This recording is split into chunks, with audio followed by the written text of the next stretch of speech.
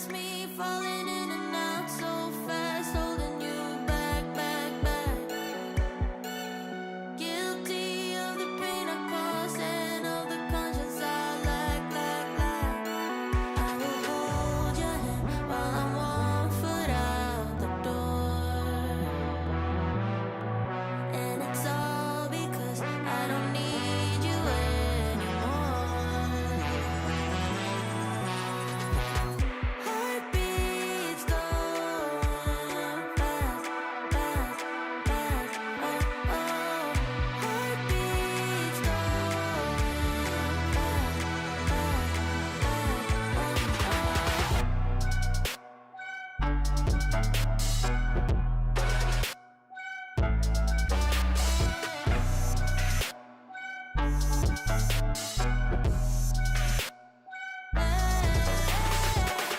That's me falling in and out so fast when I feel trapped, trapped, trapped. Hungry for another one, anyone. I don't look back, back, back. I will hold your hand while I'm 1 foot out the door. And it's all because I don't need you anymore. Heartbeats going fast, fast, fast. Oh, oh. Heartbeats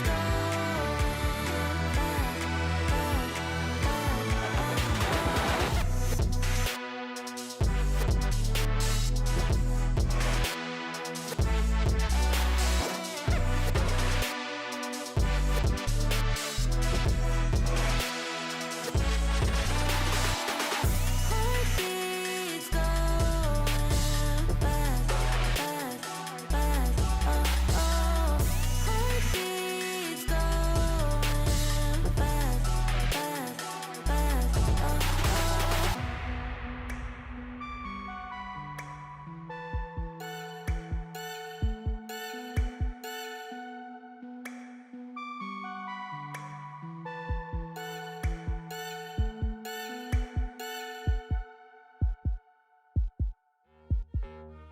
Nah, mate.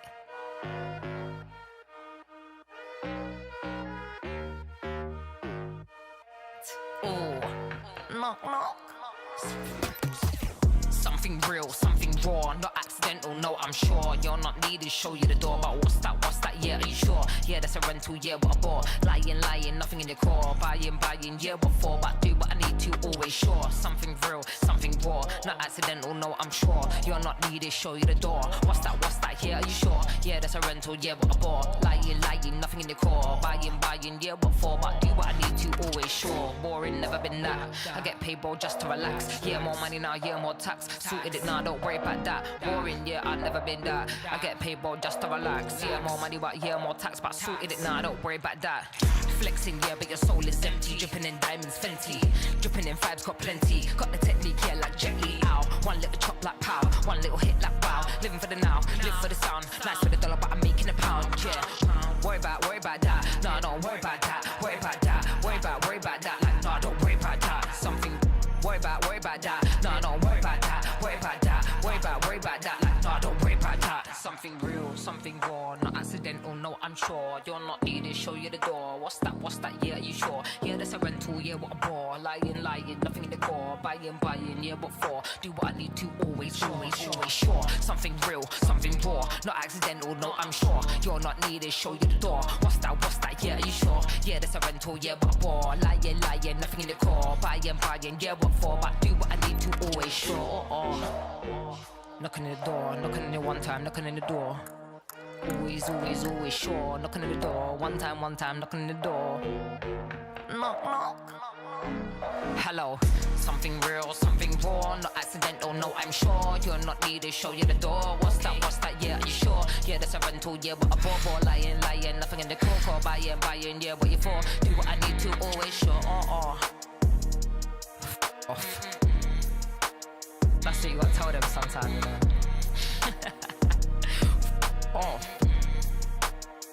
See you later, mate. All the best, all the best.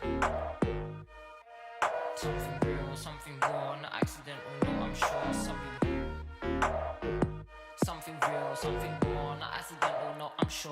Nah, I've never been sorry. 1, 2, 3, I don't know who else to be. 4, 5, 6, like they say I can't be fixed. 1, 2, 3, your attention's all I need. 4, 5, 6, don't let it slip.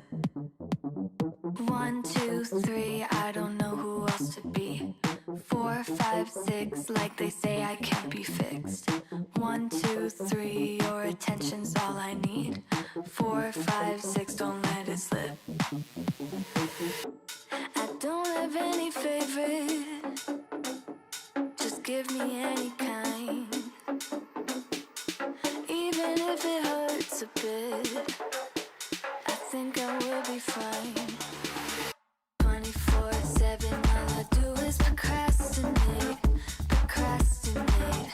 My lesson. 24/7, all I do is procrastinate, procrastinate. Perfection.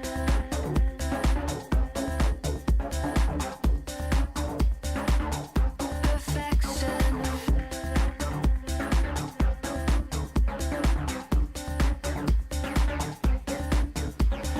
1, 2, 3, I don't know who else to be. 4, 5, 6, like they say I can't be fixed. 1, 2, 3, your attention's all I need. 4, 5, 6, don't let it slip. Some sort of an addiction.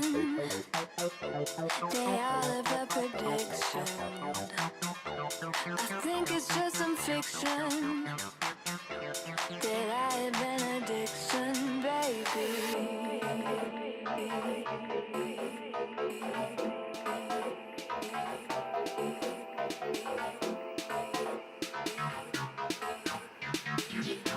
That I have an addiction. 24/7, all I do is procrastinate, procrastinate.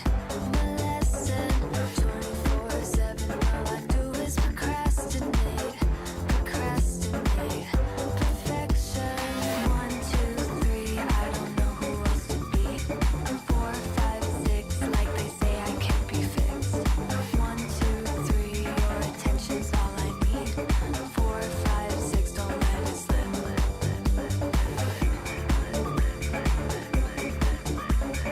4, 5, 6, don't let it slip.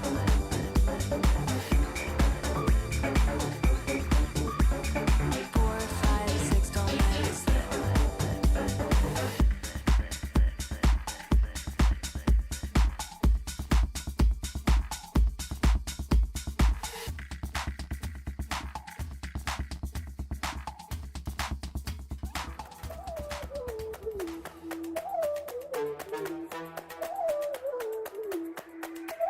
Oh, this is major.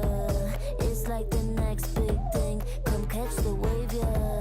Yeah, watch what's happening. A force of nature. Hit 'em like lightning. Be the creator of the next big thing. We're the movers and shakers. We are the dreamers, the makers. We stand on top of equators. We are the limitless. We got the future, no papers. We are the innovators. We have the focus like lasers. You know we doing it big. Oh, this is major.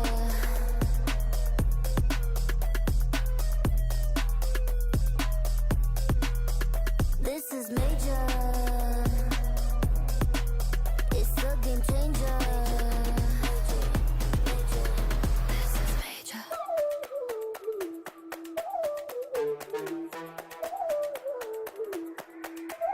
Oh, this is fire. It's like the boom, boom, pow. Let's take it higher. Like the new now. We're the movers and shakers. We are the dreamers, the makers. We stand on top of equators. We are the limitless. Got the future, no papers. We are the innovators. We have the focus like lasers. You know we doing it big. 'Cause this is major. This is major. We are the movers and shakers. We are the dreamers, the makers. This is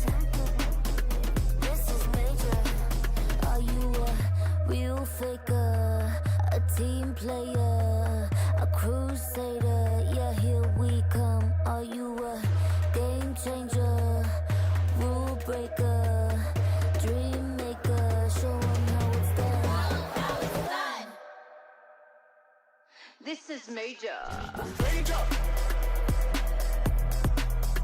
This is major. It's a game changer.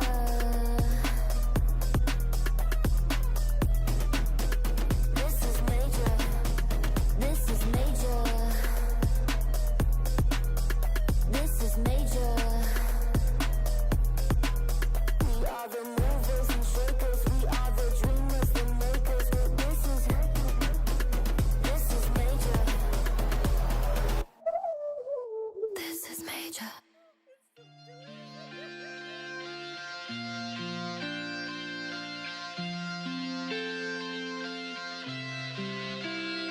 얼음한 밤 모든 연장 끝없는 반복은 태우지 못해 일단 머리와를 무겁게 가라앉는 숨 음악에 부서진 그날 꽃날에서 You don't ever love me no more 너라는 불에 몸을 던져 난 깊숙한 곳까지 되어 fall 지울 수도 아물지도 못하는 이 흉터 같은 나만 날도 넌 다시 나를 감고 help me 내게 밀려와 잠시 잃어버린 너를 데려와 빨리 아직도 널 편히 보내줄 수가 없지 이런 말에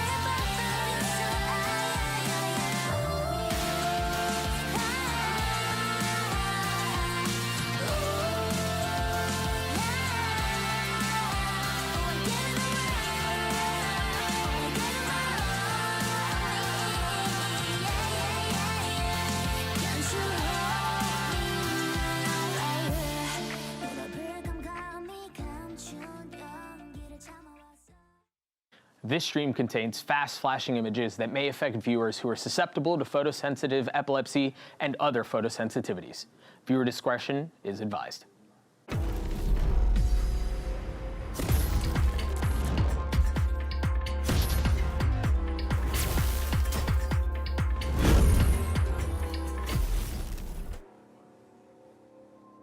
Today, 4 unbeaten teams will take the stage. They're fighting for a spot in the upper final, bringing them one step closer to the trophy.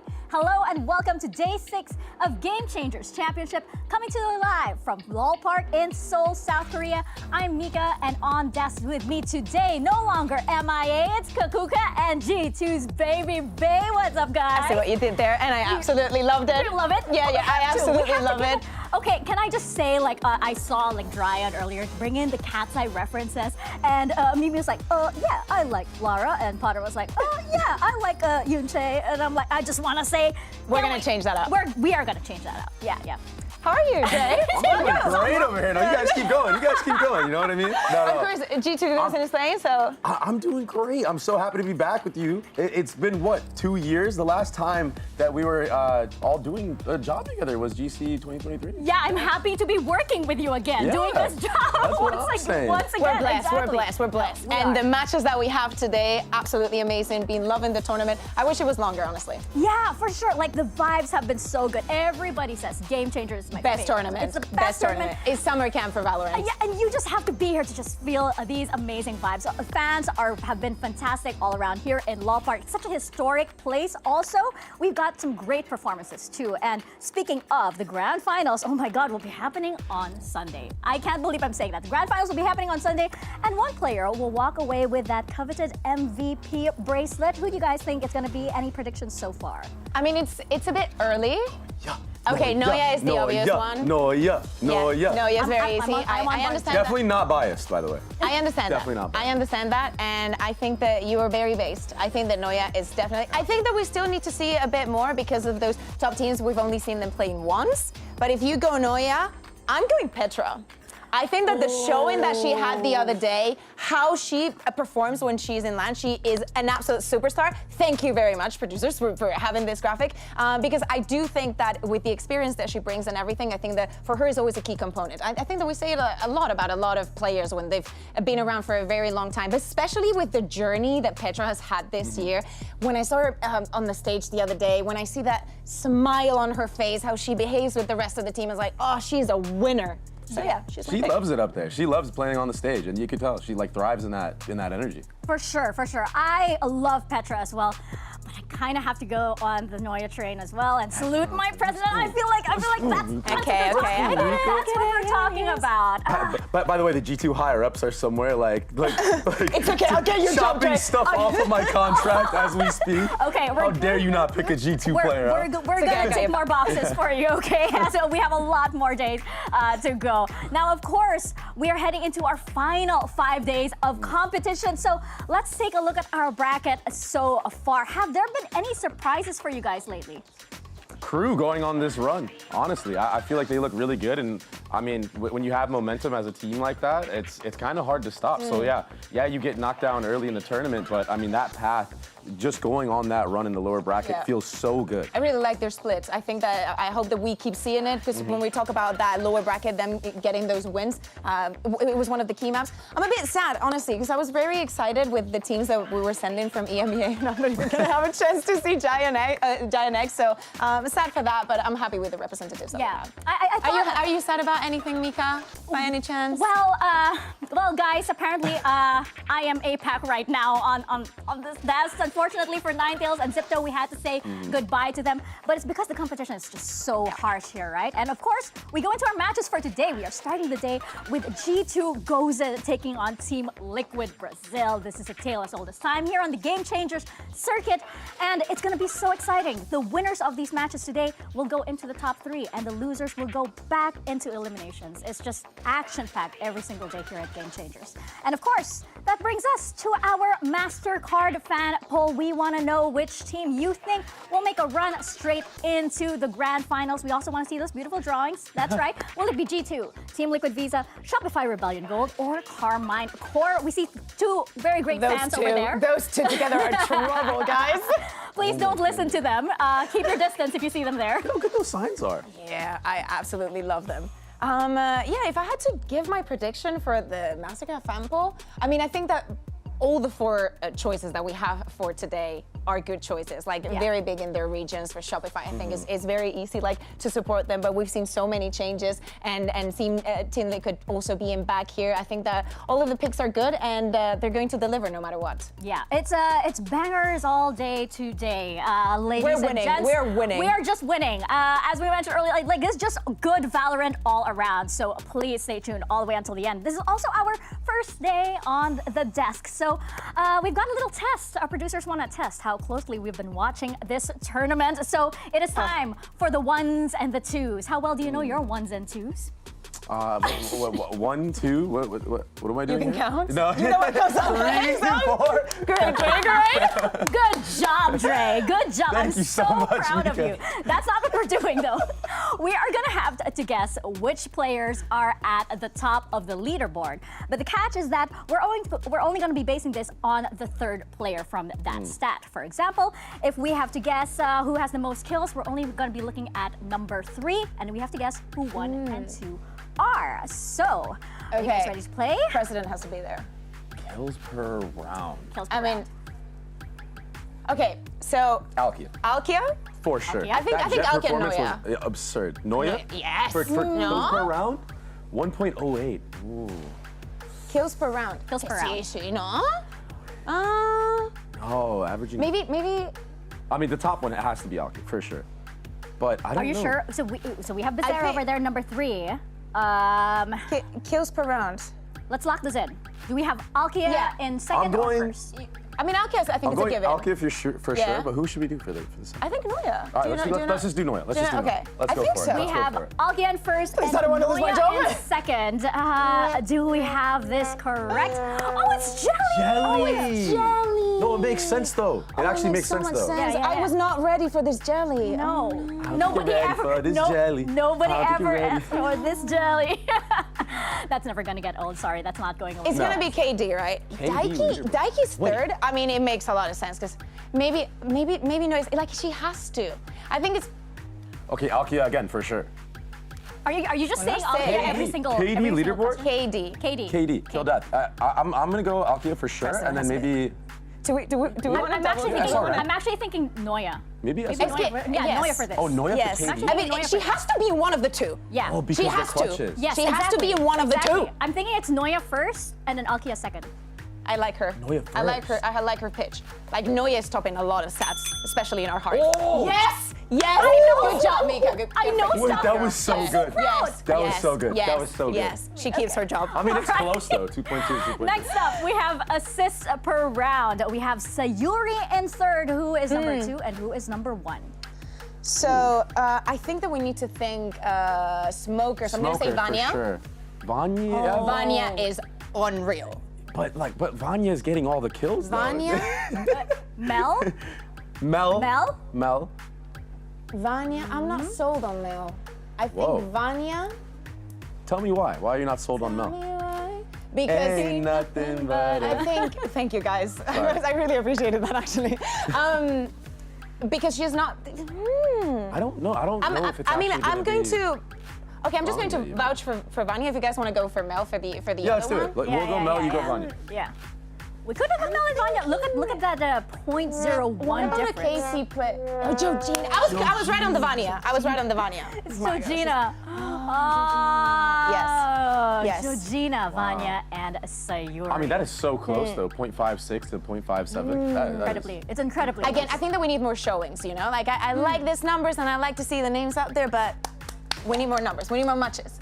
Yeah. I think we did pretty good though. I think we did pretty good. We have some milestones coming up. By the way, we have all-time kills. We have Petra up on the leaderboard, and check out those all-time assists. Also, Mimi with 320. What are your thoughts on this? That Mimi's going to get even more. It doesn't matter that she's playing Europe. She can still flash people, and it would be amazing. All-time aces, Petra, if she gets one today, will be her 5th. That's insane. And she can. After what we saw the other day, 100% can. Yeah, we're only halfway there, so these stats may double as we head into the weekend. Now, of course, ahead of GCC, we actually got Tom Biz to sit down with Team Liquid's IGL Daiki to look back at her last run for the crown. Let's see what they had to say. Hello everyone, as you can see, I am joined by Team Liquid Daiki, and we're going to be taking a little look back into the past, back to 2023, and I just wanted to ask to start, before we get into the clip, good memories of 2023? I imagine pretty decent? Yeah, it's kind of sad, but only good memories. I think we grew up a lot as a team, so only good memories. To start, let's go to Lotus. This was a map that, the first map you took in the grand final versus Shopify, and I think it ended up closing out with you clutching that final round to take it over the line. A double from Fluorescent, but it's this play right at the end, that little bit of a sneaky play to close things out. Did you feel like extra pressure in that moment? Because I think if that map slipped away, the series gets very scary. Yes, first of all, I didn't expect Fluorescent killed 2 players of my team, so I think I was good at the moment, and then suddenly it changed, so I was kind of nervous, but the first map was the worst for me, I guess, because we were winning and then we lost, so it cost our series. So I think the first map is definitely the worst. Well, you see a little bit, like a little glimpse of sort of the crowd there in Sao Paulo, and obviously being on your sort of home turf in Brazil, is there anything better than that sort of scenario where you win a clutch like that and everybody in the room just like pops off? No, I remember the ground was shaking. Like I could feel the crowd screaming and cheering for us. It was sick. So I kind of want to then like move on to the next clip, which was again another map. You're on that comeback. Map number 3 didn't go your way, but this one was definitely your most like dominant map of the series. As someone who obviously has been a leader, is a leader, do you look at this and kind of go like, when you go down, how do you like build everybody back up, like get themselves back into the server? Because it looked like it went incredibly well here. Honestly, I think the psychological, I don't know how to say it. Arthur, como que fala psicóloga? Okay.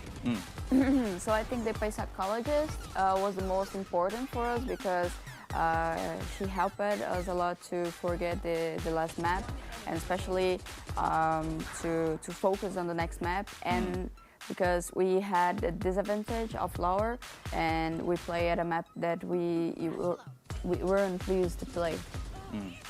So just sort of to close, the final question I wanted to ask you, yeah, I think someone's rustling a mic. Yes. Is I want to ask about, like, obviously the final that time didn't go your way. You had a year where you didn't manage to make it to the previous one. Are you now looking for revenge versus Shopify? They've managed to get 2 trophies back to back. Are you going to be the team to take them down? Yes, I want a revenge, but I have the mentality that we have to win every team. So if we need to win every team in this tournament, we will win. So I think we are not worried about Shopify Rebellion. Would you like to face them in the final? I would like to face MIBR in the finals. So. And just one last, do you want to beat MIBR more than them? I think so. I think so. I think our Brazilian Grand Finals would be more energy for me. Well, either way, it has been an absolute pleasure to talk to you. Thank you very much for joining me. Thank and you. no doubt, best of luck in the tournament, although I'll be honest, I don't think you need the luck. Oh, the storylines are just so exciting. I love Daiki really, claiming that, you know what, we're gonna face MIBR in the finals. I love that from her. Yeah, it's still possible, and honestly, she's right. The Brazilian fans, and also with both of the years that the teams have had, I think that it would be absolutely epic. It would be crazy also for the ecosystem and the history that we have here in Game Changers, not having like the usual suspect of CNSR, especially with how the year is going for them. So yeah, I'm very down for that actually. Yeah. And something that I really liked about that interview was talking about that mental, just being prepared for that, and like going through a harsh final like that and it doesn't go your way. I feel like that builds up a lot of character development, and that's why you see the experience now coming. And she speaks about something that is very important. Like today, we're speaking about probably the top 4 coming into, or like prediction-wise of like where people would be. Winning today puts you one step closer to having that double map ban in the final that has been so important all over the VALORANT. Of course, having that double ban, especially when we've had changes within the games. We're having a new map pool, and the times have been so tight for most of the teams. It's also a big game changer. Yeah, well, you heard it from Daiki. They are out for revenge here because this squad didn't make it to GCC in 2024, but look at them now. They are looking so strong here, Baby Bay. Yeah, just awesome flashes, but also firepower, which is insane. I don't know what it is with these IGLs nowadays that are just able to do it all. I don't get how they're able to do this. And I mean, even this Bizarra highlights with Vito were absolutely crazy. I loved the way that she was playing Vito on Bind. It was definitely something to look out for if we see the map again, and something for other teams to be very scared of. To show the resilience of making a change, of implementing a new agent with such short time, with how the game has changed, being so absolutely dominant against Crew on that first map on Corrode. There is a moment where Daiki wins around, like Crew is starting to bring it back. They're bringing it back. I'm like, oh my god, this is going to be such a close affair. No, Daiki was like, no, this just ain't happening. And on Bind, seriously, like Bizarra, like the way that they were defending, I was so annoyed because it's like, if I was in Crew's position, I would be so frustrated being like, she has everything. The utility is crazy, and every single corner she's going to be there, and she's always good for 3. She's not good for 1, she's good for 3. Yeah, for sure. Daiki's aura is just different. Crew, by the way, they're a very confident team. You can really see it from them on stage, but Daiki, when she says no, it's absolute no. But of course, they will be up against G2 Gozen, and they had no problem taking down Nova in 2 straight maps here. I feel like this was even G2 without breaking into a sweat. I honestly kind of disagree with that one, because I think that the first map for them was complicated. There were rounds where they needed those hero plays, which is also good, like in the sense of like you need players to be confident, to be to be in the clutches and whatnot. Split was a different affair, and I absolutely loved it. But seeing this G2 that is now relying a lot on that double duelist, on that double dive, but still individually the players are so absolutely brilliant. I like the fact that Corrode was a little bit of a challenge for them because of the little information that they had on the other team and how they had to adapt to it, because that is what Game Changers is about. It's a lot of teams that you do not see in the rest of the year. The game changes 3 times and you have to adapt to what happens within a week. Yeah, and also coming out the gate with a weird composition. I mean, running Brimstone on Corrode, I don't think anyone's really done that at all. Yeah. So like fully committing into like the all-in. Yeah. Yeah, it's really cool to see this G2 team kind of experiment in real time like that. Yeah, I think Vanya even said as well, like, oh, I don't really play Brimstone, but okay, let's give it a try. It's like, why not? I mean, the fact that these girls are just willing to just run with it, I love that kind of energy, especially in a tournament as important as this. I actually want to hear more from our players, so we're going to send it over to Jen Lee. She spoke with both Mimi and Daiki ahead of today's matchup. Hey guys, Jen here with Daiki and Mimi. Now guys, what are your thoughts on each other as an IGL? I'll start with you, Daiki. Oh, when in my first GCC, Mimi was already a big name to play against, so it's an honor to keep playing against her, so it's very cool. Well, I don't know much about Daiki as in-game, but for the outside, I think she looks like a great leader, someone who is very empathetic with her teammates, and you know, she's like the Glue? Yeah, if you can say that. Like she's the middle of Liquid, and I think it's just like you see how much they are looking up to her. Big name and glue. Are we okay with that? Okay, yeah. All right. I mean, I take that as a compliment, right? It's like big names, and you know what? You're a big name, and you're also glue. Oh yeah. Yeah. You are. I take that, especially if it's coming from Mimi. I'm like, no, she means the best. She means that I'm superstar here. That was so wholesome. Yeah. Like genuinely wholesome. Yeah, absolutely. I think it's a lot of the spirit, because we also need to talk about the same way that we had not seen the Team Liquid going up against Crew. We have seen this matchup before, even though Team Liquid didn't make it to the previous GCC. We did see it a couple of times in 2023 and the previous year. So we've seen the different iterations, because it's been a journey for G2 Gozen in many aspects. But we haven't seen it in a while. And Dre, I think that today is probably things even out. I think that it's 2-1 for G2 Gozen at the moment. Mm-hmm. Yeah, and actually the last time that these two teams played in the upper bracket, it was G2 that won that. And then obviously there was the lower run from Liquid that happened. But yeah, I think this is like kind of a little bit of bad blood here. And it's like, okay, we haven't played each other in a long time. We both made changes and we're both in a better spot. Who's gonna win today? You know what I mean? Like, who wants it more? Yeah, exactly. It's who wants it more, right? And we heard from Daiki earlier about how she really wants that revenge, and she actually sees like MIBR up there. But I think like when it comes to G2, you have this storied history between them. You have this incredible IGL battle between Mimi and Daiki. They've known each other since the beginning of Game Changers Championship. I feel like they're just always trying to one-up each other to be able to get to that grand final, finally. And they're so different, right, when we think about these two names. So for Mimi, she's an extremely experienced player, even in previous FPS. She's also had a bit of a journey this year. I think that for G2 Gozen, that's been the tale for the entirety of 2025. They were only able to win the Series 3, and they have to overcome a lot of hurdles and adapt to a style that fit them better when the game was changing as well. For them, it meant going into the double duelist and actually putting Mimi in that spot. So you put all of that experience also implemented into the firepower. And on the other side, you have someone who we sat down, not in this studio, but in a similar one, saying she's so young. And they have so much trust in her. I remember seeing her speeches. I remember getting goosebumps. I remember getting some tears as well, being like, if she is like this when she is 18, this is just the beginning of something. And she keeps proving that we're still at the beginning of it. Yeah, she has this maturity about her. And she has this, like, you know, this presence that I feel like really elevates her team. But of course, we've been talking a lot about the IGL matchup. We have to talk about the duelist matchup here, because I think this is the actual game changer in this match. We have Akita versus Jelly. Jelly, a little bit new to the role, but has been performing well so far. Oh, Jelly is absolutely outstanding. I love operator players, and honestly, Jelly's op is really good. I think you had like a crazy stat. Yeah. I think that crazy.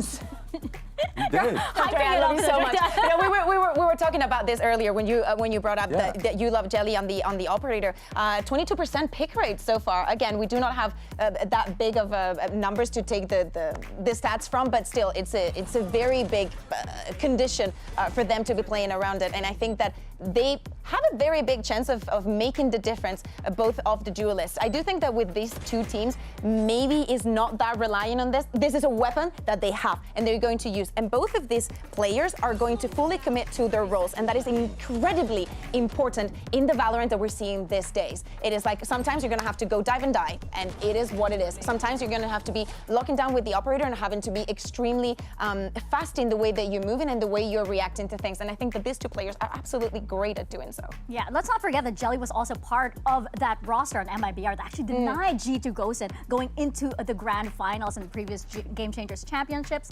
Of course, we did speak to Jelly as well about the win over Crew and in today's matchup. And in this Omen player moment, we're gonna hear a lot more from her. Hi, I'm Jelly. I'm the duelist for Team Liquid Visa. I'm feeling really great from this match. Honestly, it was a match I was looking forward to. We never had a match against LATAM. We only played scrims against them. So getting to play an official match, especially in GCC, was really, really fun, and I'm very happy about it. I think we came into the game really confident. We had a lot of anti-strats prepped for them. So, you know, it kind of was like our confidence really kicked off after first map. So Bind was kind of a relatively easy map for us when we got all the confidence that we needed. Attacking side once more, a 2v4. And Bizarre's popped the ult. Won't matter there. Bizarre getting the info with a glowing Vandal to boot. 2 more kills to find. That's 1. That's 2.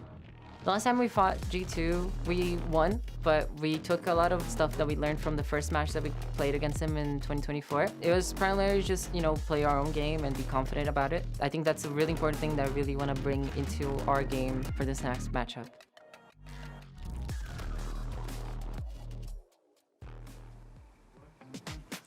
Jelly has been fitting so well into this role, but of course going up against G2, you have to talk about the heavy hitters on that squad. And how can we not bring up Petra when we talk about the heavy hitters on G2 Gosen? She hasn't exactly, like, the whole year, it's kind of been like, you know, there was a time without Petra, and now she's come back, and you see that G2's finally found their identity once again. To me, that time did not exist. It was stage 2. Alternate And reality. I said, toodaloo. I wasn't even there. To me, removing Petra when she's such a big part of G2 Gosen for the longest time in EMEA. G2 Gosen was the place to be. If you want to be good, if you want to strive for the best, you are aiming to be in this team. And seeing G2 this year without Petra and then her coming back, you can think anything could have happened. Honestly, there must be like drama and whatnot, you know? But seeing her just back in this, like, seriously, look at her. She's an absolute animal. She had a bit, you know, games during stage 3 that I wasn't so sure, and she was 100% committed to. Sometimes it's going to be your team's carrying you, and sometimes she is going to carry the rest of the team. But when it comes to those big moments, she's the player that always seems to step up. I mean, all this experience, all this veteran, like, just being put in these good spots, she is insane, and honestly, her fragging power is ridiculous. Yeah. It takes years to build up that kind of game sense, that kind of gameplay, right? And you can really tell when she is on that stage. I want to talk a little bit about Becerra, though, because she fascinates me because of how she was able to go so well on that veto. She was able to do this so well. There were so many players where I was like, I'm not quite feeling the veto yet. Becerra's on the veto. I get it now. I see the vision. Oh, 100%. Tell us. And it was the way that there was conditioning with the utility. I mean, I call it the trophy system. That, you know, the little orb that everyone sees that takes away all the utility. But like, even just like the early use of it and be look at wrong this. behind smokes, and then playing in these positions where she's able to just, you know, use her aim to her advantage is insane, because she's one of the most calm shooters in this league, honestly. She's so calm with it, and she's the perfect player that you want on Veto. And we're speaking about and reminiscent of the last time that these two teams played against each other, and she had a field day. She taught G2 what she was all about, and she's looking forward to do exactly the same today. Yeah, I can feel that these Team Liquid players are just so fired up because they can feel like they were almost there every single time, almost near that trophy. And it's always teams like Shopify Rebellion and G2 that's always in the way. So they're not gonna miss this chance to be able to actually defeat G2 once more. Now it's time for the results of our Mastercard fan poll, though. We asked you earlier which team is making a clean run to the grand finals. The results are in, and I'm very surprised after I hyped up Team Liquid just now that it's at 9%. I'm not too surprised with the Shopify Rebellion, but 9%, really? I feel like it should be a bit more. Honestly, but like the other three are like pretty close. I expected Shopify to have like over 50%. pick rate, honestly. Why is that, Dwayne?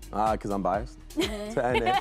No, but like, I mean, they've been heavy favorites You can say every what you want. single All that I year. see is 2 EMEA teams there. But this is how stacked That's what I see. this GC champs is, though, right? Like, even the poll is kind of like spread out. No, for sure. I think it's also very important because I think that the fact that the numbers are so evened out, it shows that the scene is growing in a healthy way. Like the teams that we get to meet and follow throughout the year, they build real fan bases. Like people are really supporting them. Like their journeys throughout the year makes us want to be there for them. So the fact that it's even out means that you just want to see the best out of the competition, and there's opinions for everybody. And I love that it's getting harder to predict these kinds of matches. And I can tell you, we had a very difficult time, at least I did. We're gonna check out the predictions from today's broadcast team, the predictions that don't really matter.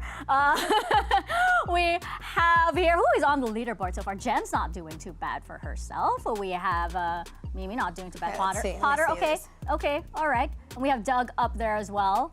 Okay, we just started. Kakuka, we're not on there yet. Don't mind those zeros. We literally went for opposites. we went for opposites. I think I'm gonna try it. Yeah, this is I went for EMEA. You went full EMEA. Of course. Wait, That's not you just said that surprising. you're biased. Do you think it's a bad I mean, thing? look Wait at a my second. picks. Do you Who think did my you picks vote are for the biased? first one? I couldn't see with the light. Who did you vote for the first one? G2. G2? Did you really? Okay. I never know when you're lying to me. I don't trust men. Oh, dude. you were I don't actually trust asking. I thought you were trying to make fun of me or something. Okay. Clear this up. So who are your predictions for today? Oh, you yeah. have G2 Shopify. Okay. Easy. All day, yeah. And that's definitely not biased at all. Yeah. No. No. So it was so hard to predict, especially this It's first literally match. the best Valorant that we're going to see this It is, competition. Like it is. today's going. I wish there was like a percentage or something, because I'm like, okay, I went with Team Liquid, but it does not show like how it's like a 51 to 49%.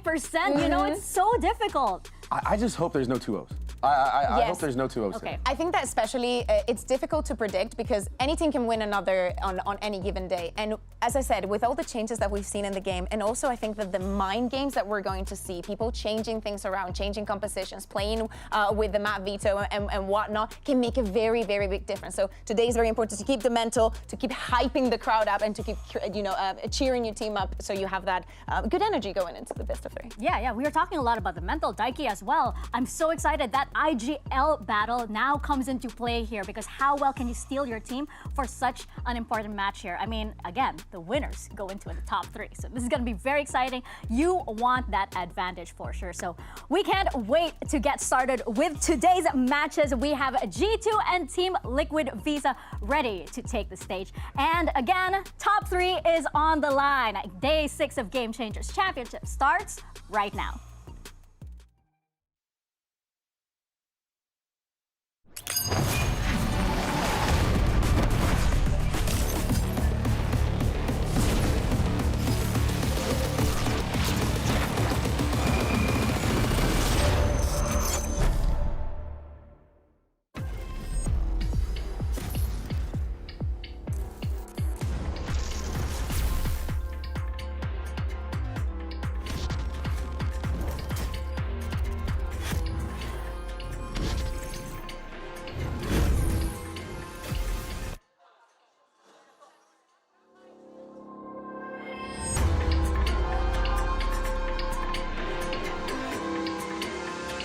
Don't get comfortable, cause any minute now.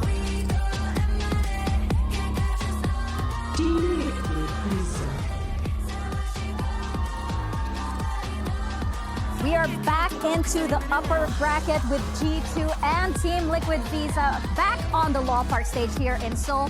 Two teams that seem fated to meet each other every single chance that they get. The lore runs deep with these teams, but the outcome is always exciting, Kakuka, because of how closely matched G2 and Team Liquid are. We see a lot of smiles coming onto the stage, but this is going to be a very tough battle for both of these teams. As we're saying, the map veto is absolutely important and crucial for today. They're already hyping up the crowd, and of course, baby, Team Liquid is just a favorite. There's so much energy in this arena right now for this Liquid squad, but I gotta say, G2, they're stoic in their presence, right? They're a team that's had to fight teams that are trying to always go after them. Oh, here we go. Okay, so sorry to cut you off. No, we're good. So Team Liquid Visa banned the Abyss, which is something that they have been doing. We kind of expected that. What we also expected is something that G2 did a little bit during stage 3, and they definitely did during the playoffs and ever since, and is banning that Haven. They decided that they do not want to meet Bizarro's veto on Bind, so they decided, listen, I don't blame them. I don't blame them at all. I mean, the 1-2 punch with Jelly and Bizarro was insane. So we're going to see the Haven. Now, is this going to be bait? Are we going to see changes? I definitely expect them. For the side of G2, they decide to go again with that Kuro. They already have a showing. They can still change things around. So I don't know if we expect like completely new things. And honestly, Split as the third one, I'm such a big Split fan. I always miss it when it's not in the map pool. No, exactly. I'm looking at that Split map because I believe that we are going into a map number 3 here, and I believe there are only bangers on Split. So I think that these two teams are definitely going to give us quite a matchup. You guys mentioned that Haven and that Corrode. What do you think it's going to be? Is it going to be like, Team Liquid taking Haven and G2 taking Corrode, perhaps? I think that we are going to see surprises in this first map because I kind of expect both of the teams to kind of make changes. It is one of the few maps where G2 does not lean, just yet, into that double duelist, into that double dive that they've been running so good. And for the side of Team Liquid, I also expect them to come in with a surprise because this is an option that was definitely there. But overall, the map pool, if G2 is able to surprise, I think that especially towards the end, like the Corrode and the Split, it favors them. But maybe they can even do it in a closer quarter. Yeah, I think if G2 are able to take this Haven away from Liquid, then we could be actually looking at a 2-0. And I know we don't want to see that, but I mean, I'm happy with what you said about the Doug line. What does he always say? All bangers Only end bangers on Split. Yeah. Only he's bangers not here, on Split. but he's here in energy. It's our little tribute. Okay, we have here our agent comps up. Oh my. What are we looking at over here? Is that double duelist on Haven that you're talking about? I mean, I'm seeing Yoru. I would absolutely love to see that. I want to see the agents locked. I have trust issues lately, Dre. So until I see the agents fully logged in, Vanya on the Omen, something that everybody has to love because it is Vanya. Yeah, I'm not really sure I'm feeling the Cypher anymore. I mean, after those changes, it's a character that. I think that Amy might change her mind about that. With them, especially starting on the defense, the control that she's able to put over like Garage and Z, I think that she can definitely be the difference maker. But especially we need to look at that double dive. Georgina's also going to be locking in that Omen. I was also looking forward to see if Team Liquid, what they were going to do. We saw them running the double controller. We saw them also running the ISO a little bit here and there, but it looks like they're going to go a little bit more still, go a little bit more into those stunts. I believe also that we have not seen Breach just yet here in GCC, so Daiki has to be playing the first one in the competition. Agents are locked, and G2 Kosen are replaying with that double dive. Akita has to go on a feast. Well, our top teams from EMEA and Brazil are ready for map 1, so let's send it over to your casters. Here's Ender and Mimi. This match is going to be absolutely sick. Two teams with a huge history at the GCC. Neither of these squads, when they have been playing in these events, have ever missed top 3 before. They've played against each other a million times, and their games are always bangers. And it's a match with so much history. Twice in upper brackets, G2 has knocked Liquid down, but the last time they faced was a lower final where G2 got eliminated. So revenge on the line for them. And really, I think the question of who the second favorite of this tournament is, because you have Shopify Rebellion, the back-to-back champs, but it really seems to me that the winner of this match is the team you are looking at to best them. I mean, even if you're just looking at history, the team to challenge Shopify is always the #1 squad from Brazil, or it's G2, who have a trophy of their own back from 2022. We're jumping into Haven. First time we're going to get to see these teams locking it in on this map. New compositions abound. And already some ideas from G2, rocking the double duelists, eyeing up mid-window early. Yeah, walk down quick from Mimi. Yeah, oh, nice shots from Team Liquid. This mid-fight going horribly wrong from G2. At the same time, Amy falls off that C side, just gonna give this up. She actually has ideas of her own to get back in. G2 slipping forward, Bizarre on the other side of this smoke, and G2 fire back. Beautiful work from Vanya. She is a force to be reckoned with. From a 3-on-5, now in a 3-on-1. Daiki doesn't have the spike. He's just desperate to try and get some kind of pick back towards B, but G2 has such a strong setup now. She picked up the Sheriff. Nice shot from her, but Vanya secures 4 kills on the pistol. If you're not familiar with her game, you're going to be accustomed to it very quickly. Yeah, Vanya is an incredible shooter. A 4K to start this round, and just to look back, it seemed like this was going to go so well for Liquid. A 3v5 to start. But I think where the rounds really flipped was these flood cages from the Cypher. Pop those up. Amy gets around front sight, and Vanya's position just absolutely cooks G2. Yeah. Vanya super snappy, changing her crosshair placement across those 2 angles. And while Cypher has gotten some big nerfs, I think his biggest strength still on this map is those flood cages on C and how much easier it makes it to get retakers and rotators out on that site. There's also value to be had with that camera put down all the way C long, so yeah. G2 very aware that Garage is the hit. As Daiki tosses out a stun. Amy now getting into a good crossfire position, secures that first kill, and the rest of G2 is on the way. Not to be done without a little bit of damage though, although Vanya still comes back into the site. Actually, Team Liquid have gone all the way through C, now wrapped into Link. Unfortunately, it's just the same round as last time where Spike is down, and it comes down to a bit of desperation for G2, or Team Liquid rather. Exactly. The key difference is there's 2 players alive from Team Liquid now. There is also a Spectre to Jujina. And Team Liquid are separating for the time being. Jujina wants to go back towards C long. The good news is even if Issa swings towards spawn, that Omen is 1 HP. Bad timing here. Jujina. Well, for who? That TP will be seen, and now Jujina knows where Mimi is. Does she go hunting, or does she just isolate C? Well, there's not enough time, really. Only 30 seconds left. Jujina has to choose to 30 keep heading into the site. 1 enemy remaining. Kita can lock down the angle into a garage, secure the shot down long as well, and G2 keep it clean on this second. I think getting Akita comfortable early is going to be very important for G2. Looking at every name in the server, there is so much experience here. There is a Team Liquid that has been to all but 1 GCC, a G2 that is always here. The only fresh name being Akita, who showed up and played very well regionally when they thought she was going to be a replacement for Petra on that Duelist. Instead, Petra comes back in, plays the initiator, and now both those players complementing each other on the roster. Everything firing on full cylinders for G2. And already looking good at the start of this game. On the eco, a great walkout. You just talked about her. Akita draws first blood in this round. Just off 1 bullet. Mimi has also crept all the way down long C, so that gives major map control to G2 now. G2 love these kind of aggressive looks, and Mimi's on the Yoru. Petra's gonna re-drone, but I don't think she'll spot anybody. Nah, last second. Nice spot, and seeing the Neon too gives it up. And again, with that Yoru all the way down C long, G2 can just lean 3 players onto A. Yeah, and Mimi just threw another TP, so she has quite some time to chill out down C long. This could be bad news for Team Liquid. They're down to a minute on the clock. It's a true bonus for G2, but it's G2 with full control over the map. Team Liquid need to play together, get their trades. They're finding the right solve. Walk up B, all that's here is a trip and a Cypher to contain. They should have no problem getting in, getting the spike down. Yeah, break that trip. We'll see what Amy can do with the Sheriff. Eyes on C-Link now as she does end up falling back. G2 taking their time for the time being. And now I look at Mimi, who down C long is now worked around on a flank and is ready to backstab to help her team with this retake. Team Liquid playing heavy on site. Nice drill, forces Petra out into the open, but it's Jujina to drop. And G2 gathering 2 players on the flank now. Bazera looking the wrong direction. This could be a disaster. Team Liquid stuck on this site, have to fight their way through. First 2 kills go their way. And G2 waiting, looking for their moment.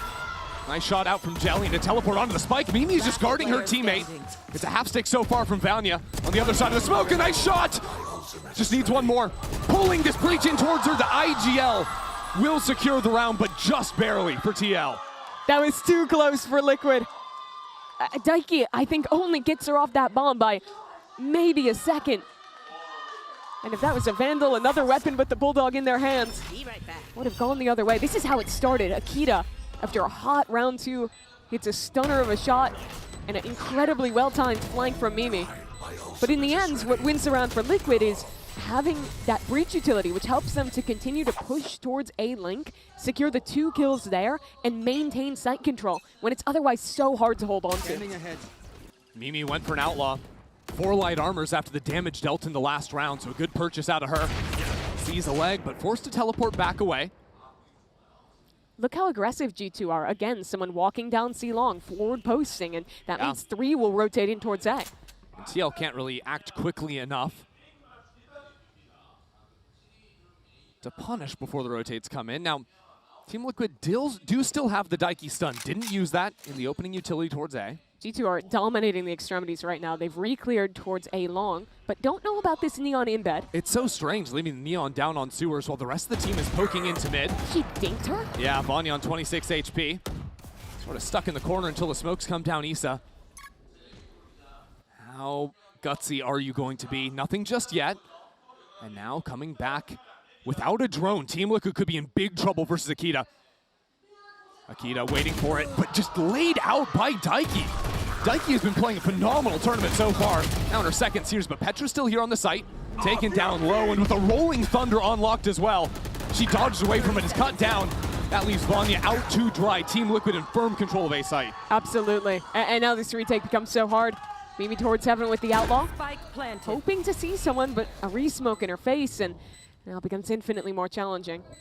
Yeah, Amy had walked all the way through on the flank. Actually, our Sentinels could find each other in mid in just a moment. Issa now stuck in the corner. Amy just playing for an exit here. Keep that gun online. This will stay a standoff. G2 don't want to go for this one anymore. Team Liquid, a very well-controlled round, all things considered. It could have gone so wrong with that re-clear on A. Like you were mentioning, they had no util to do it. But Daiki just absolutely owns and gets him back into that A site. Yeah, it's interesting seeing Team Liquid switch to this composition with the double initiator after they played some double smokes. It makes coming back into that A space sometimes really tough without the Viper wall. Because before, they always had that, right? You throw it up, you segment off those fights, it becomes so much easier. And we were talking a little bit about the comps ahead of this game.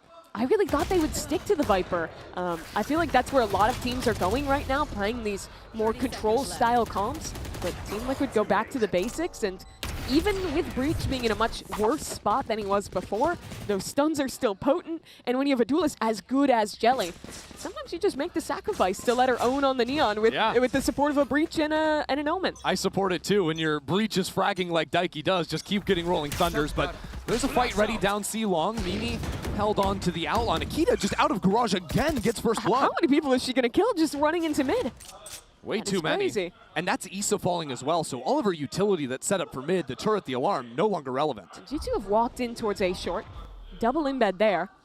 Jelly will waltz past it, call her team in. This could get a bit dangerous, but these players only have classics. TL seem like they always want to come back into the A resets. Really favor how they can take these fights. But as you said, dealing with short is hard. They're just walking into it, not even using a drone, but shoulder spotted. Good spacing, not even necessary. With Bizarra hitting those shots. And so Mimi's forced off the line again. And again, it's a tough retake. They're very reliant on this kind of short presence. 2 players going on the flank could cause some damage here. They'll have a 2v1 against Daiki. There we go, Daiki, just okay. Amy gets it done. Now Mimi seeing if she can put some pressure down from heaven. Because with a player down, TL need to turn around, worry about their flanks. Bizarra on the line. And now the flash out from heaven, setting Amy up. All of a sudden, G2 approaching from every angle. Team Liquid looking above, looking down below, and Jelly has nothing to be done.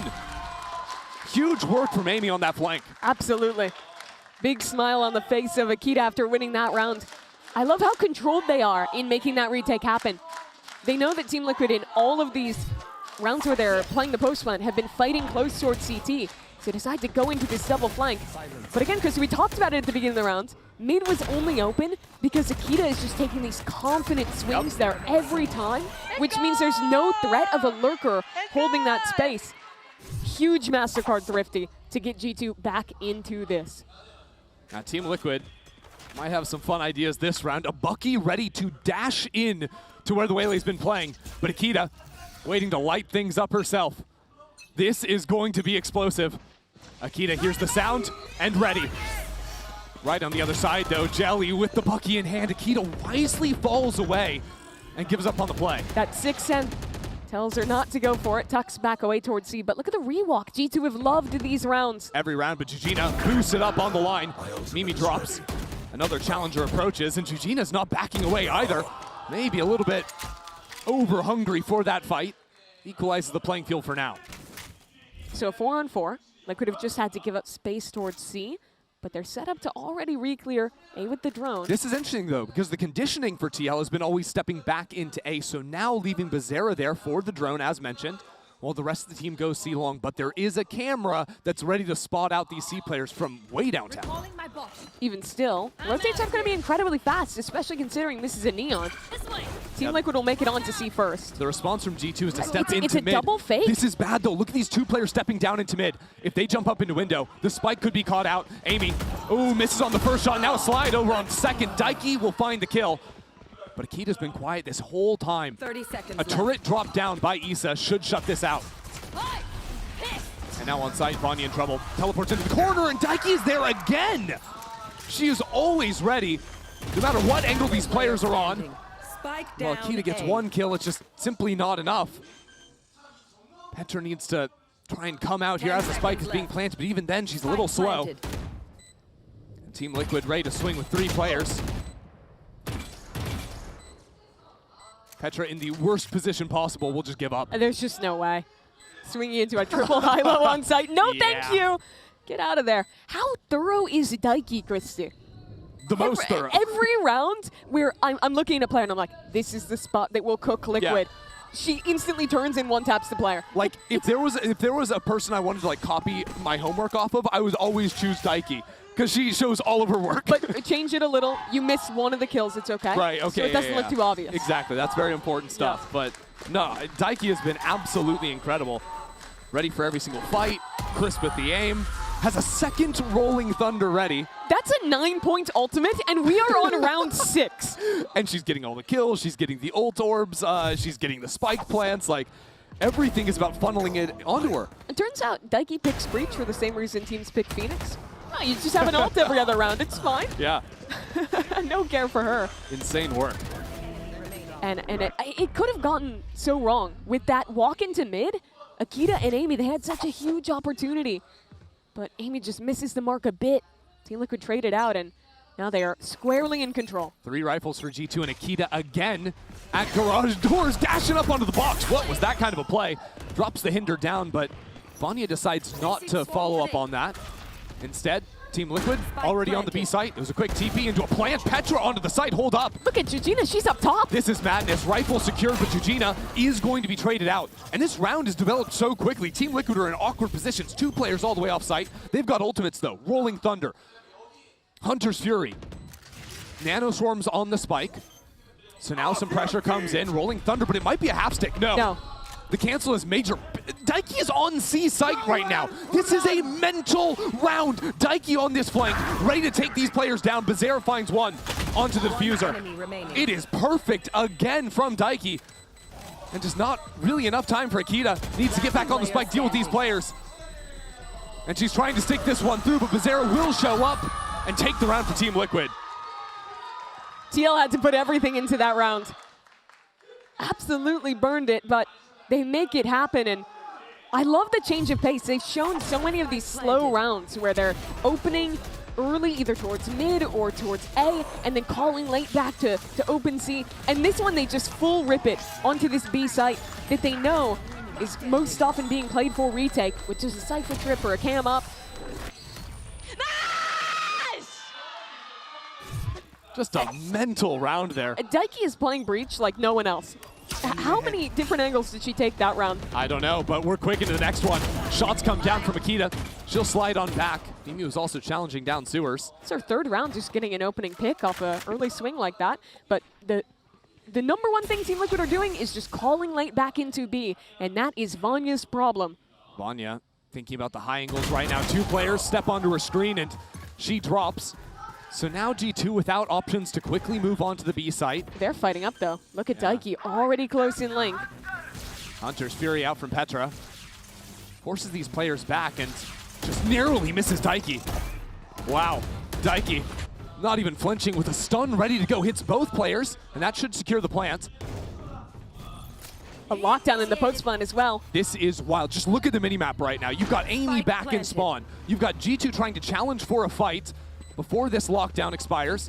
now have to run on out. Jelly still has a stun. Daiki still has a C. This is very hard to get back in, but the Yoru wall, that will help. And Amy's fight out of window will be absolutely major. First player spotted.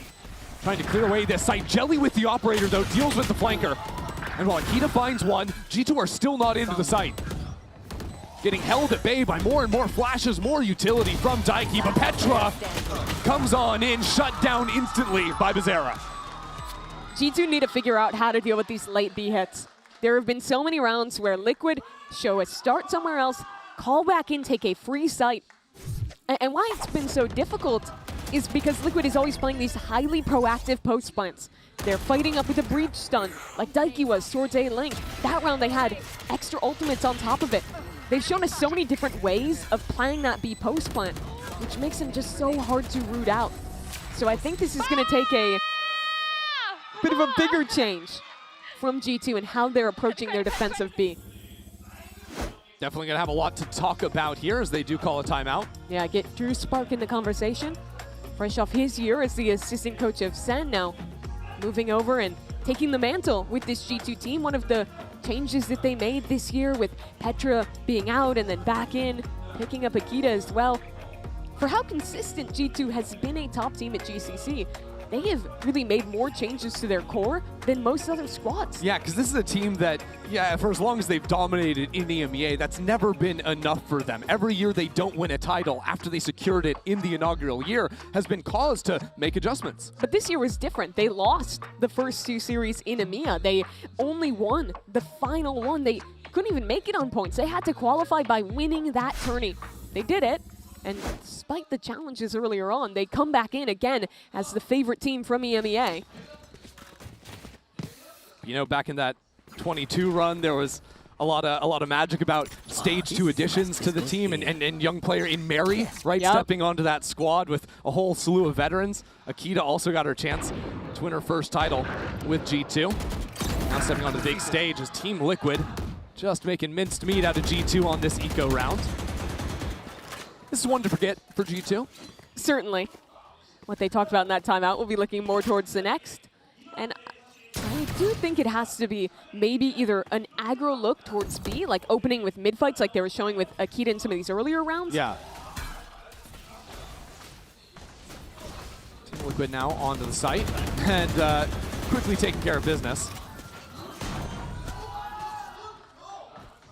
But they do have a composition that really wants to fight. They have this double duelist, they have Mimi and Akita, and I do love the way they've been handling the extremity game thus far. Yeah. But I think the problem has been these flanks haven't gotten a ton of value. They keep getting shut down, even though I do think that is one of the best ways to solve the Team Liquid B post plants. Especially because G2 were almost always getting the opening kill. Yeah. Right? Like the start of rounds aren't necessarily a problem. It could be where they go from there. A lot of the time it has been playing 5v4s after the good work from Akita.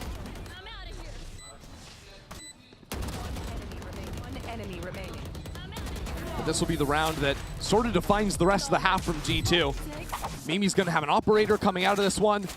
This was the round that the timeout was relevant. Going to set a camera down long, set up Mimi on the line, heard the teleport on the other side. There's a drone inbound, and it spots her out. So quick teleport back into C-Link, but Team Liquid wasting no time. Amy under immense pressure. Eugene teleports in the site, puts down the paranoia. Bizarra gets that first kill. And Jelly up inside of the smoke again, just running over a site.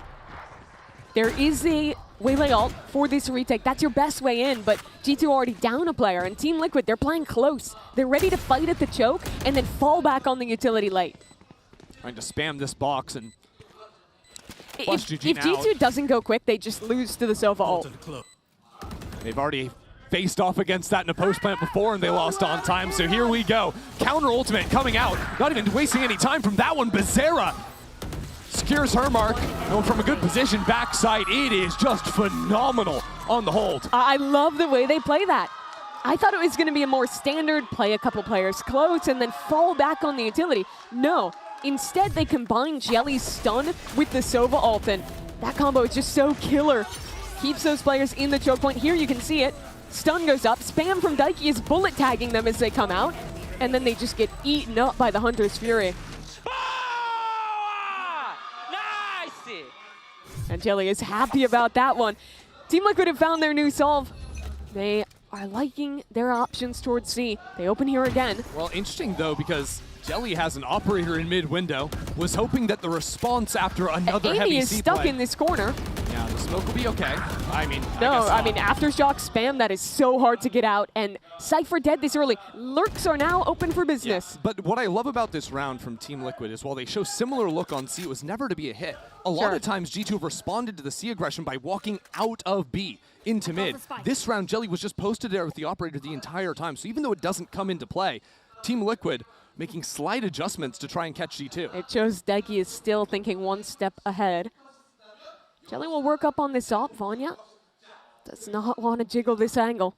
But with the lull in the round, Mimi has stepped down all of C, breaks a turret on the flanks. Now Team Liquid a little worried about their back, but they can just head on forward. No problems there. Jelly is full entering this B site with an operator. Jujina also from above. Gives a little extra help on that one, and it is just filthy. Wow. Liquid are out calling them right now. Simple as that. By the way, while the Team Liquid fans in the crowd go wild, Daiki has not so quietly unlocked her third Rolling Thunder of the half. Honest question, have you seen a 3-ult half since it went to 9? No. I don't think I have. Literally not. It is rare that you see an Initiator player get 14 kills in a half. It's even rarer to see a Breach player who's also the IGL getting 14 kills in 11 rounds. Yep. Well, here's the B fight look. They expected that to be the look. Instead, it's Fast A. Yeah, Jujina behind enemy lines now. Not even using the Rolling Thunder. Team Liquid taking their time on that one, seeing if Jelly can just get the pick on her own. Oh, no. And she can. Quick trades, those G2 come into the site. Daiki might need the Rolling Thunder now because G2 have 4 players onto the site. It misses, though, onto all of these players. So Team Liquid have to fight anyways, unsupported. And as Daiki calmly works into the site, Bazera brings into one-on-one. 15 and 5 is Daiki, make it 16 kills in the opening half. She is the most lethal IGL you will find. We're talking about her calling, we're talking about the macro. And she shows up and pulls a round like that. Just incredible work from Daiki. Team Liquid decimate this first half. They're up 9-3 as we head to the break.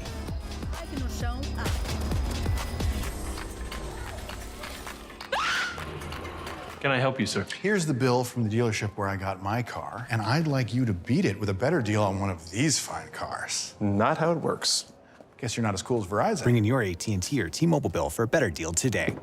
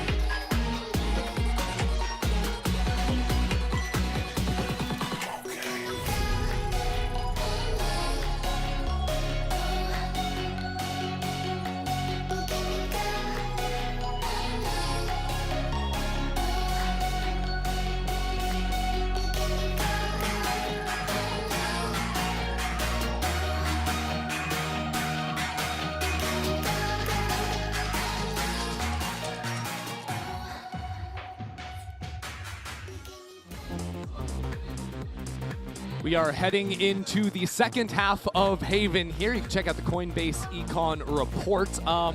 Bazera stealing the highlights on this one, but it really was a combined effort between the initiators of Team Liquid. 16 and 5 out of Daiki, 15 and 6 out of Bazera.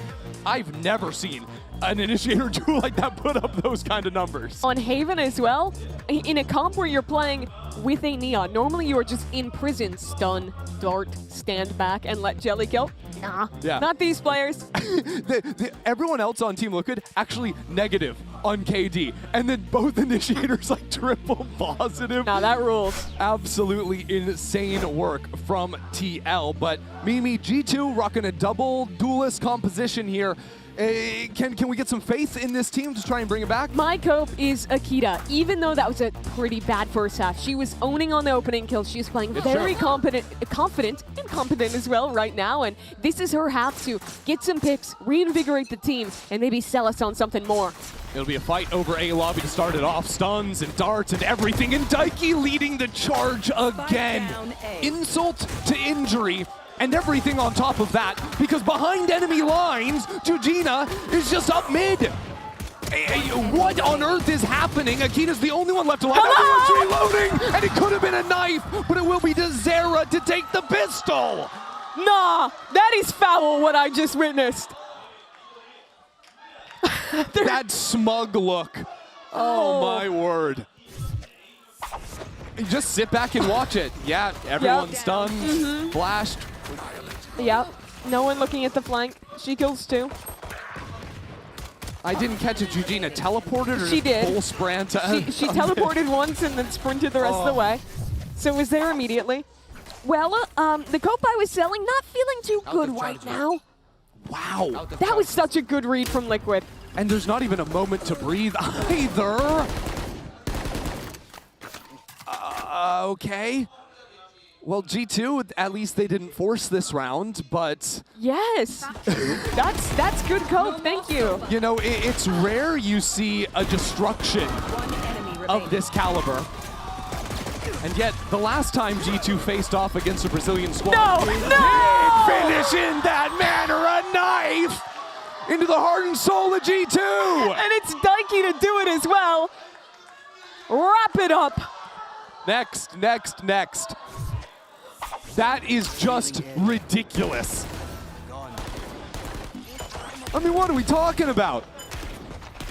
Our Breach is getting knife kills with a 3-0 KD. Nah. Stunning for herself to be able to sprint in and leaping cut her head off. That's ridiculous. Ridiculous. I'm losing it. I cannot take this. Yeah, if you can't keep it all together, imagine how G2 feel right now. After getting knifed in the head. Okay, reset. Here we are, a rifle round, right? Whew. Okay, let's rein back in.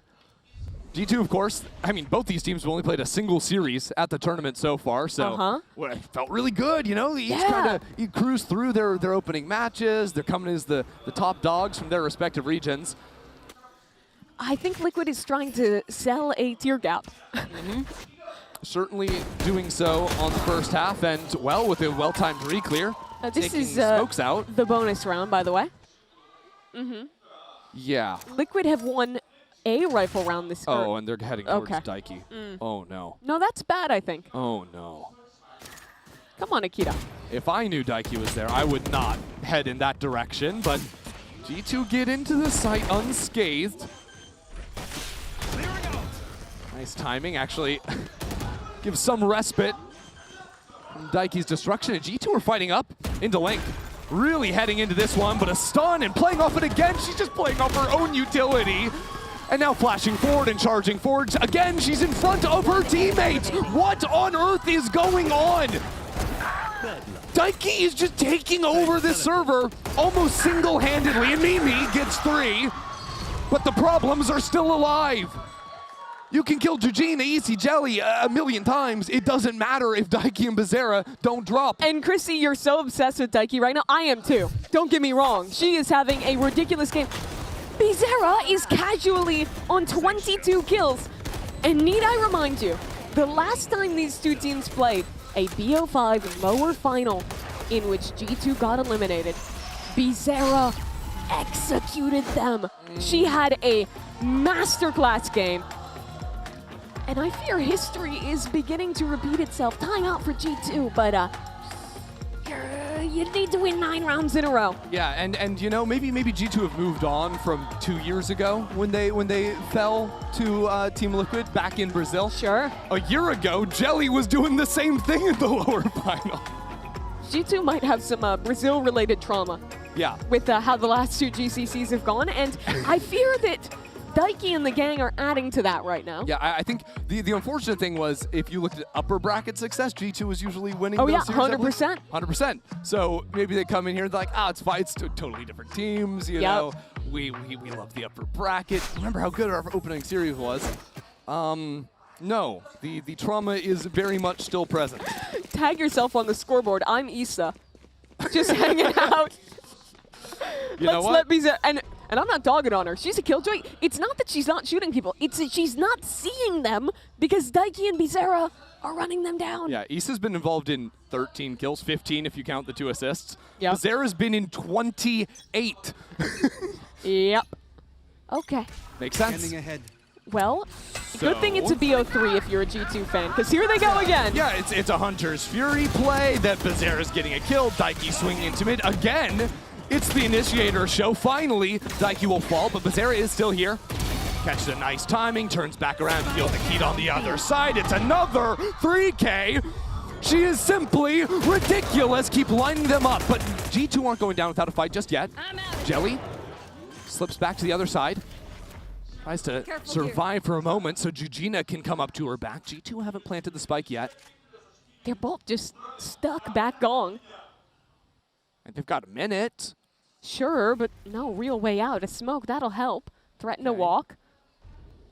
Mimi also has a flash to play with, but right now they're keeping things quiet. Calmly making their way onto the C site. Likely plant for back site. Not like they're going to get an ultimate unlocked with any plant or anything like this, so Mimi just tests the forward angle and now has to worry about all the gaps of information. The fog of war they could be. Could they be flanking long? Garage up in link. G2 only have 2 sets of eyes to guard 3 different angles. And that's why Vanya slept all the way into garage. Now hearing footsteps, she's going to jump up. G2 closing in slowly. Mimi out from the side, but now dropping means Vanya needs the backstab, and she's got a beautiful timing. 3 onto the round. Jelly moving back onto the spike. Looking to take it into half. Vanya's just sprinting into this one. No, no, no, no, no, no, no, no! That is abominable! Jelly full sticks in front of Vanya's eyes. And it's 13-3. Oh. Brazil has ended G2 on this map. And now they're stuck to recover. We head to a break. Corrode coming up. Take a breath. You know, it's rare you see a destruction of this caliber. And yet, the last time G2 faced off against a Brazilian squad, no! finish in that manner, a knife into the heart and soul.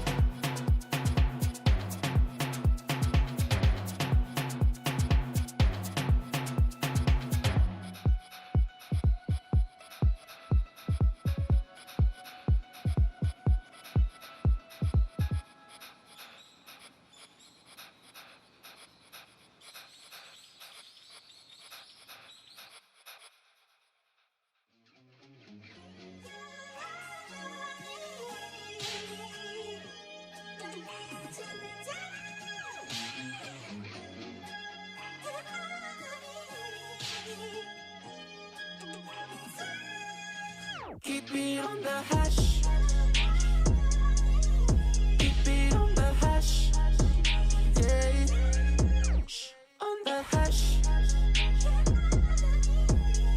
On the hash. Oh yeah. free to bother. I don't mean to be blowing your cover. No, we probably shouldn't take this no further. But you beat the cookie up like no other. I seen your whip was popping a lot out front. You was fine on me. I know I could never be a Cinderella. Together we started a messed up telenovela. I like the way you rock my whip. I like the way you lick my I like the drugs you let me hit. Do me so good, I'ma pass out. Love it when you keep me your mask on. Love it when I'm running dirty with a rough boy. Guess I gotta take my mask out.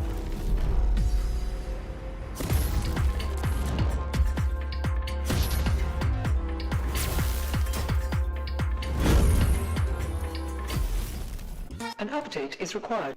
Financial system updating.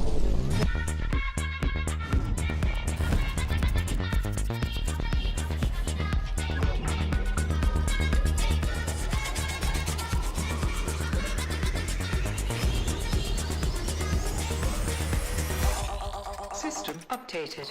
We will dance to get. The future of money is here. Feels good. Locking down the Drake is now Doran. Decent position. Double Break down my walls, but I won't rise again. Cause I stand tall in my environment. How could I ever close my eyes and stay silent since they try to take me down with their violence? Oh, they go back in. Becker flashes in, and down goes Light.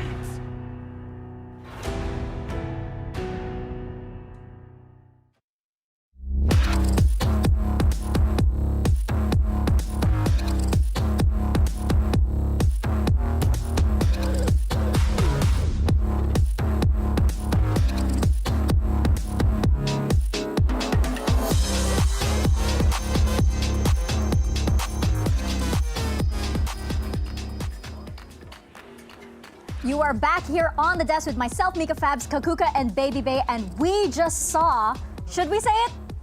We just saw a literal stomp by Team Liquid versus G2 on Haven. What was this that we just saw? As Mitch would say, quick and brief, that was insane. I many times that we see one of these stomps, I'm like, I don't really enjoy it because one team is clearly superior to the other one, or like they're just shooting harder. It was an absolute masterclass on how to play this map for the side of Team Liquid. And remember, G2 decided to ban Bind, so that could have been worse. Now I cannot stop thinking about it. And when we look at the numbers, Baby Bay, how does it feel when you have a 272 ADR Sova on your team? And that was on the attacking side too. Like I just feel like when you're playing against these initiators and they're popping off like this, they just get their ults online. You can't win any retake because you're getting so vaulted or breach ulted. I mean, the story of this entire attack side for Liquid was just winning post plants. They won 7 out of 8.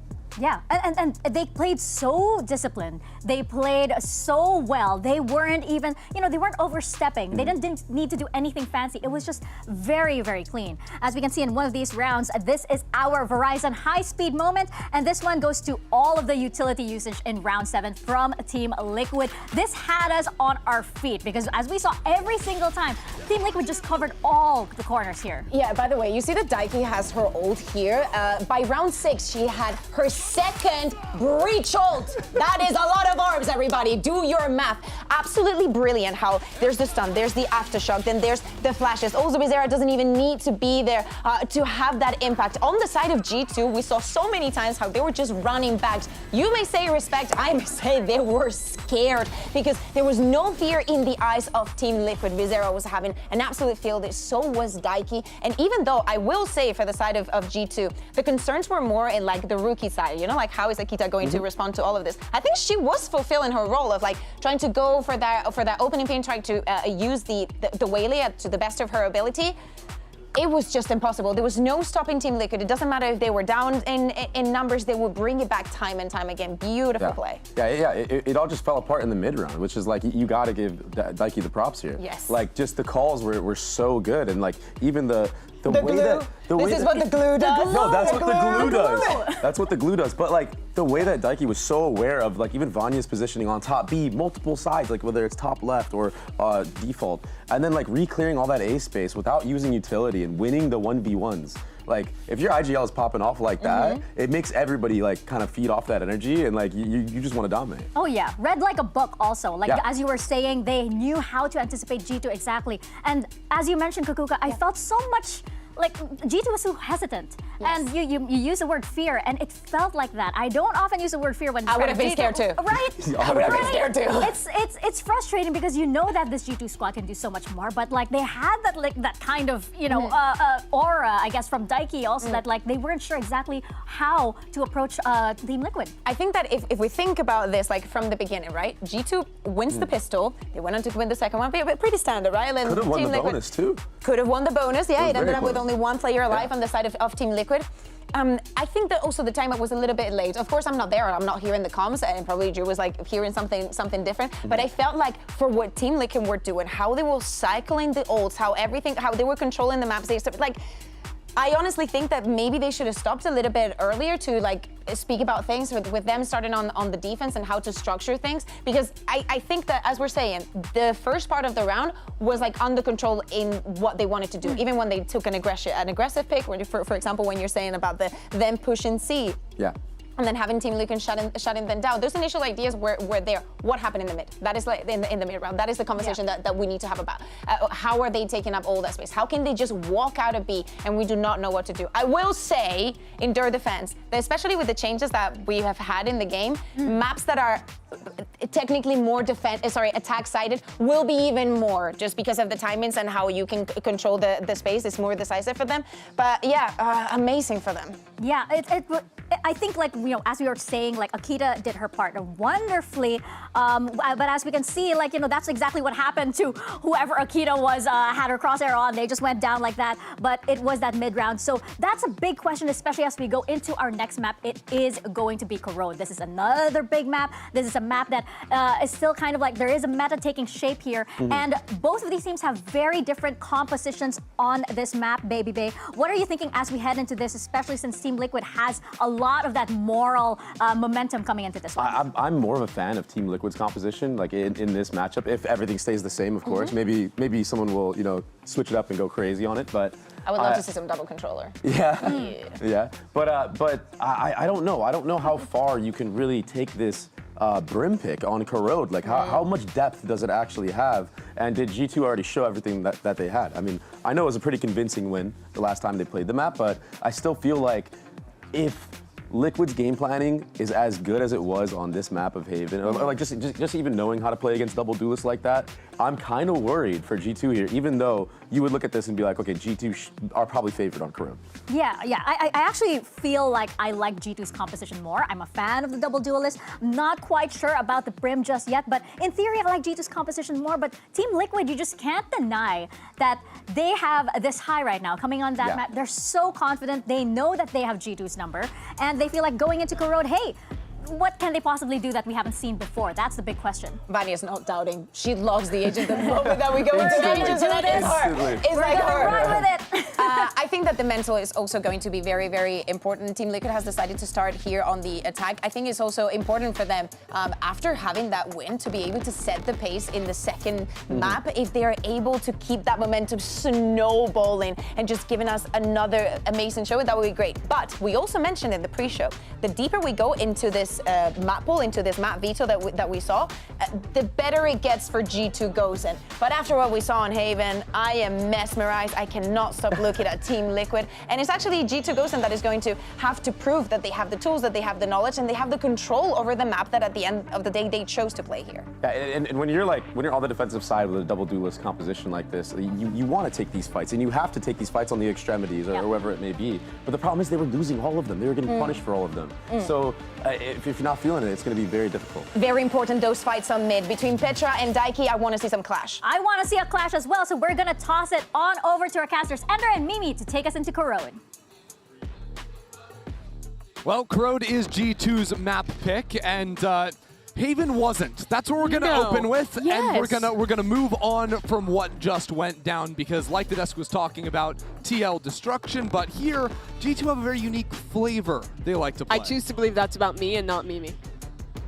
Oh, wow. It's definitely not about me. Oh, and instantly hiding the sign after you tried to take some credit for it, even though she can't hear us. No. Absolutely not.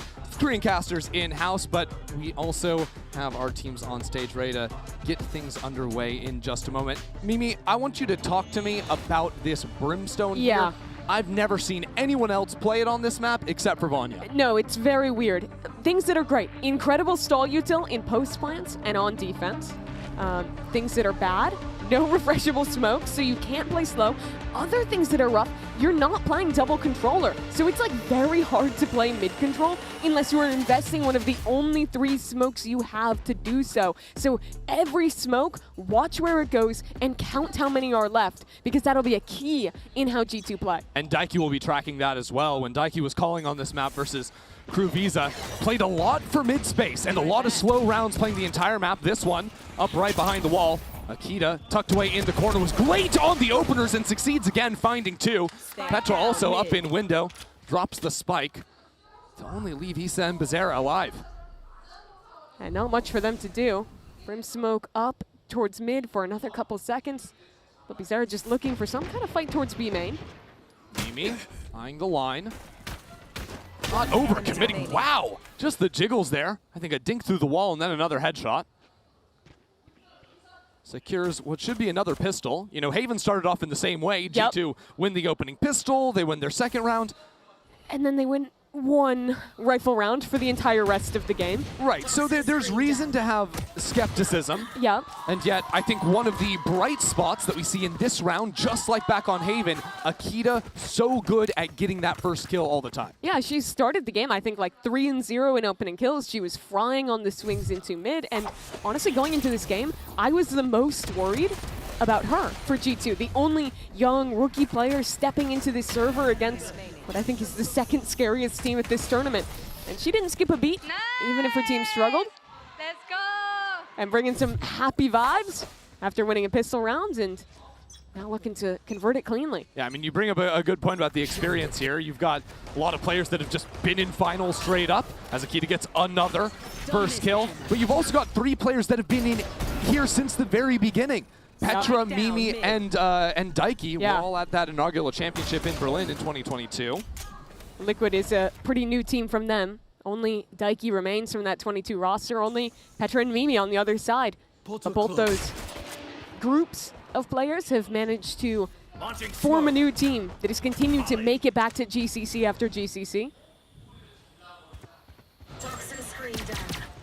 Always the top dogs as well, even after a more turbulent year this time around for G2, as this mission into B main does not result in a kill. Team Liquid blow up the middle of the map, as I think we're going to expect to see Daiki call a lot throughout this attack. Because if you try and go into main hits against this Brim, that is where that agent thrives. Yeah, it's also not just the Brim, it's also the Vise that a lot of teams have shifted away from. The Thorns and the Wall mean that you're really only going to be sending in Jelly or Jujina with the teleports. And now let's lock in for a second, because 3 on 4, and everyone is coming from one angle. There is a risk factor in this round.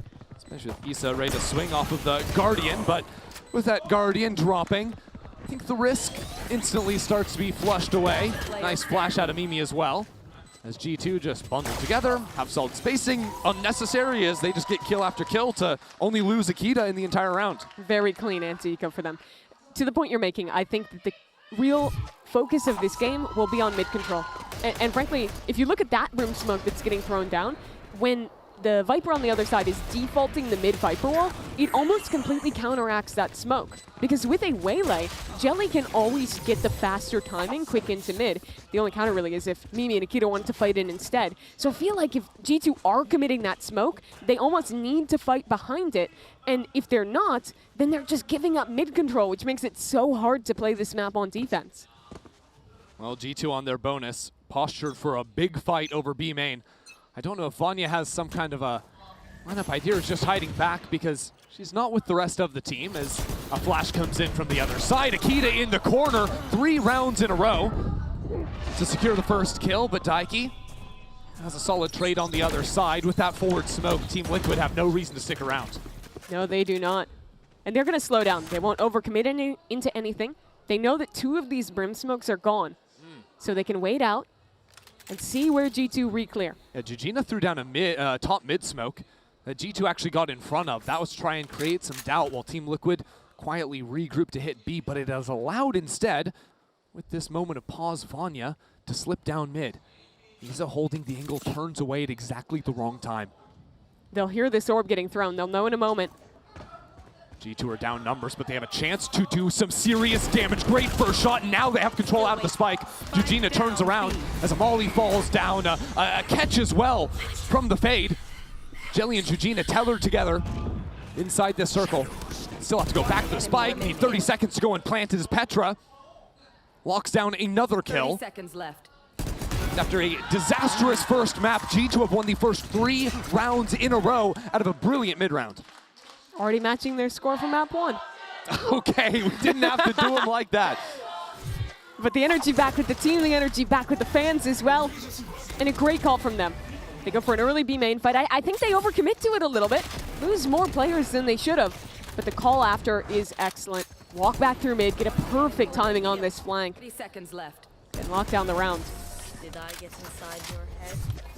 So now it's Liquid reset down to an eco. And not too much for them to look for in this round. Yeah, similar high flash out of Daiki.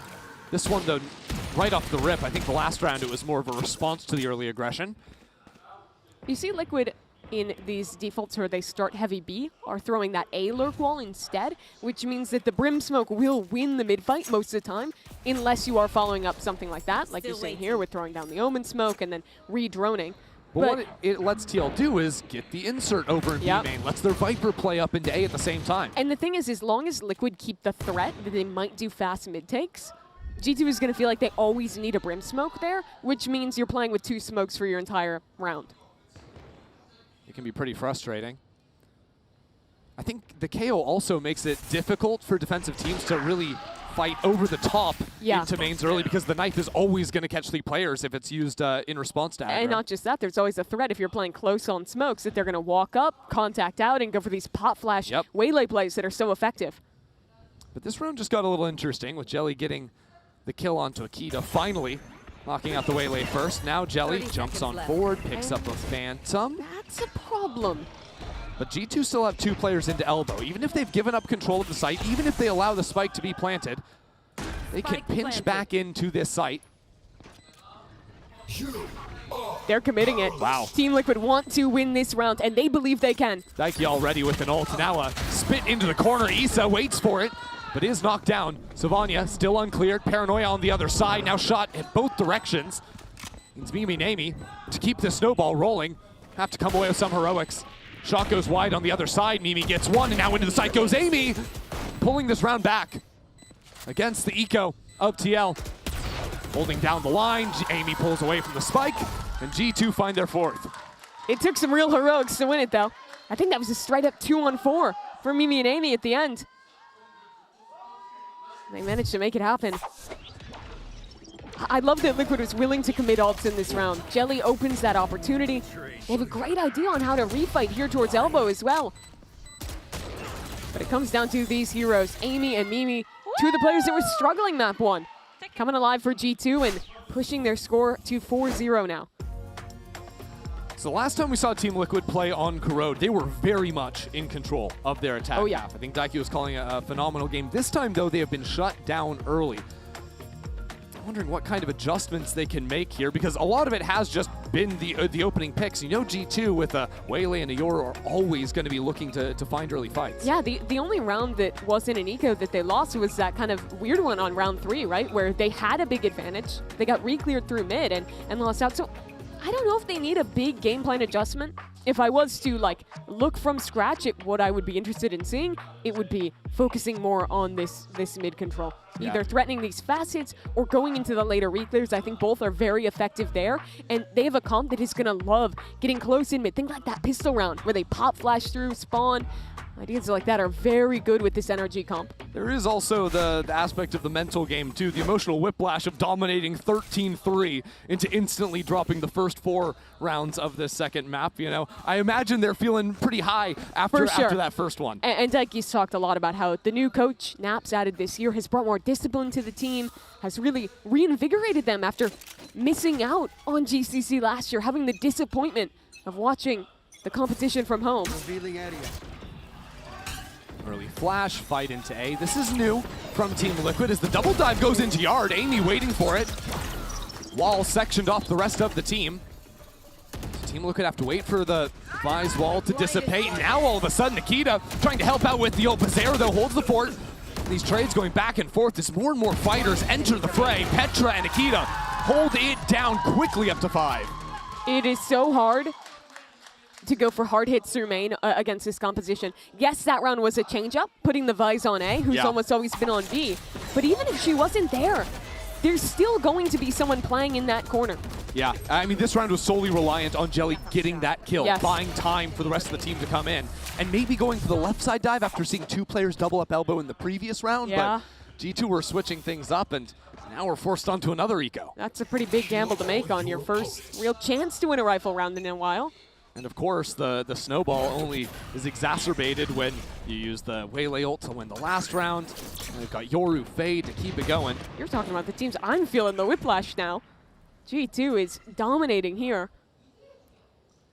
But the last eco round was close. Jelly got an opener. She picked up a gun. It got scary. So you don't want to count them out of a round like this. But now, though, already 1 Brim Smoke used in bot mid. You're probably not going to send a second one down, at least this early. An early shot taken from Akita sends her back into link. This is a great time to go for the re-clear. The second that smoke drops, you go up. But Akita, she's so fearless. Just re-challenges off of just a Prowler. Fights on the other side as well. No worries for the youngster. Yeah, only player I'm looking at now is Jujina hanging out in B main if she's going to try something out from this smoke. I've really loved over the years watching G2 find these young players and develop them. When you look at the level of experience, even the other like all-time duos, Mel and Alexis, they pale in experience to what Petra and Mimi have done. They have been a duo for literally like twice as long as Valorant has existed, playing FPS together. Those two are truly legendary in women's esports, pretty much unparalleled in their success. To make every single GCC, never a worse performance than top 3. And to always find that new player to develop. And all committed here, but with such little time, it should be a sure round for G2 with this pinch already coming in. Yeah, this one does not look good. A Nightfall even spent for the retake. Makes things absolutely miserable. Although in the muck of all these smokes, this could get a little bit messy. Akita, though, gets 4 onto the round. She just used the ult last round and is now just 2 away from being able to shoot another. Yeah, give her that defuse. And look at the energy she's bringing to this stage. So joyous, so just much energy to be brought out and getting hyped up by her teammates as well after that 4K. And Lol Park is pretty fun because the way the stadium is set up, you've got a side of the crowd with all the Liquid fans that were going ballistic in game 1. You got G2 right behind their players on the other side. Start a little war here. Yeah, I think the Carmen Core section is warming up with some G2 cheers. They're in the middle. Yeah. They're not quite as into it as the G2 fans, but they'll get behind the action. Yeah, the thing is that they probably, like, they can't, it would feel wrong to cheer for G2, you know? You wouldn't want that. After losing to them. This is the round, though, Chrissy. Guns up for Team Liquid. Can they break the streak? Ooh, step up into B main. Jujina forced away. Akita still on the prowl. Really forcing Team Liquid to make a decision. Do you move quickly up into mid? You come back and dislodge Mimi? The answer is mid, of course. They'll hold on to this, but do they try and re-clear back towards B main, or do they just commit an A split? Petra is holding the line. Ready for it once this smoke goes down. Actually not even choosing to fight, just knife out. Here's the audio. Now reveals her shoulder, so falls on back as Jelly inches forward. The goal here is to bait out a re-clear or try and open up an opportunity for Issa on A. I mean, this is wild. Jelly is just going to hang out up in mid-window. Look for a wrap back to A. At what point do you think about this? I mean, the thing is, G2 can't really do anything. They're paralyzed. Without mid control or a flank, they can't actually go anywhere if they're 2 players on B, so it has to be the forward hold. And it's only a trade. Now Hunter's Fury, Bizarra trying to catch someone on the other side, push them back into Jelly's line. And now Jelly ready to find Amy. Backed into the corner. The nade is down. That utility is just overwhelming. And G2 had sent these 2 players onto a mission, onto the flank. Team Liquid know exactly what is going down. It's got to be Akita if it's going to be anything for G2. If they're going to keep it perfect. And now slipping around the other side is Jelly. Team Liquid on the board. That's exactly the round I was worried about with this Brimstone in play. You saw that G2 early put down a smoke, but they didn't fight up behind it. So Liquid clears space into mid. And once they have that, they freeze for so long. G2 didn't really have the tools to go for a re-clear, so they're stuck sitting on these sides, basically having to rely on forward anchoring, on winning the fights in main. But as soon as Mimi falls, this entire round gets fractured. Jelly's blown up the map through spawn, and it is cooked. Yeah, a round like that is going to encourage Daiki to continue fighting for early mid space. Now a double dive onto one side. Is Mimi just going on a scouting mission? What's the idea here? No ultimates to combo with it. Just G2 stepping into B main again. And I guess full information of 5 players is valuable. Does she TP into their spawn? She does. She does. Oh my word. Wait, all of a sudden though, Team Liquid turned around, but that means Bizarra's kind of looking the wrong direction. Mimi now catches her. A mad round, and yet it's a round where G2 have been fully boxed into the site. 1 enemy remaining. Only 1 left, and Patrick from on high brings it up 7-1. TL completely lost situational awareness there. They got... Their minds exploded, Okay, basically. but to be fair, how do you try and keep track of all No, I of don't. that? I'm not expecting them to. A TP into their spawn Okay. has, meanwhile, just G2 fighting up forward into this site and holding it down. That was a weird one. Yeah, okay, let's pause and think about that one. Dissect what just happened. Yeah, this is a double timeout in the first half. It's another eco for Liquid.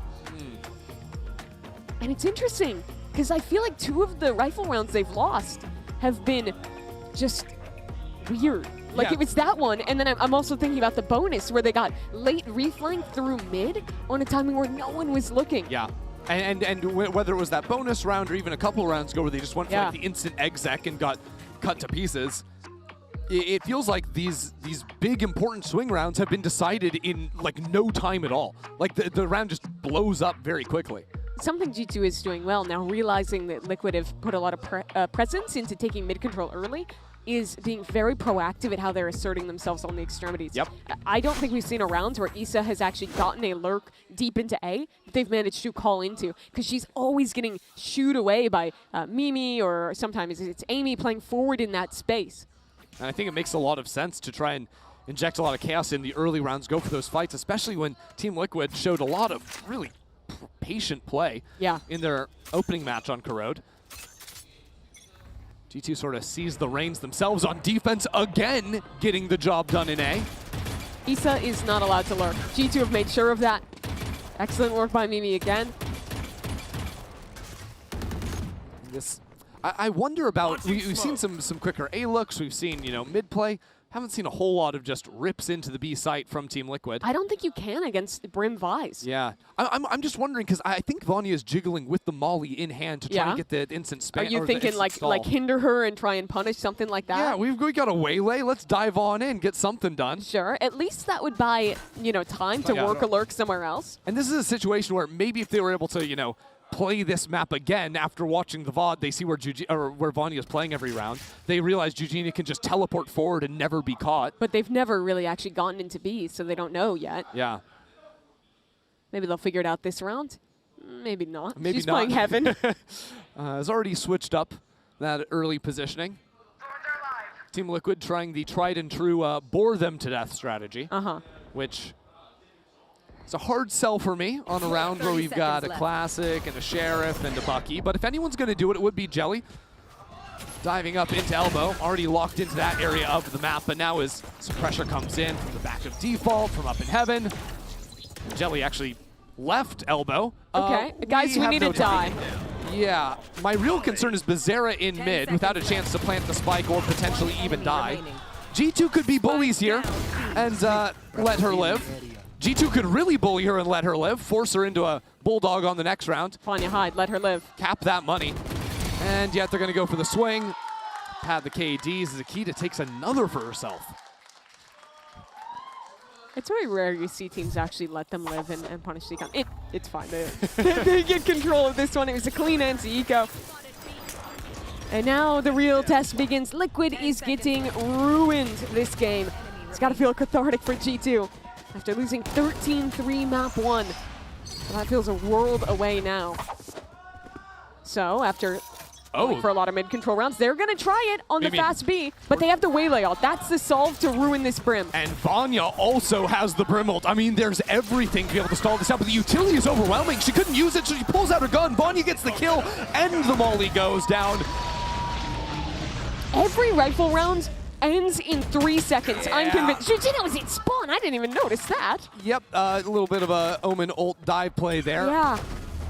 But that's why you don't try that. No. So we hadn't seen Team Liquid try that, and now they know. And this is my problem with how Liquid is playing. Anytime they go for hard hits, they're putting Jelly somewhere where she either gets the kill or they lose. Like, she's always diving in deep. She's very rarely falling back.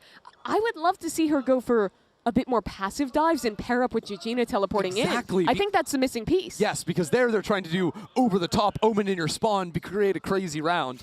If you just teleport into the cubby, all of a sudden you got a second gun on the field. And to a guy like me, it's just a normal round, but it's not working, let's say. You know what I'm thinking? What are you thinking? I'm thinking it's a really good thing that we're heading to split for map 3. Every split is close. Every split is a banger. Every split is close. Because right now, these first 2 maps, opposite style stomps. Hey, I've seen some comebacks on Corrode from 8-1. From 8-1? I've seen G2 come back from 8-1. Yeah, well, they're up 8-1 right now. And it's a different G2. Yeah. So maybe that narrative doesn't work. Can we get Baby Bay up here to talk about how to come down 8-1? If anyone missed. G2's VCT squad came back from 8-1 in the finals of Red Bull Homeground. Yeah. Baby Bay's a pro player? Yeah, who would have thought? That's he's also crazy. an analyst. He's doing 2 jobs at once. Man. He's the esports renaissance man. Okay. Well, Christy, it's a Team Liquid eco. Okay, 2 options. Oh, is that a thing? A, do they bore them to death? Or B, do they hard hit and die? I'm thinking hard hit. Jelly's going to double dive up into A-Link where no one is. Okay. And then Team Liquid are going to realize there's just a whole lot of Vi's utility. And Mimi's op. And also, Jelly isn't going to go anywhere because Akita's going to get the kill. Oh, man. It's fine. There's so much Valorant left to be played. The beautiful thing about this series is that we came into it like, it's gonna be a banger. These teams always deliver. They're always the top, like in the top 3 in GCC. And then game 1, I'm like, oh, okay, well, this series is terrible. Yeah, Liquid's gonna stomp them. It's a 2-0. Nah, G2 just fire back in exactly the same fashion. Yeah, let's make it perfect. Okay, let's not make it perfect. 10-1. This is even more dominant than TL's Haven. My reaction to Petra. It honestly looked like you were doing like the voiceover for Petra there. Do you think I could do dubbing? Yeah, but maybe you dub for Mimi. That's a little bit more on For Mimi, brand. yeah. Yeah, I only watch G2 VOD subbed. If you did the dub for Mimi, if there was like a credits like a movie, would it say Mimi as herself? Yes. It would. We just move back and forth really quickly. Yeah. Really impressive work. Okay, well, Daiki's going to go back to the high flash It's a Team play. Liquid rifle round. The one time they won a round, it came with a good flash here where they got some early picks. Oh, that's a gnarly little angle. Yeah, nice from Vanya. That's also off of the attack smoke Georgina's been throwing. Here we go. Mid re-clear. Akita is here, but kind of in the open. Pushed away by the drone. It's always been a drone. As soon as the smoke goes down, a drone is behind it. TL walk on in. Now we've got a null command. And with the Zera left around in mid, hold on. Team Liquid we're shooting bodies. We're shooting bodies down 10-1. economy. Are we kidding? Okay, well, they have the A site. There's a recon coming, but look at where Georgina is. Why not? Just silly map states nonstop. Amy is waiting for this lurk. Oh, wait, no, she turned around. So Georgina will have that timing. Amy gets the first kill, and there's ults here now. That ult does nothing, though. It does nothing, but this dimensional drift is going to spot out quite a few players. The rest of G2 trying to move behind it, but Georgina is still on the approach, inching forward, ready to take a head off. And now a snap back from Amy gets the kill. Bizarro's on virtually 0 HP. You can't stick this ultimate. You can't get back in time to win the round. G2 are going to take it anyways. How? They're waving across it. We were shooting bodies this round, Liquid. What? And they lose like that. Unbelievable. And how does it happen? Because Georgina has a beautiful flank timing, but only gets the one kill. Shocking. A little bit quick to pull the trigger. And credit to Amy. She hit some beautiful shots here. Oh, yeah. That is a wacky, wild half of Valorant. Yeah, that it absolutely is. 11-1 G2 bounce back after Haven. We're going to go down to the floor to hear some from people that might be really happy with this result. 미미 선수와 페트라 선수의 남자친구분들을 모셔보고 한번 이야기 나눠보도록 하겠습니다. 여자친구가 경기를 할 때 되게 신나기도 하고 좀 답답한 순간들도 있을 것 같은데 이러한 순간 특별한 내조 방법이 있는지 한번 들어보려고 해요. Hi guys, it's Bella. I'm standing with Mimi's boyfriend Mario and Petra's boyfriend Tom. Hey, good to see you guys. Nice to see you. It's very exciting and a little bit frustrating at times to see your girlfriends play. What are your special ways to show your support to the girls? Yeah, so we prepared these signs. It says Petra #1 fan and Mimi #1 fan. So we're definitely trying to be loud, you know, make them feel the atmosphere, make them feel the confidence. So that would be my secret. 네, 마리오 씨는 이런 취어풀도 작성을 하고 현장에서 열띤 응원을 보내면서 이 분위기에 좀 힘을 얻어갔으면 하는 마음이라고 해주셨고요. What about you, Tom? Just buying all the food they want and take them to Olive Young and make them happy, you know. That's the cheat code. Yes, I think so, yeah. 먹고 싶은 거 사주고 올리브영도 같이 가지고 국룰이라고 이야기를 해줬습니다. Thank you guys and best of luck to the G2 girls. Thank you very much.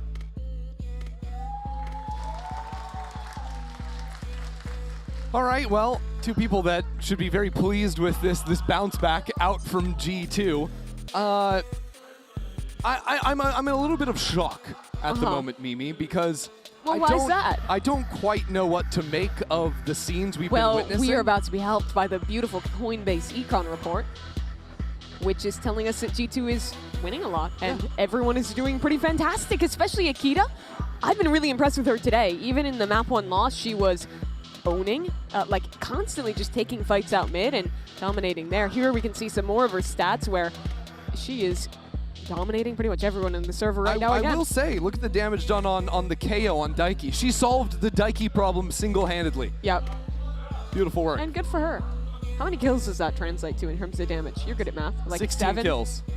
16 kills? Well, because I just looked at the screen where it says she has 16 kills. No, but not all against Daiki. Oh, against Daiki? That was the question I was asking you. Well, it depends if Daiki's buying armor or not. Okay, let's average it out. Let's say on average she has 125 health. Oh, we're going to 125. I would say like 7 kills. Yeah. Yeah.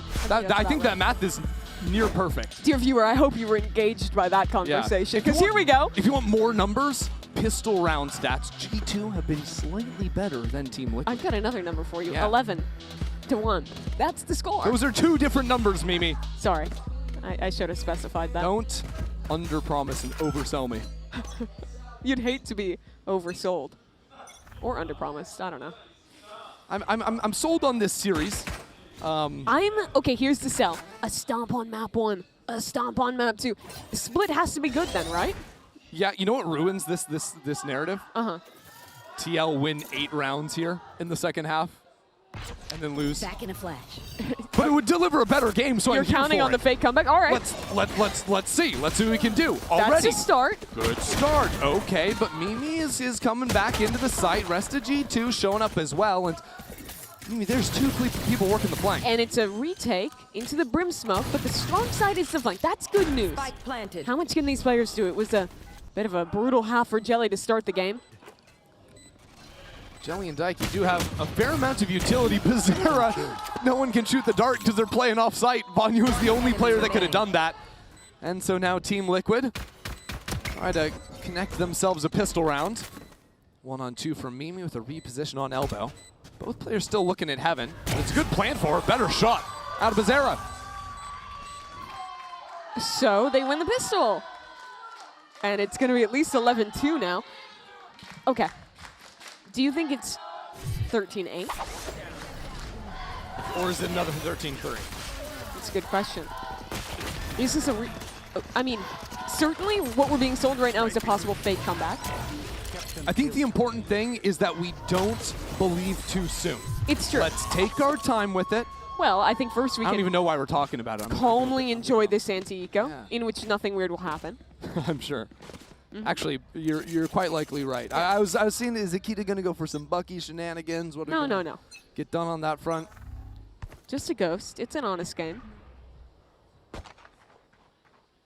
Petra on the fade is going to be lurking on the B side early. I will say, if I'm going to give you a cope of a better game, I think this Brim comp is hard on attack side because if you ever get stalled, you just run out of options. The nice thing is you never get stalled because you have Waylay and you have Yoru. And that's a great point. But I think No. Okay. Calm down. Okay. I'm gonna slow my roll for a second because I was worried about Akita's lurk over on the A side at the same time. Team Liquid are starting to look the wrong directions. Gina is now dead again. Stop. Okay, Daiki. Keep it calm, Daiki. Keep it calm. It is now a 2-on-3 in which G2 have the numbers, have a couple of guns. I'm not keeping it calm. I'm about to freak out. I'm about to freak out. Is not how this round was supposed to go. They have guns. They have a great post plan. Yes, this potential crossfire. Actually, G2 fall out of that, realizing Team Liquid are going to eat up a lot of time, even just trying to get back in. Jelly has an outlaw on 70 HP. Goes for the shot, but she falls. It has to be Bizarre in a 1-on-3, and Akita will get 3 kills to say no, no, no. Christy, she's emoting. No. It's done. Wrap it up. That's also what Petra just said. Unbelievable. A Mastercard Thrifty off of one purchase. 500 credits. It's called the Ghost. But, they had 4 classics. Oh my god. I still think the full stick in the final round of game 1 is worse than what just happened. Yeah. Oh, I forgot about the full stick that ended map 1. Sorry to remind you about How that. can we top that? I don't know. Let's see. It's 12-2 right now. Okay, well. Maybe another eco? Yeah. Hero by Jelly? Let's let TL win the force so that we can have the 13-3 or the 12-3 scoreline. And then we can do another silly round to finish.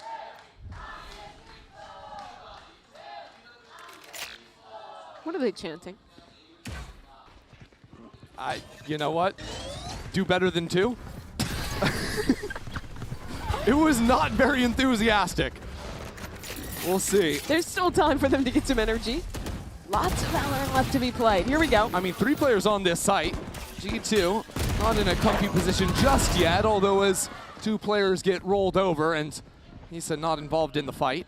So what is she up to here? And they're really trying to clear her. Okay. Nicely done. I think just jump peeking from the Yor actually spotted a shoulder or something. Right here. There's that hero gun finally arriving, but maybe too little too late. One enemy remaining. Definitely seems too late. I don't know what Daiki's supposed to do with a Bucky. Somehow, we have had a more dominant map 2 than we did on map 1. Have we?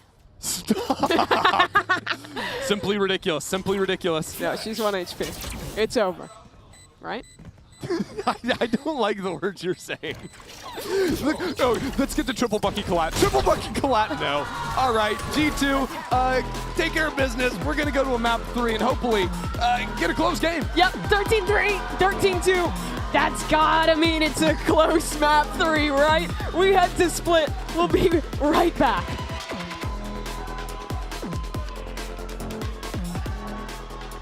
Inching forward, ready to take a head off. And now a snap back from Amy gets the kill. Bizarra's on virtually 0 HP. You can't stick this ultimate. You can't get back in time to win the round. G2 are gonna take it anyways.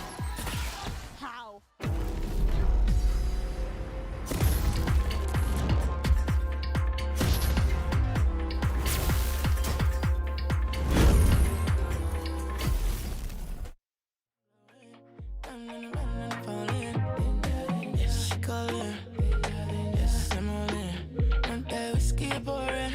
taste their lips in the morning. Then cocoa body, I'ma sail off the shorty. Bend for me, I will say come body. Bend cocoa body, I'ma sail off the shorty. I'ma sail with that journey.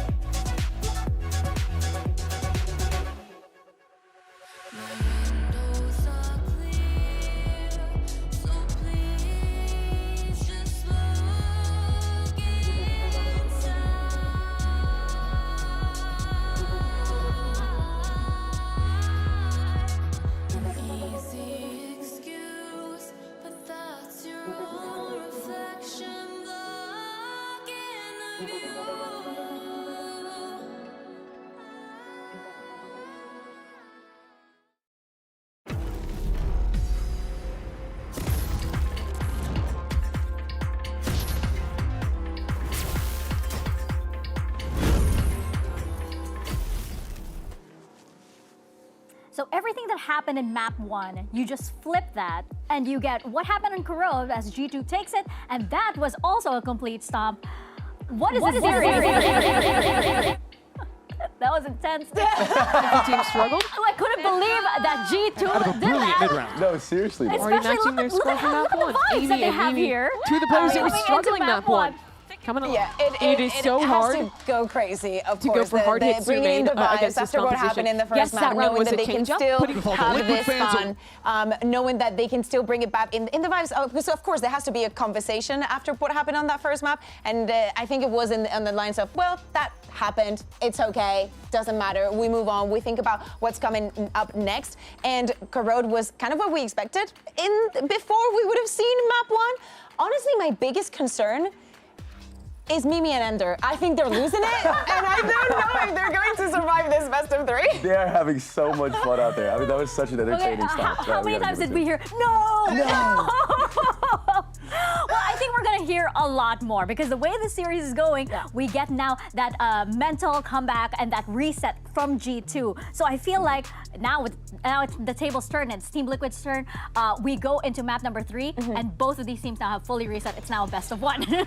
Yeah, absolutely. And I think that one of the things that we need to highlight for G2, yes, we know it was very one-sided here in Corode, but especially this round number 8, where we see Mimi using her ultimate to create a little bit of pressure and condition Team Liquid into taking the next step and making a move. The way that G2 manages to reposition while leaving Mimi in a very compromised position for her, but also for Team Liquid, finding this impact is...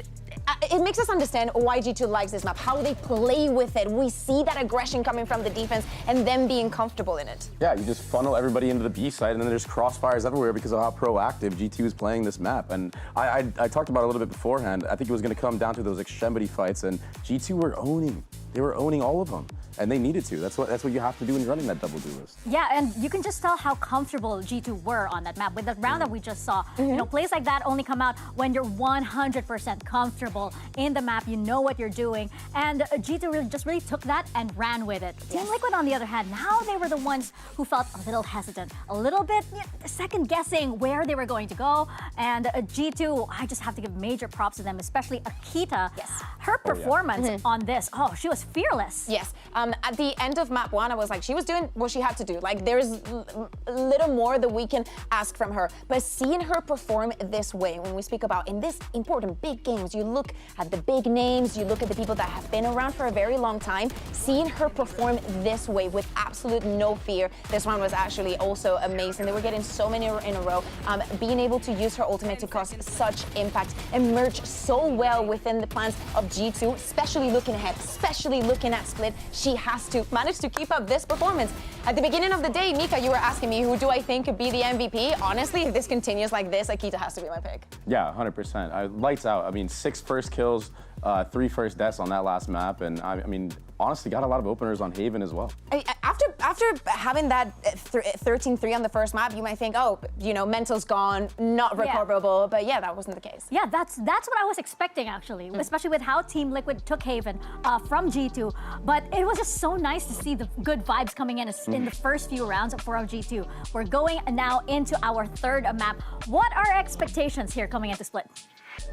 Again, all bangers end on Split. A great man once said. Yes, a legend in the game, some would say. But no, all right, so like going into this Split, it's gonna be a mirror, most likely. Both teams run the same compositions. Both teams are pretty good at the map. I mean, I think G2 is on a 7-win streak on this map right now, with different compositions as well. But I mean, obviously they're gonna lean more towards that double duelist now. I think when you have mirror matchups like this, it just really goes to show, like, all right, who actually is playing this the best? Like, now it's truly the battle of the IGLs, in my opinion, because how do you use your pieces around, you know, like your double duelist around the map to outplay the same composition that you already know how to run? Yeah, I think that going into Split, thinking about the fact that G2 has already shown it, in fact, they chose to go there in the previous encounter, and were very, very comfortable in doing so. Finishing here has to be a plus for them. On the other side, you have a Team Liquid that has not shown it yet. Yes, we're probably going to be getting that mirror, as you were saying, Dre, and it's about keeping the confidence, and I want to see it back. We need to see it on Bizarra. We need to see the one that we were seeing on map 1 that we know can deliver. Let's forget the same way that G2 goes and forgot about Haven, Team Liquid needs to forget about Corona and just put everything into this best of 1. Exactly. I really want to see Bizarra pop off here, because this partnership that she has with Jelly, it's a bit fresh, I guess. You know, you have Akita and Mimi that really have had this whole year really practicing this, but for Jelly and Bizarra, you really want to see that synergy come into fruition here on this map and here in this series. Yeah, and for me, I'm kind of looking at Jelly right now in this series because I feel like we haven't really seen much so far. I mean, yeah, like the Haven, everything was working really well for you. Both your initiators were popping off, but we need to see that operator play. We need to see those picks coming through, because honestly, Mimi on that last map of Corrode was going off with the operator on that defensive side. Yeah, and I think this is going to be also the case. Now G2 goes and is starting on the attack. Let's see if they can keep up the momentum. Yeah, for sure. It is going to be exciting indeed. The winner of this series moves on to Friday's upper final, and the loser has to fight for survival tomorrow. One last time, here's Ender and Mimi with a call. It is time to jump into Split here. You know, like Baby was saying on the desk, Split, usually a map that's a little bit hype to finish out series. And some have said this, many people. If I'm gonna really dive into that, I would say that we have played 31 rounds of Valorant in a best of 3 already. So the question is, can we match that? Can we beat it? On honestly, map 3. Give us a few OTs here. We only need, what, 4 OTs? Yeah. And we're just actually doubling those numbers. We can do that, I'm sure. I think these teams can do it. Again, if Team Liquid are able to reset from the opening game and, or from the opening game, from the second game, I'm losing my mind up It's here. a BO1. Those games, they didn't happen and they can't hurt you. Yeah, BO1, yeah, mirror comps, excitement, and honest playing failed for these two teams. And I think we need a reset too. Okay. I don't It's know gonna be how normal. easy that is going It's going to be normal. It's going to be good. And frankly, I'm excited for it. A lot on the line going into the upper finals. Two teams that have only ever made top 3. So far, G2 playing a little bit spread, except Team Liquid with the forward lines, both A main, B main. Daiki so confident to challenge that line on the fade of all things.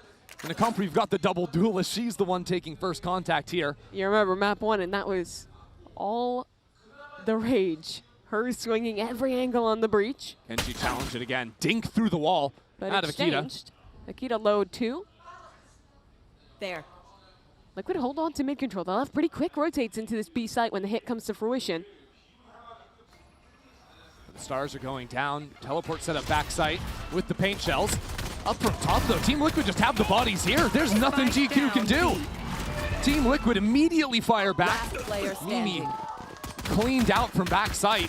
And this late lurk out of Amy, just not in time as her entire team was decimated trying to flood on into the site. So that's a way to come back after Corrode. It certainly is. And it's flawless to boot. Issa with the 3K. And Liquid do not lose a player to win it. Again, though, it does feel like, I'm not sure what I was looking at there. That was Naps, the new coach, I believe. Oh, right, yeah. But I do think the Team Liquid, they were able to get so many players over to B because Petra, or not Petra, because Daiki had the forward line in B main. Absolutely, and also because they had someone similarly fighting up towards A main. And also had mid control for quick rotation. They kind of had the map. Yeah, that's a good way to put it. Huh. We'll see if G2 can see some control themselves, this time with very shallow Viper wall. Block off both of these choke points, and Yeah. Team Liquid can't hold the cross. A split as a map, it's really about seizing the means of rotation, which is mid. Well, G2 not bothering with any rotations or anything like that, just instead running straight into Issa. Actually have some control up into heaven. Jelly's Sheriff. Remember, it's a new map, it's normal. It's a new map. Oh, right, yeah. Maybe you're not normal. But this anti-eco is looking solid, even with that gun conceded to Petra. G2 just don't have a ton of space to work with. Liquid have a contain in mid. They have players still positioned deep on the site. Yeah. Life is really good for G2 behind their Viper wall, but it's a little bit dangerous to venture anywhere else. And venture they will have to.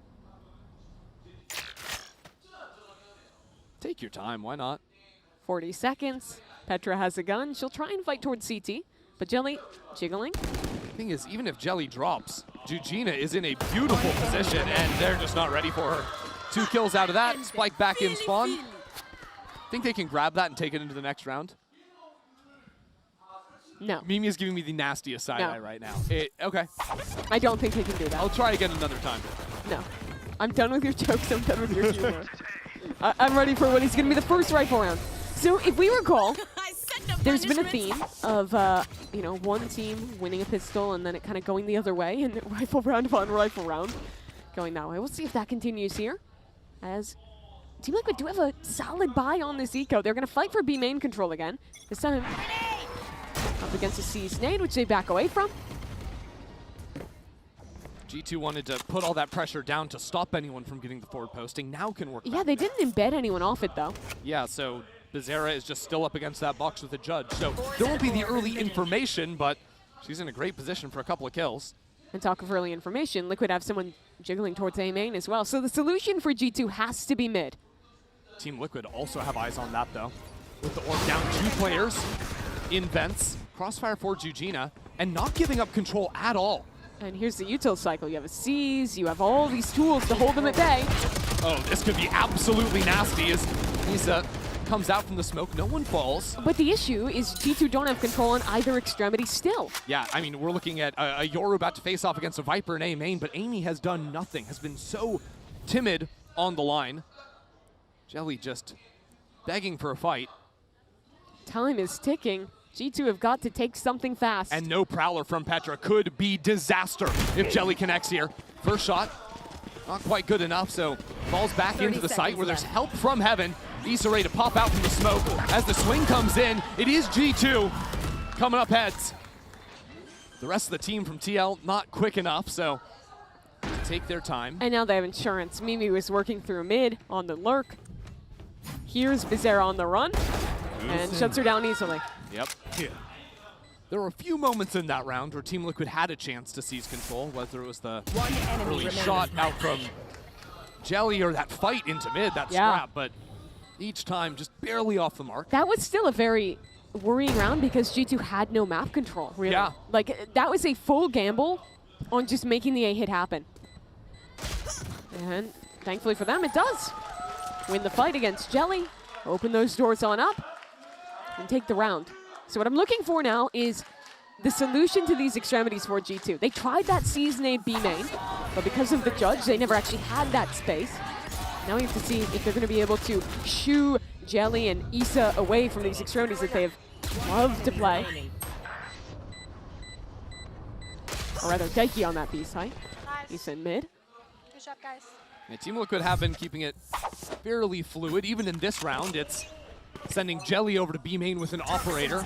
Raise Fade paired up to receive 5 players. Bizarre still with a shotgun. Uh-oh. Waiting to come on through that smoke. It's a nice first shot.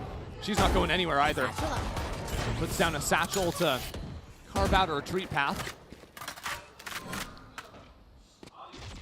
And unfortunately for G2, despite losing out on Akita, the player that was lighting it up in both maps thus far.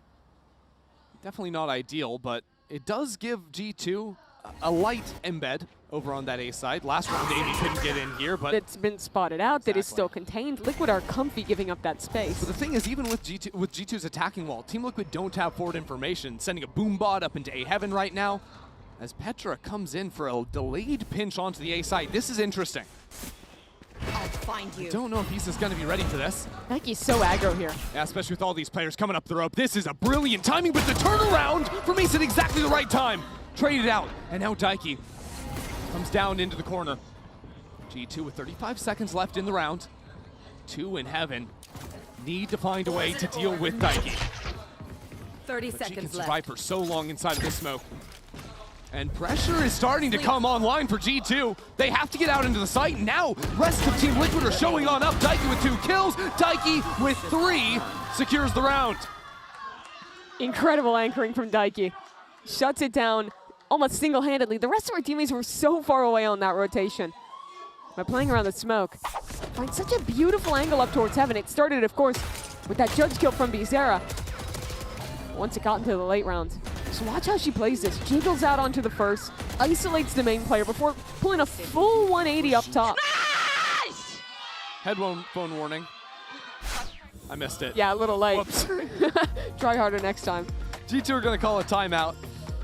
Talk through their options. I do also want to praise Issa's just sort of general awareness there, turning back towards vents to get the kill on Petra. There was only a narrow window, maybe 15 seconds, where there wasn't mid-information from Team Liquid. Bizarre had actually, I think, rotated over and was covering the line after Petra had already crossed, but still Issa was diligent enough to and you know, we're talking a lot about like the problems on the extremities. I think the bigger issue is that G2 have never once had mid control this game. Like literally never. They have been locked out by the cycling of utility, by Liquid going for re-clear plays. So their 2 solves either put a little bit more attention on that and try and commit resources into a heavier main fight, or a mid fight that is. Yeah. Or you just slam a site this round. You have a double duelist comp, you can do that. Mimi and Akita would be in the hot seat. But especially with how good Akita's been playing this series, you'd expect them to be good for it. Sometimes you can get away without having mid-control if your A ramp takes are really effective and you can really bully into heaven, but that hasn't been the case consistently for G2. They're also playing the Astra instead of the Omens. It's a bit harder. You don't have that paranoia for the ramp fight. True. Don't have the guns for it either this time, but Team Liquid playing very reserved. Hey, I almost take the stingers here. Right on the close range of the smoke, but now the tether will keep them at bay. Bring them down. Team Liquid really aren't over-rotating from this. They're anticipating the adjustment in mid. Like you were talking about, 3 players still there, ready to come up into vents if necessary, but That could almost come at some amount of misfortune. Now Bizarra down into mid. Such a good embed. Even if they come back through vents, there's no way you clear her here. G2 have been so patient in this one. They don't know they have full control over A side, essentially. But they could potentially come back into mid if they wanted. But if they did that, then there's the problem of the player in main, of the embed down bottom mid. I mean, ultimately, they just need to do something. I think they're waiting for Team Liquid to find some type of re-clear Akita play. is feigning it's back into mid, but they're going to finish A. Yeah. Team Liquid, though. Stalwart. Not shifting yet. Now the call-in comes with 30 seconds on the clock to go back The spike onto has A. to go all the way around. No way they're going to go for this sprint. But Akita finding the backstab. There's still a player on B. It's Shelly's off, and it's Shelly with the kill. Gets out somehow. And now the reinforcements have arrived. Issa is here. 12 seconds on the clock. Where is the spike? The spike is still back in spawn, but there might be enough time. A mad sprint to get back onto the site with 5 seconds left. The spike will be planted. A 3-on-2 now for G2. And Akita's picked up this operator in the post plant. Madness. Jujina up in heaven. Thought to pray for her won't be enough. G2 hold the line 3 for Akita and the round. A ludicrous Mastercard thrifty. They did nothing for 90% of that round. It's true. Took ram control, sat there for like 70 seconds before at literally the last possible moment, sprinting back. And that kill coming out of vents at the same timing Bizarra was starting to move. Because it was at 30 seconds Team Liquid started moving on the map. That's exactly when G2 pounced. And it was such a perfect embed for Liquid if it had worked out. Instead, they stop holding the line. They don't expect G2 to go for a run like that. And now it's Liquid on the eco. Okay, we've got something here. We're cooking a little something. We'll see what happens, because Team Liquid heavily stacked on the A side. Again, G2 are playing completely on their own side of the map. Giving so much respect to Team Liquid. Yeah, pacifist run for the first minute of every round. I mean, that's a way to not be punished for the nerfing of initiator utility. Sure. You just wait 40 seconds, and then it's like... No, you mean you wait 60 seconds. Right. Well, you don't use utility at the start. You just wait 40 seconds into the round. So it's like you only got to cast the ability once anyways. Yeah. That's big. Really reinventing the wheel. Liquid will re-clear B main, no one home. Hello. Daikie spots us out. How fast are the rotates? It's going to be a race. I mean, but the thing is, she only saw the Viper, so it's not a hard read that the rest of the team is on here. An eco, you can take the risk to stack it. They'll send a couple players back. See the Prowler now. Okay, they know. Yeah. 4 players on their way. Problem is, everyone's still stuck in screen. They got to figure out a way to actually make it Oh, the on out. Hans! Okay, Showstopper, that's a kill. And Snakebite gets a kill as well. Wrap it on up. G2 are going to take this. Not too bad in the end. Only lose the 1 in the rocket to make it happen. Bizarra did pick up a rifle. Is this the first time we're ever going to have a tied score in this series? No, it is literally the first. Oh, no. We've had 0-0 before. I think we've even had 2-2. Is that true? Yeah. No, it's not. Map 1, G2 won round 1, 2, and 4. So it was. So we technically had 3-3 at some point. You're right. In map 1. Yeah. So my narrative ruined. That's and so we sad. finally returned to the 3-3 scoreline. It's a beautiful moment coming full circle. If you're just joining us and wondering why Christy's in a fugue state, look at the top left of your screen. It was 13-3, and then 13-2 for 2 different teams. Ugh. Weird game, guys. Maybe but now about it's to get maybe a weirder. little more normal. Time to jump. Jelly's up, ready on ramps with the Viper pit down into mid. Now an orb chucked out. We'll block off the angle. We're not wasting time. Okay, Nightfall countered out on the other side. Great opener from Akita, but Jelly gets a no-scope. Okay, G2, even numbers, firm control over the site. Should still be good for Team Liquid, especially with that pit. Getting right up in Jelly's face.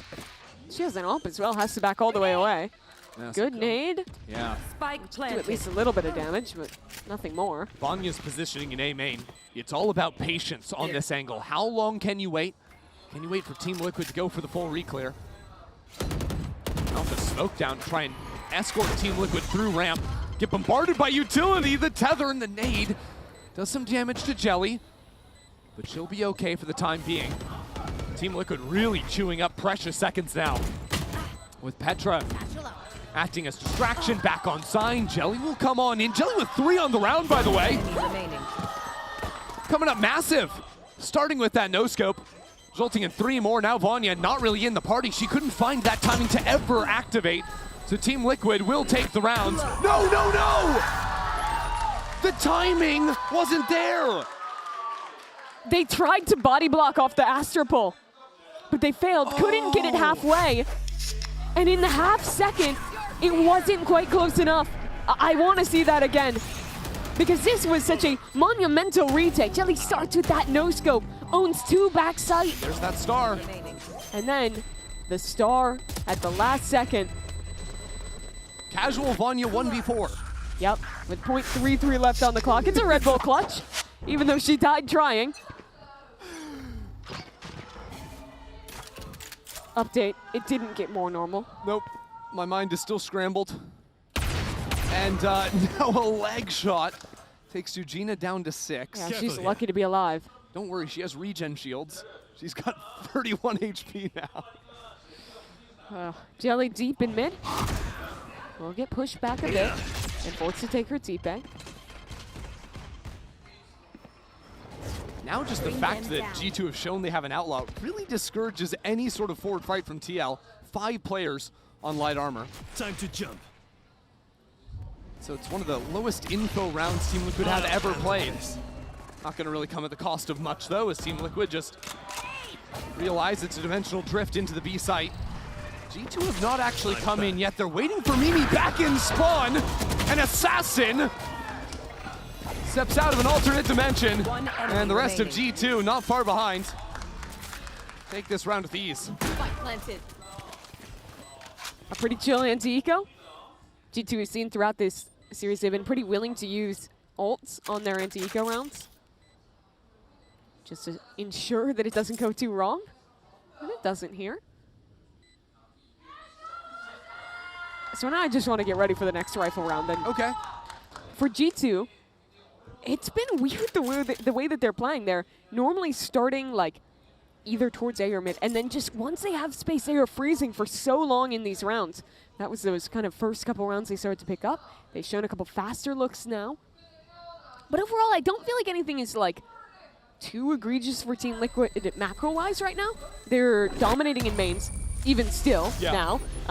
They've looked solid at playing these late round retakes. I mean, the previous round where they got stuck on or just barely lost to that Astropole. If it had just been a moment earlier, they could have won it.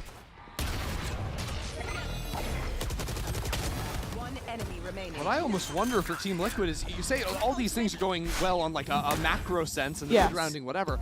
I think their actual anchoring has been getting eaten alive by Akita's entry. Yeah. All the time, the double satchels into the site is an instant first kill, and there's usually been utility behind it, whether it's, I mean, primarily Petra, I think, dropping either Haunts down or the Nightfall. Sometimes even just like Mimi TPing in with her playing distraction. Yeah.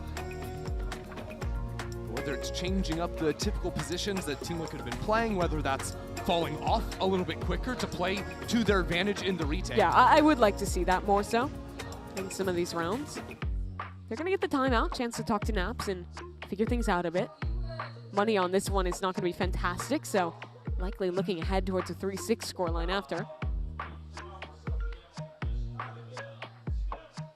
It's been the oddest game to feel out so far. Weren't they on a weird buy last round too?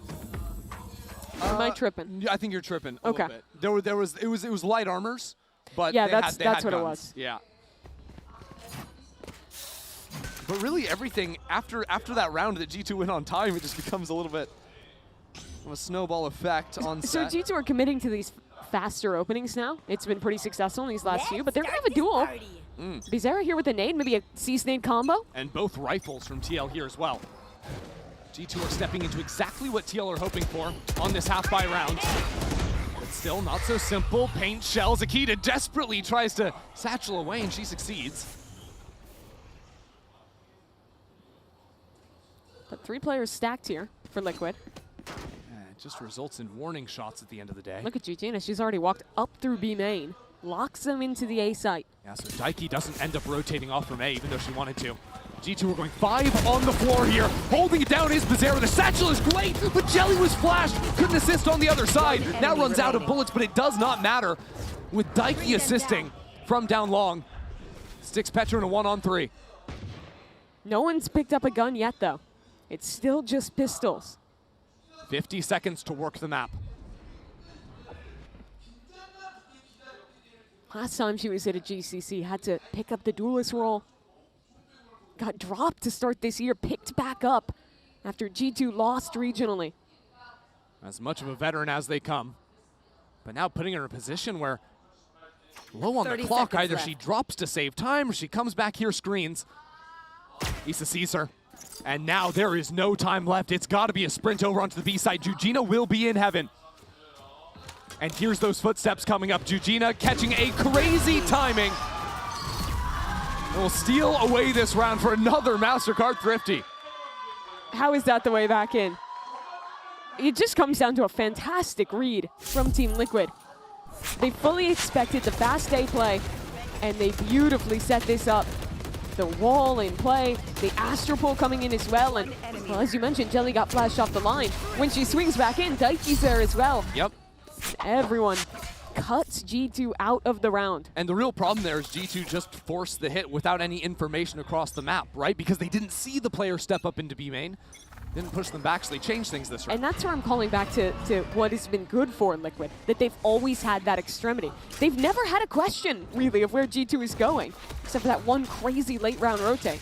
This is different from G2 that, well, I was going to say Mimi had the forward position on ramp, chooses to teleport away, but she paralyzes Team Liquid. But look at that re-clear. There was just a Prowler A main. Liquid is going to figure this out. Yep, Jujina realizes what's going down, and Bizarra has a showstopper. If G2 try to exec it, it is paint shells, it's showstopper, it's an Astro Pull from heaven.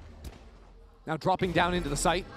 They're going away. They want to go back and re-clear mid, I guess. But this is the problem with it being Mimi that was up on A ramp. Yep. Because she teleported away, it's not like you have a lurk to come back into. You're just going for this mid fight, where all of a sudden, shots fired on both sides, but cutting through mid means there's just Daiki on this site. Yes, she's alone, but help is coming, and she's in a nasty position. How much can Daiki get, or is she even going to get a chance? They're calling back again. They're trying to go back and masking the noise of the rotate with the Astro Wall. Daiki hears this, though. There's still 2 players on B. Issa is in the perfect position. Hunt comes through, and she goes down clear. Now Jelly, overwhelmed with an operator in hand, swings on through, shut down by Mimi. G2 calling it down to the wire. And now with Amy fully stalling out into heaven, Team Liquid have been forced away from this retake. How do they even go for this? A late flank coming in from Daiki. Dropping all the way back through, but G2 just have 2 players sitting in mid. Akita is in a beautiful position. Ready for these players to come in. Amy ready to stab them in the back. And there she does, catching it. Team Liquid completely scattered in the round.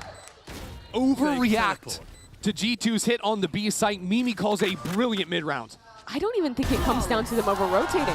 They had 2 players on B. It's the same issue you brought up earlier, where Team Liquid is in solid macro positions, but their site anchors just get owned on the exec. Yeah, another thing here is because the hit comes in so late and Jelly is one of the B anchors, there's no ability to reposition or escape from the site with the operator. Best chance you get is a 1-for-1, and that wasn't going to happen. They really should have had something, though. They had 2 players watching towards heaven. Nice goal, Mimi. The first turns to look at the haunt, the second holding that off, and G2 again. Mimi is just getting away with calling these crazy rounds, and I love to see it. She's throwing them for a loop right now.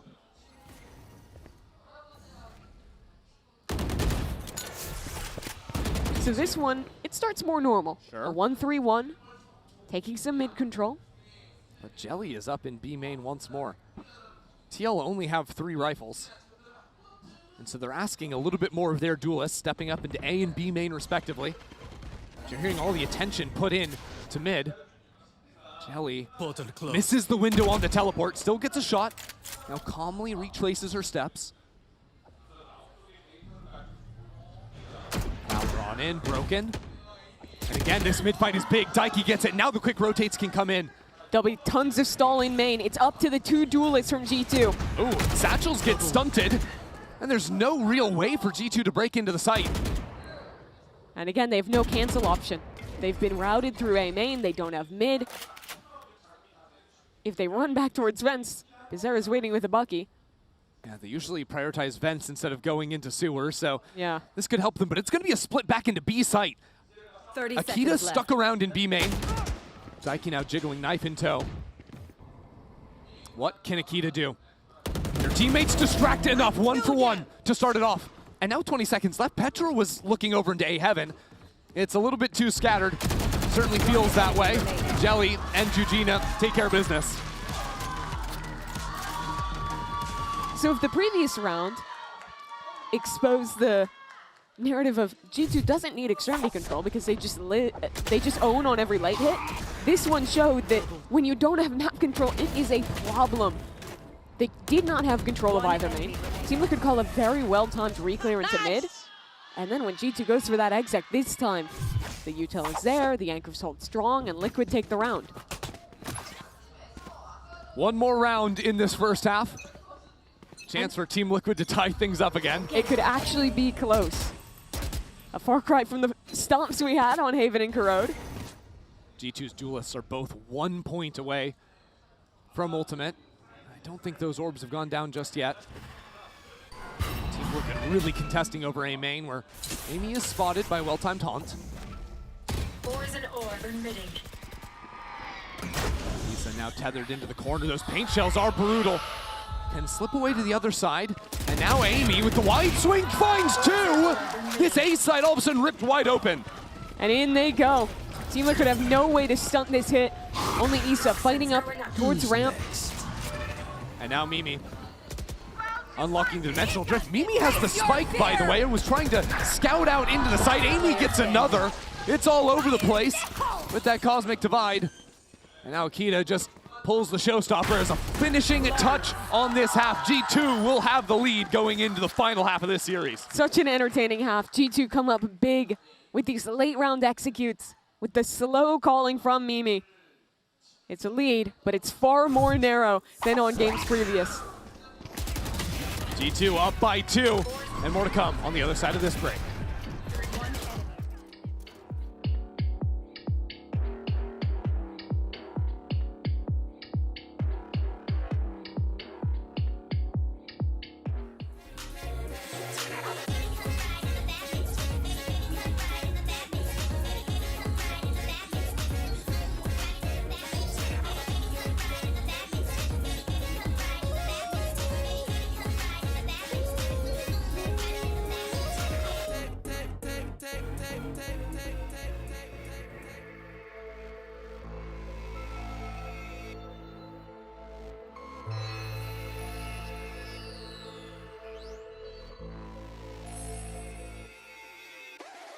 Not let you know, but I'll let you know. Wanna tele, no sea cochino. Tengo estilo, mucho estilo. Tú parla italiano, yo hablo español. Saca el pinol, dame el kilo. Cómete la papa con el alocito. ¿Tú me entiendes? No me entiendes. Ok, hablamos francés.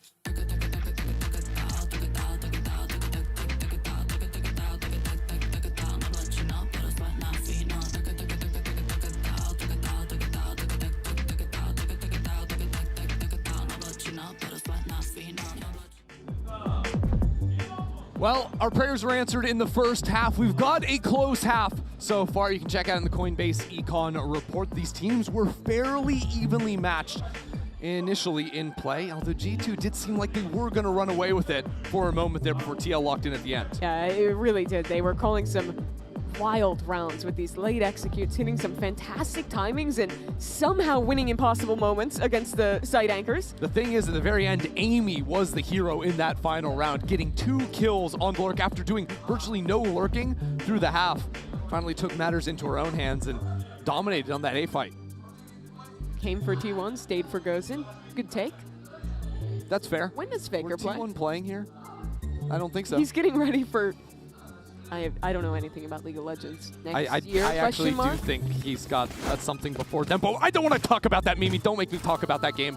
I want to talk about this game right here, where we've got cell phones. You can have some sweet little avatars. Let's talk about the round, because Team Liquid, they've got double duelists. They've got a fast round prep for us. and they're going to be diving straight into A against 3.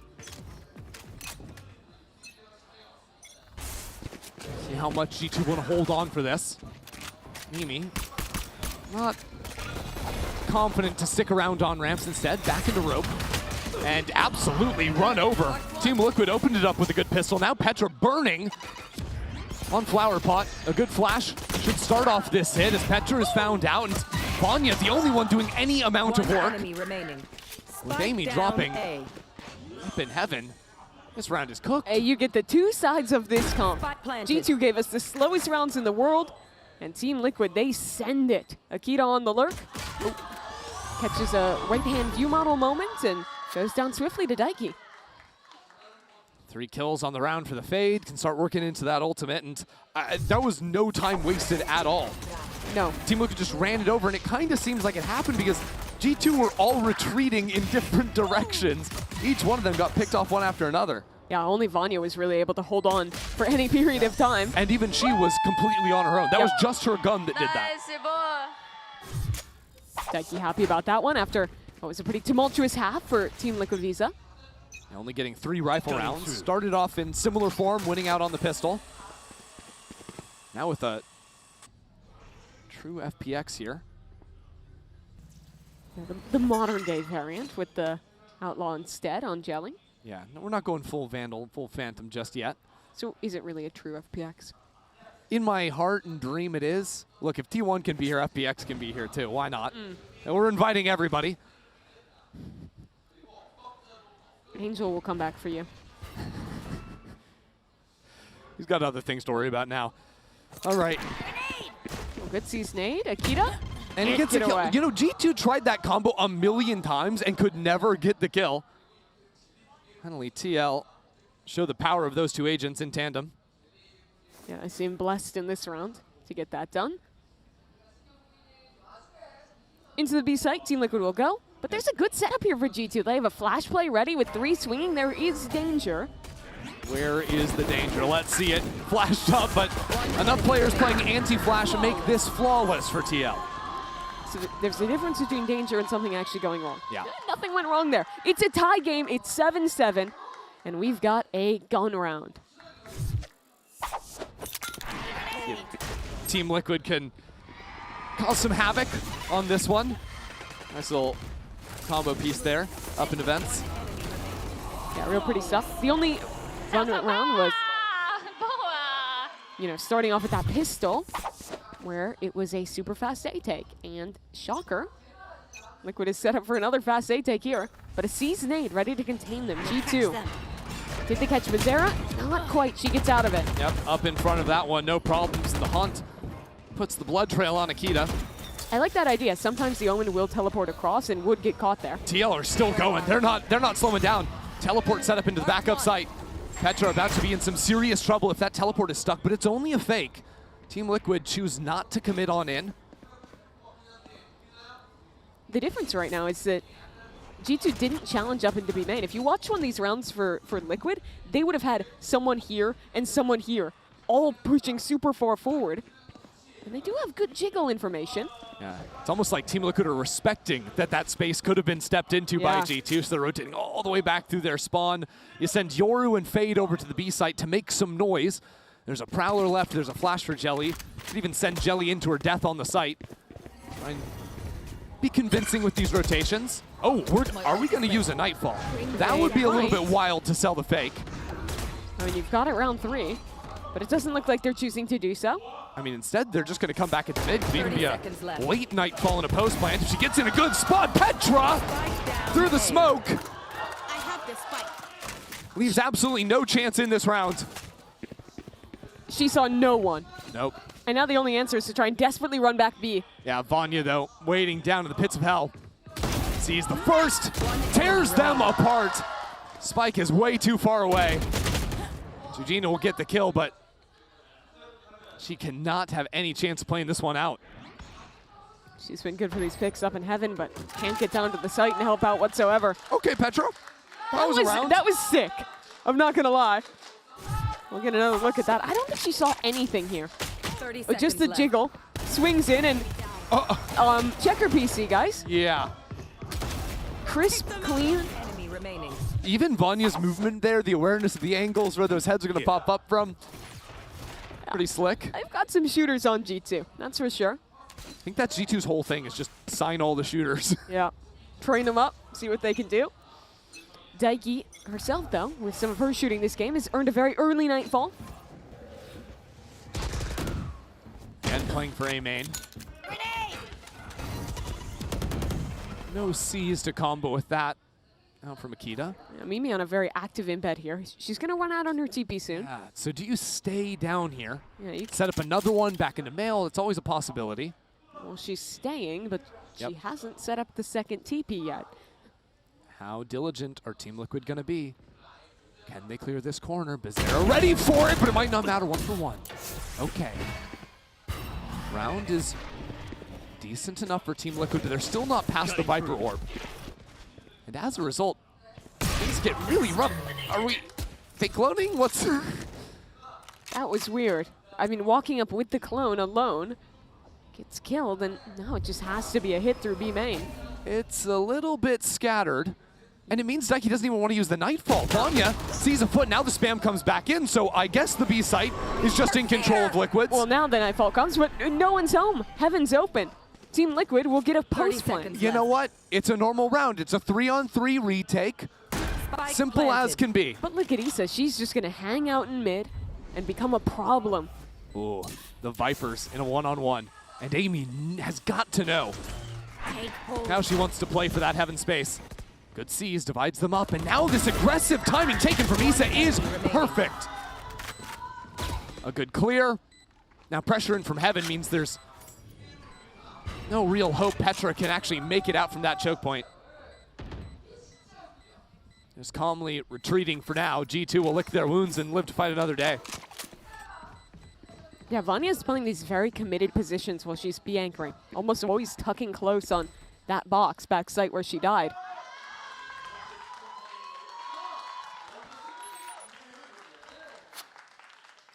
Liquid fans happy about that one. The game ties up again. And here, you can see back, Mimi in mid chose not to replace that TP. So ended up only 1 for 1. But it should have been impossible if not for that spam kill. Going back onto Vanya. I'd almost like to see her play a little bit more passive, play like the other side jump peek instead of committed in that corner. It's not a bad spot for an Astra, but once they know when you start getting spammed, it's scary. The reason she wants to, of course, is because you're playing against Yoru, and Sure. that's a great place to punish the TP. You'll see that coming in. Yeah, can instantly deal with that or just camp it for a kill. See if some flexibility comes in from Vanya. She's going to be no stranger to taking more aggro lines in B main either. So. And that was one of the biggest wins for Liquid in the first half, when they were challenging up into B main in the mid round, when they were holding people down mid. I think that G2 will want to mimic some of that, as they do take a timeout. And of course, G2 during this timeout, they're going to be coming in with the one rifle they saved over on Petra. She chose to actually chuck it over to her star duelist, the young gun Akita. See what she can get done in this round as G2 discuss their options not only in this round, but in the rest of the half after failing to find success here on the opening rifle round. Yep.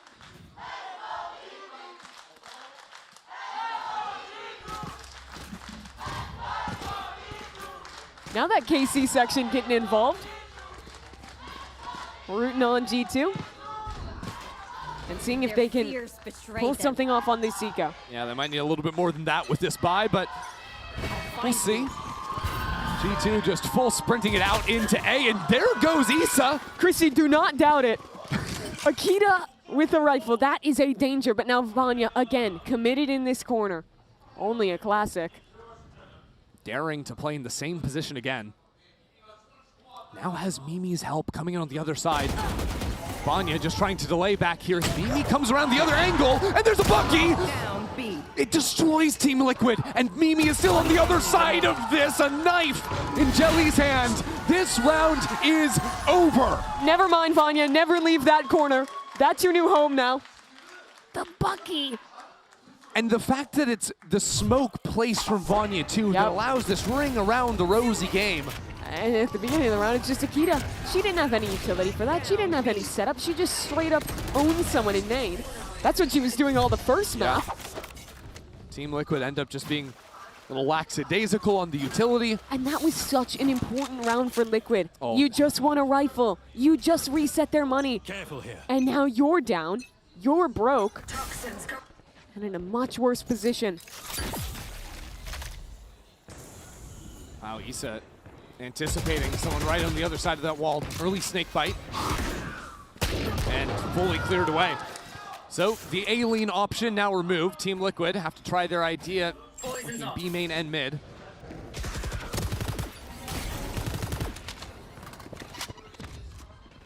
Bizarra, the same gun Akita had, trying to match what she did in the previous round, but not given that early opportunity. Oh, G2 are getting ready to re-clear B main. Akita. Oh, catches Jujina placing a star. And that's the showstopper earned. Perfect scenario for G2. And you can't go back into A because of this position Amy has. Mimi has full lockdown of A.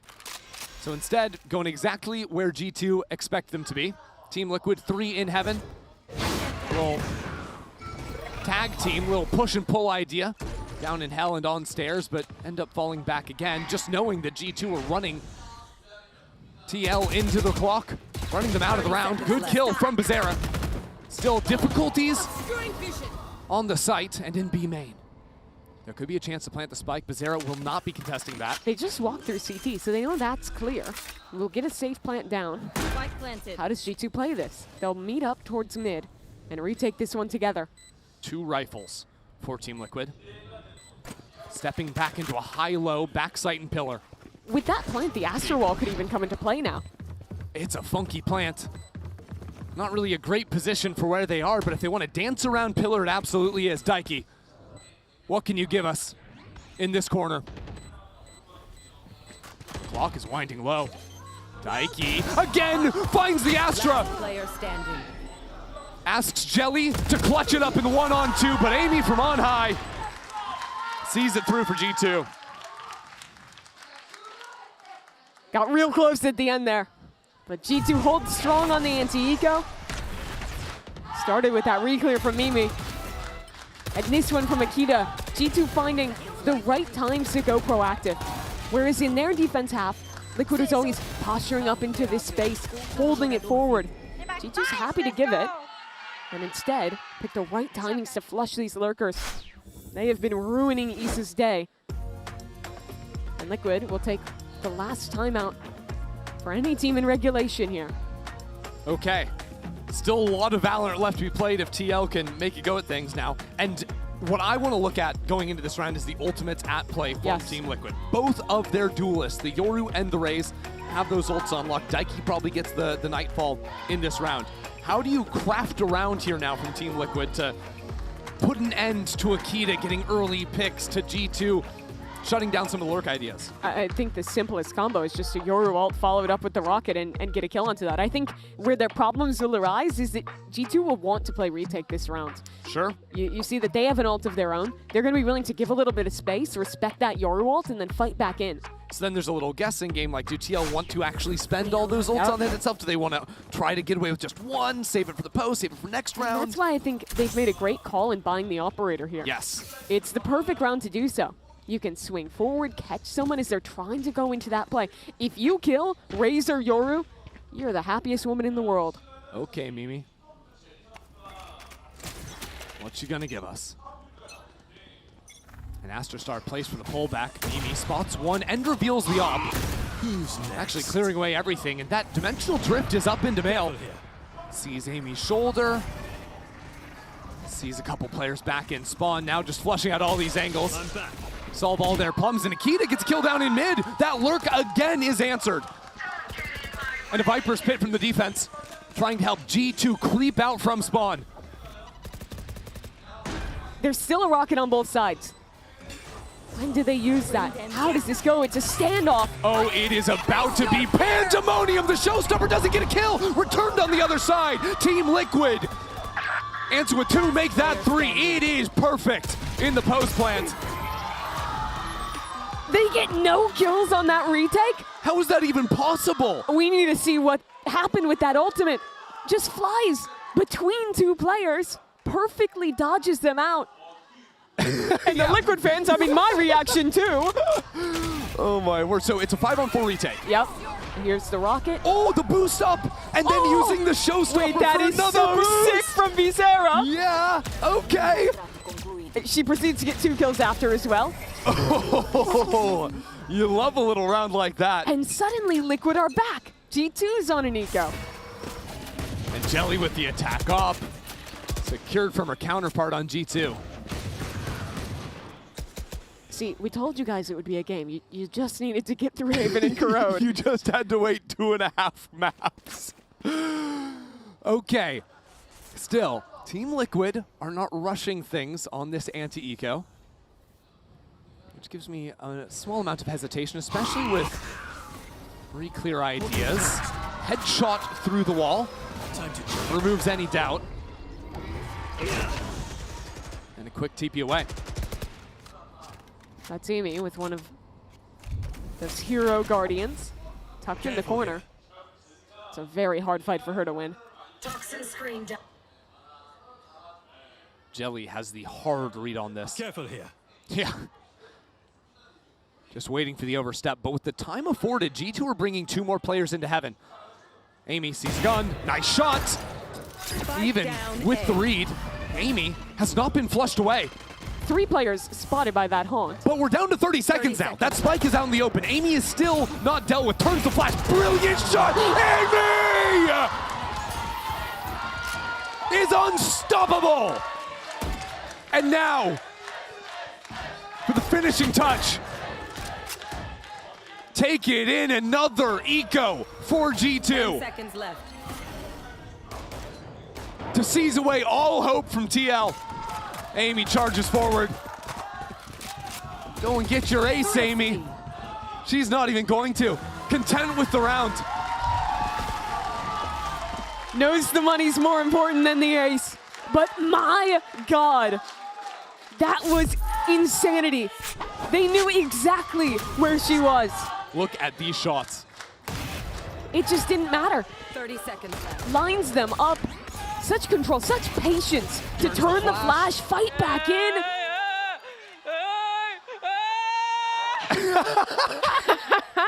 It's so good for And the that, Mastercard look Crypt at team. that timeline. It is back and forth, eco for eco, and G2 again in pole position.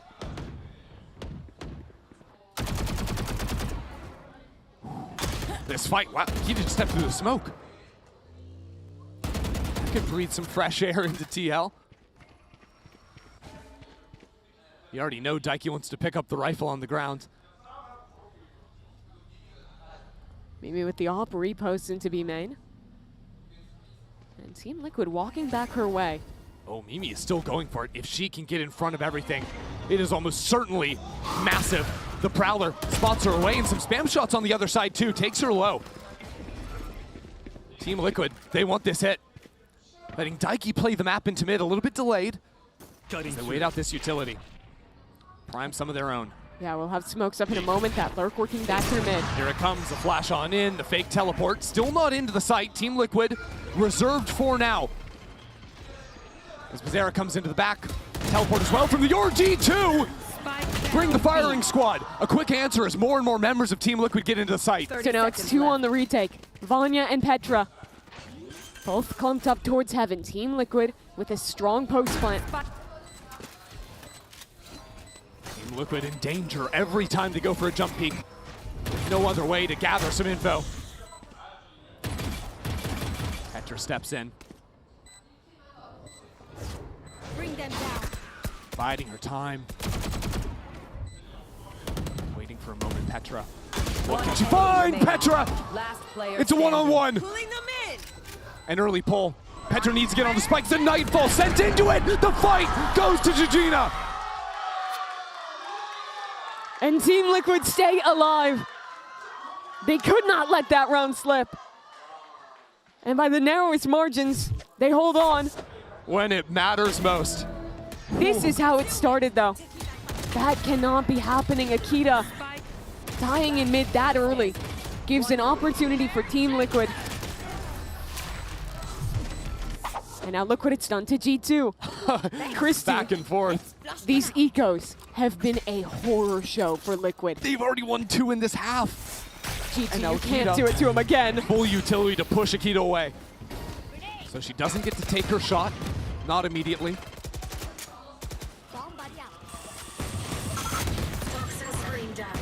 Using the boom bot to try and guide her spam.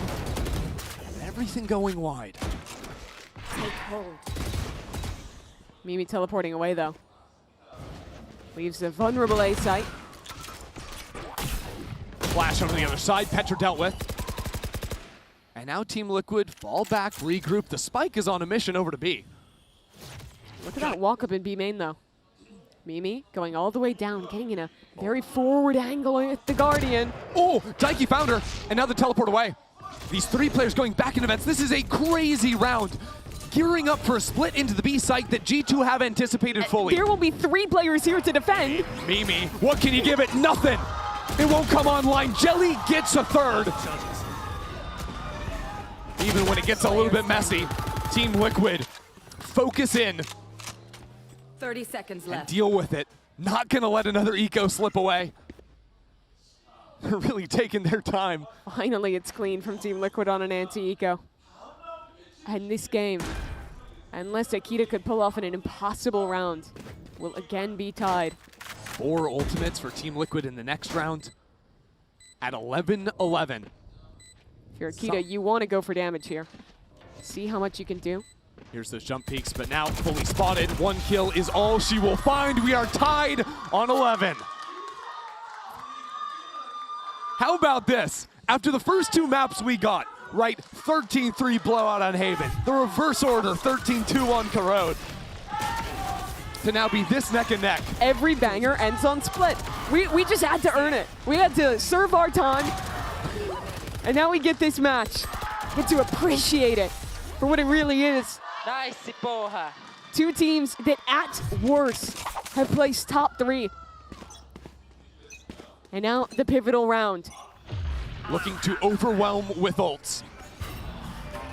Mimi was actually ulting through on the other side, so G2 ready for this A-pop. Already starting to rotate on over. A quick flank from Mimi as well. But Jelly now sees those 2 players into the site. It is a battle of speed. Nightfall to follow. Team Liquid strike first. Jelly back in screens. And Bizarra gets another. Team Liquid running through G2. This round doesn't even look close. We've seen the messy rounds. We've seen them get weird, but here it is simple. Planted. Team Liquid with the double duelist pulverize EMEA's #1 seed. And Team Liquid only needed the 2 ults to make that happen. They can run it back again. Bizarra gets the showstopper. The stars lining up for the Brazilian representative. And for G2, their hope of getting revenge starting to slip away. They've lost in back-to-back years to a Brazilian team in the lower final. Brazil has really been their kryptonite. Yeah, when Team Liquid made that run into the finals, we're 1 game away from lifting the trophy in Sao Paulo. It was actually G2 that beat them immediately, sent TL into that lower bracket, only for the rematch to be swung the other way. There's a difference between these teams. Well, G2 has attended every GCC. Mimi and Petra have always been a constant. Liquid missed out. They had a year where they had to watch from home. See these other teams compete in Berlin. See MIPR go on to beat G2. But now with a refreshed roster, an opportunity to close out yet again. So now you have to turn your attention to G2. Can they hold on? It's a scrappier buy, but they've earned rifles. 1 round is the ask for G2. Amy pops the pit. She has been stellar. 21 kills in the game so far. Now pushed backwards by early utility. At the same time, Mimi steps into main. That has been the win condition for G2. They have done a great job of punishing Issa's lurk. And who else but Mimi to step up and do it? But while Mimi gets that first kill, Team Liquid are coming back to deal with her. It is Mimi versus the world. A teleport to escape, but another kill could just mean the round for G2. The leader falls back, now a showstopper, looking for out of the sky! She takes the Raze's head off! Mimi wants it. She's ready to seize it herself. Now the fight into heaven. G2 are waiting for it. Another layer with the Keto on the side, but Jelly's seeing these shots on in. G2 just need the finishing blow. Send us into overtime. Georgina's been good in the clutch before. Praying for an opening. 30 seconds left. For some way forward. Mimi sees her now. Georgina saw her as well. Back for this fight. Unsuccessful. Now she's worried about the time. Oh, the fake plant. That's rough with utility coming down. She's got to plant the spike. She's got to get 3 kills. It's overwhelming. As here comes Mimi. Started the round off and finishes it too. We're heading to OT. The one constant of this team has been there for every iteration and pulls her team through. What a play to fight forward, to punish the look, and then that shot. The spray mid-air onto Bizarra. And now you think back to G2's attack. Akita, you can see what it means to her, her first GCC. Getting to keep this game going in the upper bracket. Starting to get a little louder in here too. You can feel the tension in the air. We said it almost jokingly at the start of this final map. That split could be the game that would be close. Now we find ourselves here in OT. Bring them down. G2 always play slow on this attack side. They've pulled some crazy late round pivots. They've hit some great timings onto that Yoru gate crash timing out from Jelly.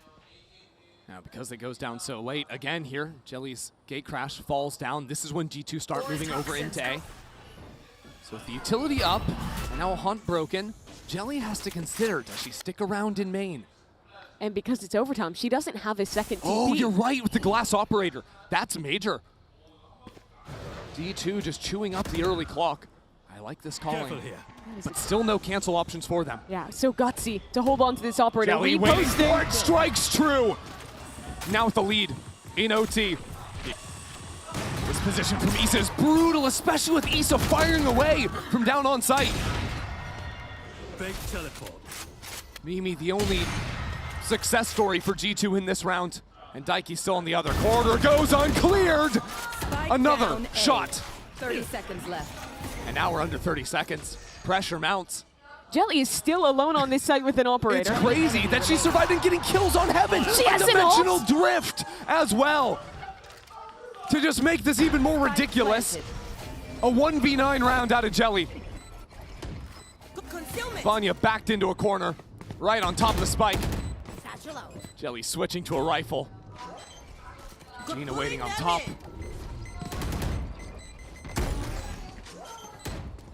Vanya surrounded on every angle. Team Liquid will take the first round of OT. You say Team Liquid, but it was really just Jelly. That is a dangerous call to make. In OT, you're giving up shields. You're giving up a second TP, a clone, every tool that makes Yoru so powerful. Jelly didn't even get to use a TP at the start, right? It was wasted on time, didn't get the first kill, but falling back into sight to hit those shots is crazy. Just unreal. That kill especially, swinging Heaven onto Mimi. And now G2. Nice! Boa, Jelly, amassou! Headphone warning. Yeah, facing down, you got it that done. Facing down a second match point. Whew. Well, the coaches each get one more timeout to dip into. Now that we've entered OT, G2 just need to solve things, need to win one round on defense. Liquid solution at the end of their attack half was some of these fast rounds. Yeah. Jelly and Bizarra pounding that A site. Got a lot done there. And it's worth noting that attack was the more successful side for Team Liquid. It was 7-5, it wasn't overwhelming in their favor. But that just adds a little bit more pressure to G2 to shut down one attack round here. One of the biggest things G2 have fallen back on is how good their anchors have been. Amy and Vanya are both having excellent maps. even against the incredible skill of these Brazilian duelists diving on them. They have held strong. When it was series point in round 24, it was Mimi who stepped up to the plate, who was the hero for G2. Now again, positioned on the right side of the map for this hit. Is it Petra this time? She's here too, that duo. Having to hold strong on A. Early utility, double satchel on ramp, turns the flash, Mimi is down. Raid boss out. So back-to-back rounds now, where it's TL with a numbers advantage. But generally, Liquid haven't had a second option. This time, they have players on the other side of the map. This fight on ramp could be big, the fight down mid as well. As both players lick their wounds, Akita. And now if you're Liquid, you have to go back, you re-clear this. Shoo Akita away, and leave that embed on ramp. Akita is still playing for this angle. Now with the Prowler in the mix, can't fight for it, but over on A, another shot for Amy. Scoreboard equalized. It has to be a B hit, but G2 know it. Look at these rotations. 3 players calling into it. It was nearly the full read. Even Petra was on the way. And now, from backside, we've seen Jujina strike from exactly in this position before. Sees nade combo. Spam onto Vanya. Holding her ground. She has to be the hero with Amy. Fire exchange, still close. As Akita comes into the site as well. Amy has gotten 3.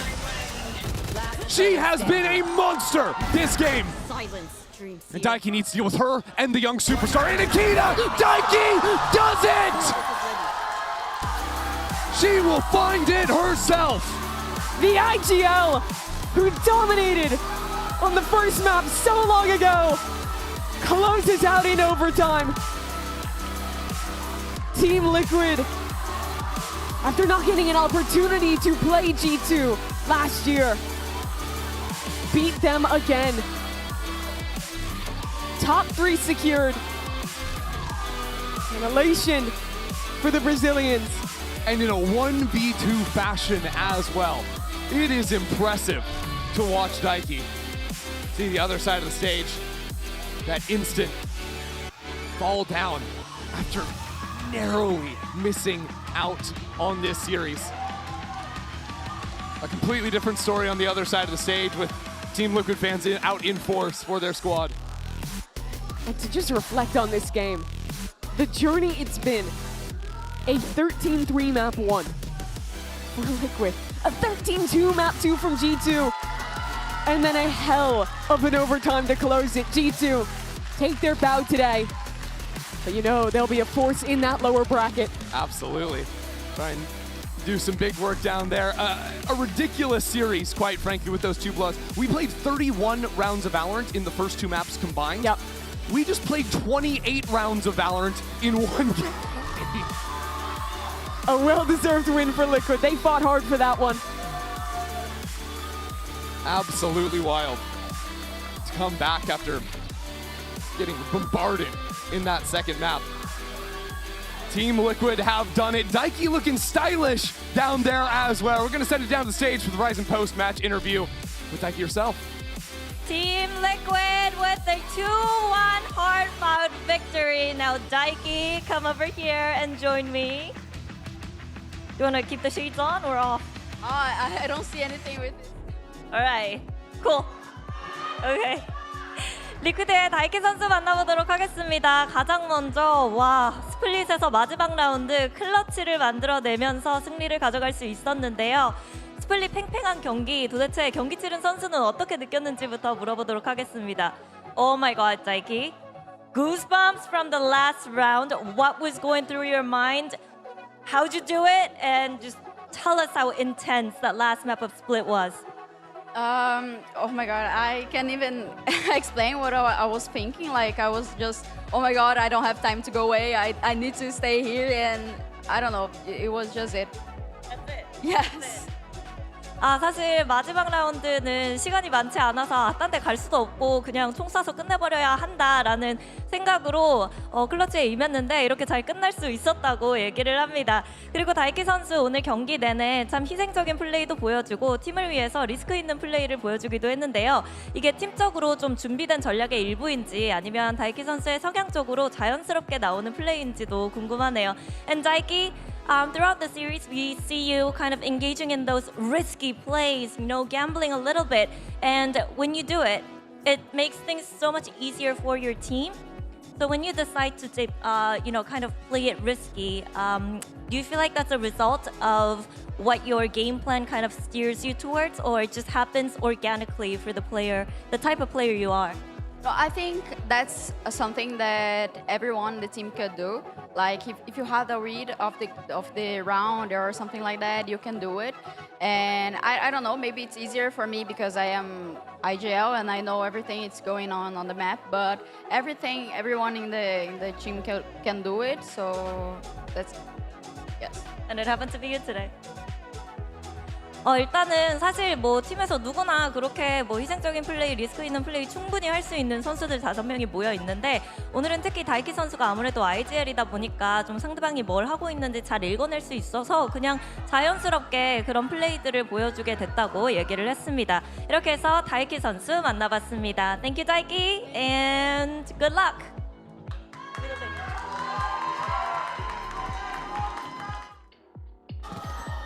Coming up massive, starting with that no-scope, resulting in 3 more. Now Vanya not really in the party. She couldn't find that timing to ever activate. So Team Liquid will take the rounds. No, no, no! The timing wasn't there!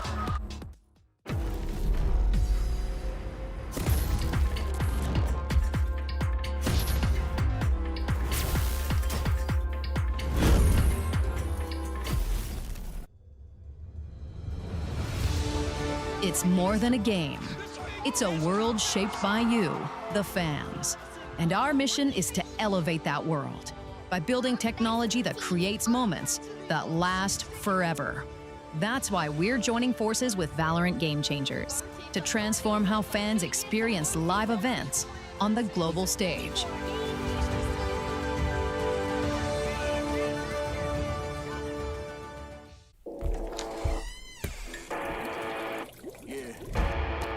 Let's go.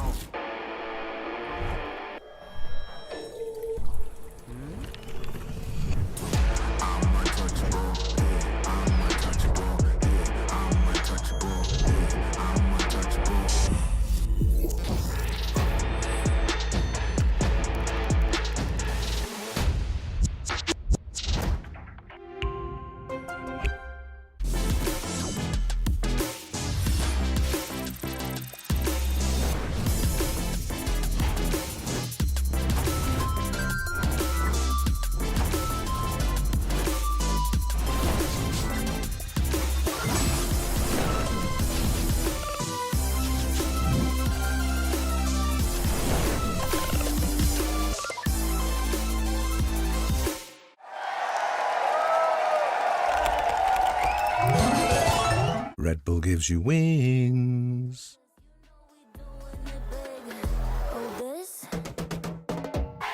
This is major.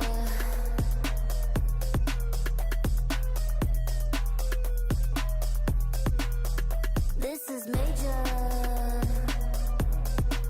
It's a game changer. This is major.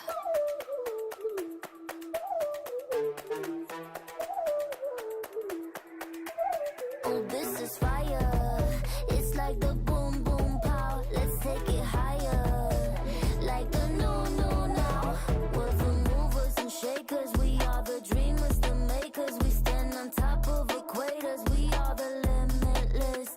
Got the future, no papers. We are the innovators. We have the focus like lasers. You know we doing it big. 'Cause this is major. This is major. We are the movers and shakers. We are the dreamers, the makers. This is major. Are you a real faker? A team player? A crusader? Yeah, here we come. Are you a game changer? Rule breaker? Dream maker? Show 'em how it's done. This is major. This is major.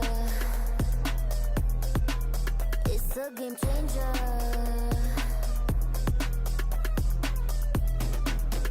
This is major.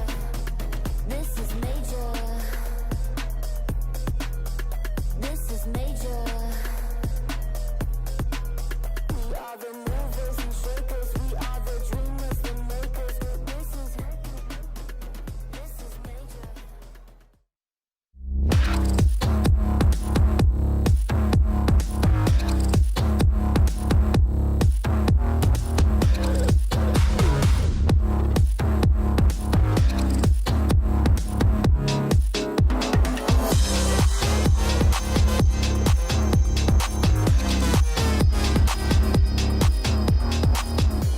Welcome back to day 6 of Game Changers Championship and our second upper bracket match of the day. We just saw Team Liquid take on G2 Gozen, and we were shocked by the end of that series. And just a quick reactions on what happened there before. Absolutely crazy. We go from stomp to overtime. Yes, all bangers end on split. The way that Daiki closed that map, I was like, oh, this is so close. The moment that I saw them two moving together in the Viper's pit, I was like, oh, she's so close.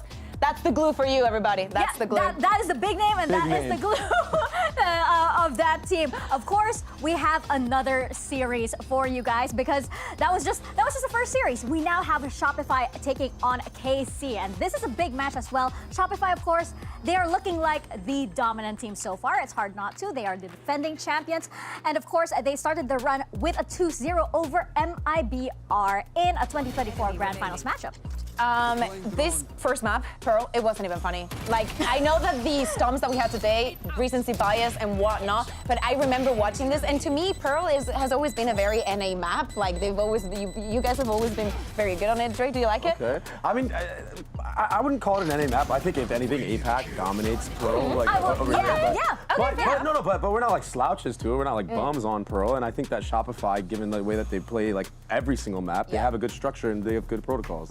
Doing that to MIBR, it was absolutely crazy. Things evened out on Corrode, but it was a crazy, scary prospect for the side of the Brazilian squad. And on the other side, if you are a Game Changers fan, you know of Shopify Rebellion. You are cheering for them. It doesn't matter what region you're coming from. You know what these girls are capable of. And it's good to see that the level that they've been showing for such a long time is still here. Sorry, I expected that series to be a lot closer than what it actually was. I thought we were gonna have like a giga banger matchup, and then all of a sudden Shopify comes out and does the 13-1, and I'm like, oh, this is done. Like, this is wraps. That's how they're feeling. Like, come on. Yeah, this MIBR, they're not pushovers, right? I would still have them as one of the strongest teams here in this tournament, but with Shopify Rebellion, how long they've been playing together, it's just hard to deny that chemistry. It's hard to deny that tenure coming into this tournament. And we want to hear more from the team, of course, so let's hear from Shopify's Dodo Nut, who spoke with Jen Lee just a little earlier. Dodo Nut. All right, thank you. All right, Dodo Nut. Now, last year, you were on the other side of the chessboard thinking, how can I beat SR, you know? Why are they so untouchable? And now, starting this year, you're one of the insider. So I think you have a clear answer to that question. So what is it that makes them so untouchable? A lot of people think it's like the mechanics and the strats that they have, but the answer is pretty simple. It's their mindset. Like, even though they're like a 2-time champion, they still play like they have something to prove, and they still grind every day like they haven't won anything yet. Stay hungry mindset. Okay. All right. Are you hungry? I'm kind of hungry, yeah. Go grab some donuts. Dodo Nut. Okay, thank you. Cringe. I thought she was gonna say then you should probably eat, and I would have died because that is the craziest pop culture reference. I would have absolutely died. Jen, Sorry, I'm a little Mika. bit hungry, just saying, just in case you want to grab something for me. But yeah, that was a wonderful answer from Dodo Nut. It's amazing to hear that despite all of the success that Shopify Rebellion has had, they approach every match as if they are not the defending champions, as if they are not like the favorites coming into this tournament. And it's so good that she recognizes that. Now that she is inside and she lives this from within, it's very clear to her that they don't act like they're superior, like they are the queens of even though they are, the queens of this tournament and of this competition. And I think that we can also see it throughout the year. They're always putting hurdles and they're always trying to be better and strive for more. And that is probably one of the reasons why they stay so consistent. We see so many teams like making changes here and there when it's necessary and whatnot. But for the side of Shopify Rebellion, it's not the case. Speaking of consistency, I think one of the most consistent players on Shopify Rebellion has to be Noya. Oh my goodness. This player, she is unstoppable. We saw her have clutch after clutch after clutch in this GCC return. So how do you stop somebody like Noya? Go, Dre. I don't know how you can stop a player that is in this state. I mean, just in that last match, winning 3 out of 6, 50% clutch win percentage. This run is insane. It's ridiculous. And yeah, and it's so consistent. That's the thing that sets her apart from everyone else. She's winning more than half of the clutches here at this event. In stage 2, she had like a 27% or 22%, something like that, clutch percentage throughout that entire stage. And it's just so important when you can swing rounds like this. It gives you full momentum for your team. And if you look at the champs run that NRG had, Scuba was basically doing stuff like this. And that's how you win championships. That's why Noya is a champion already. Sometimes the rounds are going to become close, and even on the 3v1s, you cannot count her out. It is amazing because we could say this about a lot of players, but the numbers from Noya just do not make sense. 62 clutch scenarios. And she gets 17 of them. That is. My goodness. There's just something else. When you have players that are born for roles like this, and she is just so good in this, in these kind of scenarios. Sometimes it's instinctual. You can't teach things like this. No, absolutely not. And of course, we also have Dodonut, who put up such a solid performance in her first match. And Carmen Course, I guess, this matchup that we have here is something that we have to put our eyes on, because this, I feel like, is gonna make or break as well this upcoming series. Yeah, Alkia had one of the most dominant jet performances I think I've seen a player have in quite some time. I mean, you talk about like OSPOS numbers out here, and just insanity. And I feel like Dodonut is a player that kind of takes a little bit to like get into that zone to like kind of play at a really high level. But I think as the series goes on, Dodonut gets better. I think that we also need more showings, right? We've only seen these teams playing once. This is definitely a head-to-head that we are going to be looking at today. Is this something that you can replicate? Yes, Alkia, in those clutches. I also think that the situations that the teams create for their duelists are different. Like we see a KC that is extremely aggressive for many positions that they're playing. And I see a Shopify Rebellion that is extremely resourceful in the way that they work this space on the map. So, of course, the opportunities are not going to be the same and the situations are not, but it's so good that we're going to see this clash. Yeah, I know. I'm super excited. In their previous matchup at KC versus Zipto, obviously I was on the side of Zipto. Alkia scared me. Farm. Yeah, Alkia scared me so much. I went up to her after that match and I was like, you basically had me like rolling on the floor in that match. But because she was just so good there. But can she pull off the same kind of tactics against Shopify Rebellion?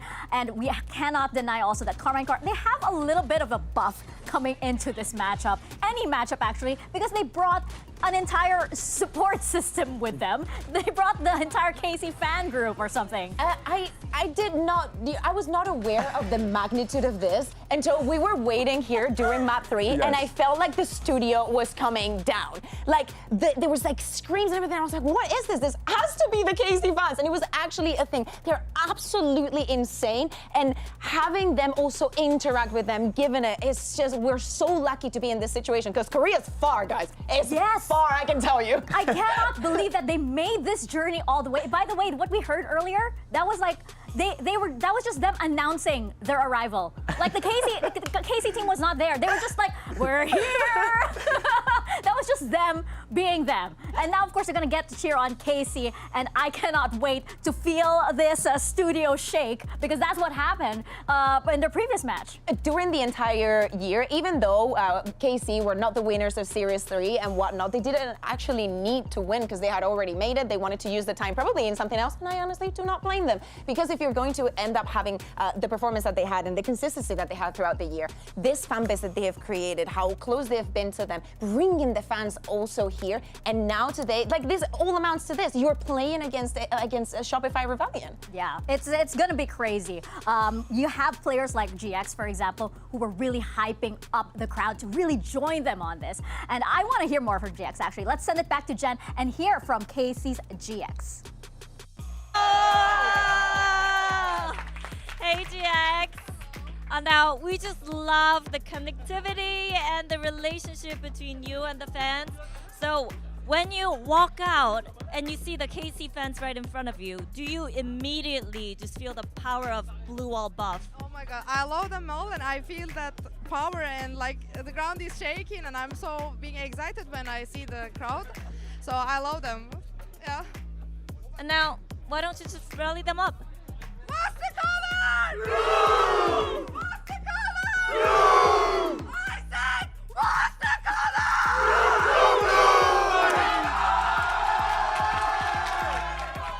Yo. Oh my God, how Wow. can you not get riled up with that? Oh, she is so good. She was doing that, by the way, in the match versus Zipto as well. She was really telling the crowd to get up, and they did. That's amazing. It's such a good feeling to have as a player too, like knowing that the crowd is behind you, and like honestly, like the teams that you're playing against. You know how that is. I remember your first match. I was just watching, being like, I'm just supporting my boy, and everybody was like, it's actually the best. And for the other team that you're playing against, like when it does get down to the wire and it's like those close rounds, all of a sudden that doubt creeps into their heads, and they're feeling the pressure from that crowd. Yeah, you can say as much as you want of like, block it out, but it does I don't get think to you you, can block out right? I don't think you can block out We KC can't fans. block out It's an entire KC. wall. I don't think they're on it. Very They're on top of it. Speaking of blocking out everything, it's hard to block them out because KC also plays so aggressively. They say that the best defense is a good offense, but KC, they really, really take that to heart. They are so aggressive. Yeah, especially from the defense, of course. We see a lot of these micro plays. Yes, you can see it at the beginning of the rounds. It takes some lobbies, and you will see it from most of the teams every now and then. But KC always takes it to the next level, always finds a gap and wants to take advantage of that. And I think that when we're speaking about a player like GX, first of all, I am extremely biased towards her the entire year, and especially now the split is back. Watch out. Hear my words. But as I was saying, throughout the entirety of the year, to me, she's such a big part of the identity that makes this kind of aggression work. Not every team can do it, and especially when the pressure gets to you. Sometimes this goes in the bad direction because it can put you in a position where you make very bad decisions, but Casey always bounced back from every single one of them. No, that's absolutely right. I was in the crowd and I feel it. I feel her really rally her team together. She had such a strong debut. She was constantly hyping up both the crowd and her team. And you mentioned, Baby Bay, how a player like this can really do something against the opposing team, especially when you need that mental, that extra kind of energy for your team to clutch out the win. Yeah. Players that are able to like absorb like the energy of the moment and the crowd tend to just go off in these high pressure situations, and they'll make the clutch play. They're not afraid to go out of the way and take a 1v3 even. Yeah, to me, seeing these images, like, I enjoyed it so much. I think it's so healthy for the game, so healthy for the fans to live this experience the way that it is. It's not only from the defense. I love the way that she always finds the gap to be inserted somewhere in the map or just go on a lurk when it's on the attack. She always finds a way to be extremely annoying. Like, she gets in your head. And we were really hyping up the KC players, but the big question again is, can they do this versus Shopify Rebellion? That's another thing. They did it against Zipto. Shopify Rebellion is an entirely other animal altogether. So it is time to send it down to the stage and bring out Shopify Rebellion Gold and Carmine Core for our second match of the day.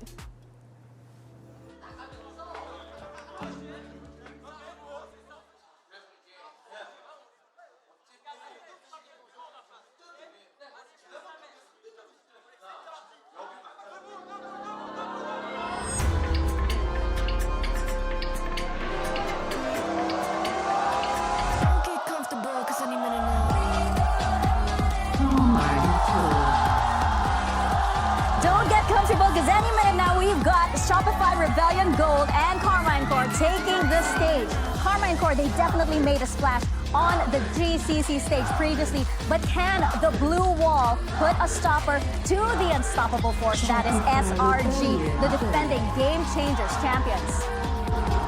I don't know what to expect. I don't know if you're going to be able to play that same aggressive playstyle like it's a team that is so protocol heavy like Shopify. But I mean, if you're able to do it here, you do have a solid chance of taking this all the way to the final. This is where we need to see the layers coming in from KC. We know what you can do with that aggression. We know what you can do from the defense. You know what to expect also from the side of Shopify Rebellion. They will have an answer to that. They will be expecting that. Before we get into our map veto, did you hear that, by the way? Those were boos for SRG. There was a big woo as Shopify Rebellion walked out. Oh, that is so scary. We're seeing our map veto right now that we're getting Abyss, Haven, and potentially Sunset. What are your thoughts on this? Thoughts on this? Well, for KC, it's a match made in heaven. They love banning that Pearl, and after what we saw the other day, this is absolutely perfect for them. Shopify really decide not to go to that bind still. For KC, it's a bit obvious. They did it the other day there on the Abyss. And of course, Shopify decides to start on the attack. They want to see that aggression if it's going to be coming right off the bat. For the side of Shopify Rebellion, pick in Haven.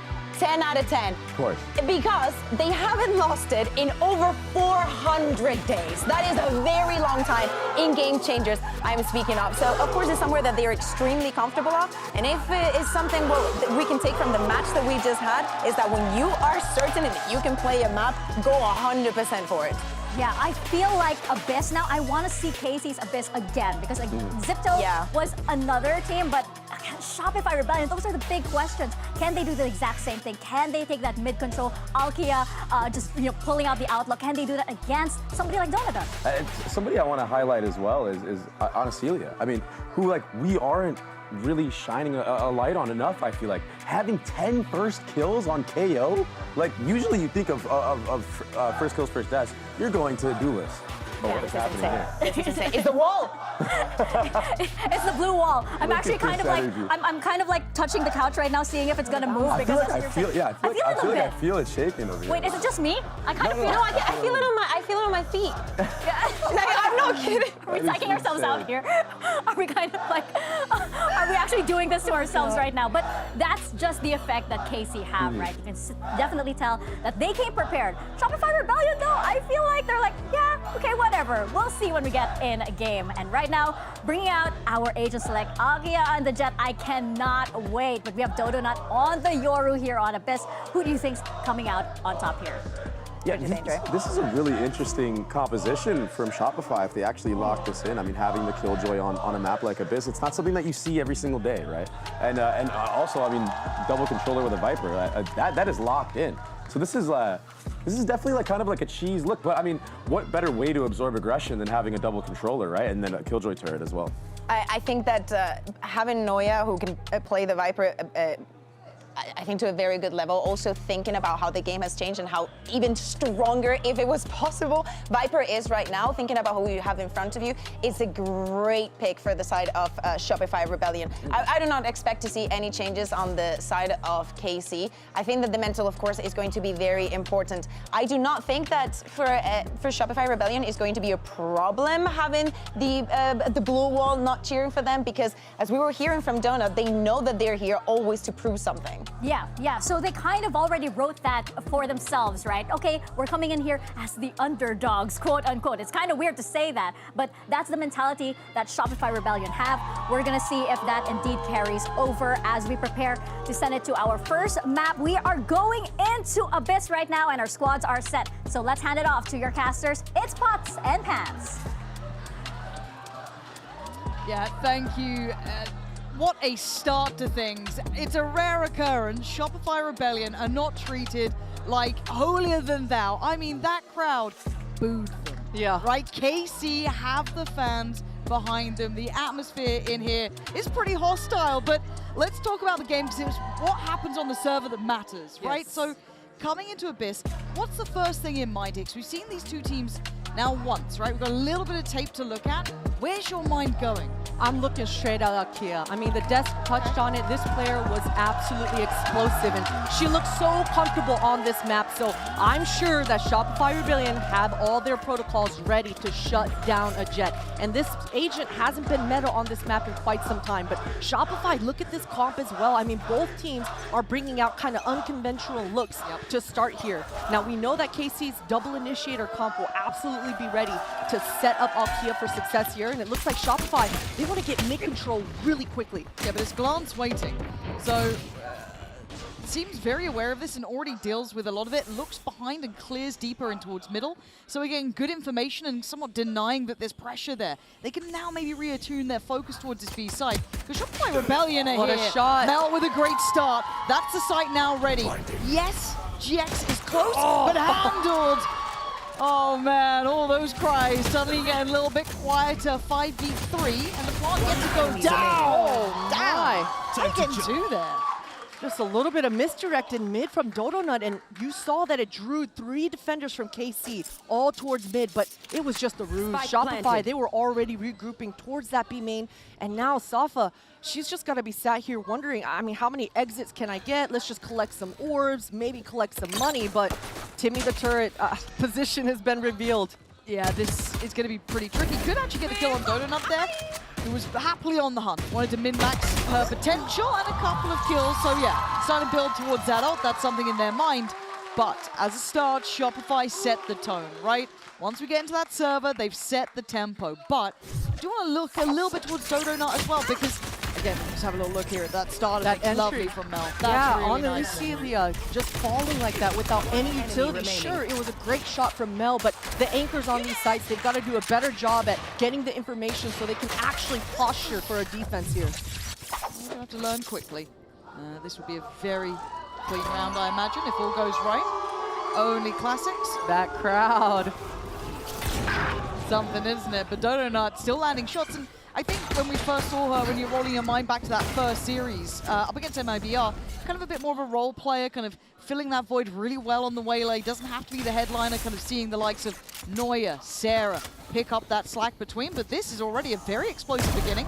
Uh-oh. Nice, but well traded. Not letting this get too threatening. Listen, Lauren, these anti-ecos always get my heart going, but well handled for surely. Spike And planted. Dodonut, she's low, but she's going to be okay with it. Now, I expect SRG to go through and try to collect these eco kills. As soon as you can get that Your Ultimate online, you can really set the pace, set the tone. So I expect Dodonut to perhaps drop that Outlaw over to Alexis and go hunting for more here.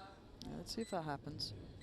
Actually looks like Alexis is already creeping up middle as well, looking to box them in potentially. She wants her own orbs. It might be a give it up. Yeah, fair play. Probably the right shout. Last player standing. And yeah, gonna opt to just dip away from this clean stuff from Shopify, making it through with minimal threat. Yes, there was a kill on the site, but quick trade, not letting that spiral out of control. Yeah, and we're going to have to see how Carmine Corps approach this round, because on the pistol round, you saw this Viper wall, Noya getting up close and personal and already gaining all that ground because of that deep wall with just a little bit of misdirected mid. So for KC, they're going to be looking for information. They've got double initiators on the extremities. KO needs to use that knife to let them know, especially on this bonus round, where SRG want to start. Generally speaking, these rounds, they end and start really fast. Looking for that info early. Again, intention displayed towards middle coming out from Shopify. Dodonut willing to posture up a bit, take some space, put a couple of bullets down, and working behind the utility so far. So limited information for KC, but they're just kind of playing this one out. But they have lost a great deal of it. There's that knife, and actually pretty good. Going to keep Dodonut present on this, but no further pressure. It's Neuer slipping up deeper, and a barrel shown, and of course she's going to find it. That got a little sketchy. Glance does get the kill, but by now it's already leaning over towards that B-side take. Very similarly to the pistol, it's just a ruse. They're drawing out all the defenders to be distracted towards mid, but look at the space that Dodonut's able to get. Mel falling on the back lines, that's going to make this post plan a lot more difficult, but they should be able to get the spike down here. Yeah, again, it is just a bonus, right? So you have to recorrect mentality, but a decent amount of weapons remaining that could be an issue. Looking for light shields, almost none to be found. That's fine, that's good actually. Keeps that Outlaw from being able to run havoc. Eyes on Sarah though, this Bulldog being played in from the attention on site, but doesn't quite get the shot. Swung on, glances there, and KC building back in with 4 alive. Dodonut can do nothing. KC for standing and first on the board, giving that crowd a reason to chant. Clean, clean, and that's exactly what you want if you're on the defense side of Carmine Corps, especially considering how that pistol round went. You gotta love this KO suppress coming through, that mid-round information that they found, completely stopping any sort of plan that SRG had going. But I did really appreciate the look coming through. You saw the Q orb coming through from the Viper on Noya's side, completely blocking off that line. And because you lose HP, you get decayed if you go into it. It really allows the attackers to get up close and personal before you're able to even find any information. So well handled coming out here from KC. And I'm starting to wonder, though, if Shopify just fall back into that, I don't want to say trap, but that look of, okay, we'll go everywhere else on the kind of first couple of rounds, but once we get into the buys, it's going to be that A spam over and over again. But deep positioning, and actually it was well read to an extent, but Casey still draw blood first. Alki is going to find Mel, and that removes a lot of the potential for those later round calls to come in here. Smoke's now gone. It does, but you know, the attackers will always favor a one-for-one trade, and that Omen blind, that paranoia, it comes out so slow, so really well handled for Alexis. Got the pre-warning that that sort of early round aggression was on the way, and now SRG, they just want to cut noise, and they need to capitalize off Noya's Q or blocking the lines in mid here. Yeah, I'm looking at Alkia, though, potentially able to swing into this. Wonder how much information she might get as well. Very minimal steps heard at this point, if anything. So you can see it's that almost full reset, right? Top of the ult, that's going to be Dodonut looking for information and taking a lot of space towards A. That's only going to be one player spotted, but Alkia's position still valuable for one. It's all now going to be seen. It's this crunch towards A. One player back of the site is GX. Potential to do work. Gives away position, pop, flash, slips away. This is nice, but can't do better for Dodonut, who has been up in lights so far. Such impressive impact, and now into the post plant. This looks solid for Shopify. That Yoru kit doing work to get into the site. Now, 3 versus 2 post plant. They are in optimal positions here.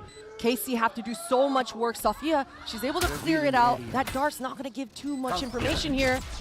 Yoru's just able to TP away. There it is, right? It's kind of those layers to this. It's going to be really hard for Casey to now dig those final 3 out of here. He's still got the turret to get through. The smoke's in play. Owl drone layered in. Could get the tag if needed. Uh-oh. I like the idea, but it's not going to work out. Shopify reset incredibly well. That initial contact, Alexis, brilliant to get that pick right back in, and then that re-hit towards A. And you mentioned it, Lauren. In the beginning of the round, it was a great read from KC. I like the proactivity. They knew that SRG, they wanted this A-main orb, they wanted to contest, but either way, SRG, they're able to just slow things down, and this is where they shine. That experience coming through from Noya, from Mel, the long-standing members, they love it when they're able to mid-round and play mind games with their opponents. So for KC, they've got one more healthy buy before a huge reset comes out in this first half. And it's a similar start right there. They've got the same implications. Very different look in the fact it's just Noya on his solo mission. Previously, we've seen Dodonut here. Now, so confident. Knife comes in, but Noya's happy on this. Sticks around further. No other support in middle behind her either. She's in a real predicament. Flash was fantastic. Clears middle, but it's a sight hit towards B. Dodonut again. The tip of the spear is sharp today. She is doing serious work for this team. And again, you look at Glance, already having to respect this. Can't really step through towards site by any means. Yeah, already had to use that recon for some sort of stopping power to try to tee up Safia, but that's just going to delay things in this retake, especially after that peak. Alexis, normally the unsung hero in this team, right? Feels any role. She is just going for it. And why not send a message? Drop the bodies. GX, it's time to back away, but I gotta look at this team, right? Because again, Shopify, this rebuild with Dodonut, it looks like it's working, and we're seeing all of the stars starting to shine. Dodonut on these entries has been great. Noya has been clutching up so often. Those stats were ridiculous leading to this moment. Again, Sarah in this new meta looks exceptional. And I mean, Mel is the brain of the bunch. We don't need to sing her praises. The glazing is unreal. But for Alexis to have a little time in the sun is great to see. She's a player who doesn't often get the credit I think she deserves sometimes. And you're seeing a really straightforward game plan coming out from SRG as well, right? We've seen multiple 4-1s coming through that round. I mean, SRG knows that they are in Casey's head. They only send Noya to kind of be that distraction in mid, early break down that vent. And that 4-1, 4 groups towards that B main once again. Sure, Noya goes down, but that's the early information. And this immediate reaction coming out from Dodonut and Alexis, comboed with that Sova Hunter's Fury. It's just a beautiful thing. Man, Alexis is just on fire. So forcing an early timeout from KC, because I feel like they've been trying to be forceful in their approaches. They've been trying to take those, again, that A main fight, I didn't even mind the idea of it, but I feel like they haven't quite got a grip on what the plan is. These 4-1 splits, these attention drawers towards middle, they haven't quite got that read they want to. So timeout comes in. The purchase isn't going to be pretty here either, though, so it's going to be hard to maybe implement some of those lessons after this timeout. For sure. If I'm Casey's coach right now, I'm letting them know, hey, let's not even force here. We need to get that operator on the board online ASAP. Get it into Alkia's hands, and we need a pocket KO. Earlier on, we saw that proactive aggression coming out with an Omen blind. This time around, I'd love to see the beauty of the KO pop flashes. It's the most powerful flash we have in this game. Get some range on yourself, and reactionary flash, right? Find out where SRG want to take control from and set up a trap in the mid-round. So we'll see if KC have something like that planned. You see that shorty in Alkia's hands. That gives you the idea she wants to get up close and personal this round. All right. A little something. So far, silence at the start. We saw previous to now Casey happy to go for a deeper fight towards A. That slow paranoia coming through. This time, no early contact, no early information. And it's a similar scene though for Shopify. They don't know if there's pressure on the other side. It's going to be one of those sort of half-buy rounds. You never know if there's some weird stuff going on. So simplistic from Shopify so far, hyper-focused towards the A side. I like this hero rifle in the hands of GX. You can see 2 members of KC close by. They want to flood onto this site. Big knife. Onto their anchor. Gotta know now. Maybe still a little bit worried that there could be an additional player, but a pop play from GX breaking the ankles of Donut on the swing there. Now looking for the follow-up. You can see KC piling in. They want a brawl, but it's Alexis again, still standing. Mel dealing with the wave, crashing towards the site. Just 1 left alive, and Shopify equipped, it feels like every single time. And this is a hard way back through. Alexis just holding the space on the back of the site. The other 2 playing a little bit safer in the post plant. There's not much to be done here. Safia, a very tough predicament. She's even got to wait out this Q. Just going to decay her down. Almost gets the timing, but Alexis able to just secure that one. And things did get dicey because KC had a strong game plan going into this low buy round, but SRG were always ready for it. That Pong to the ping to the Pong. Mel was always anti-flash, and these were the protocols that we mentioned coming into this series that for KC's side, they're not going to have as easy of a time. Shopify have been refining and working on these protocols all year long. And look how clean Alexis is making that kill look. Oh, man. Okay, couple of big ults in play for KC. This is a huge round for them. You got 3 impactful. They're trying to fake this mid control. Oh, but that's a huge pick off of Noya. Now KC know that it was just a ruse. Yeah, these 4-1s starting to become a little bit, I guess, readable at this point. Alkia not being afraid to let a couple of those bullets fly. Covering it. Posturing up, but 4 players now here. They've got ults to play with if they want this, but Donut finding GX super early. I think that, I don't know if that was just blind or above the site. Alexis!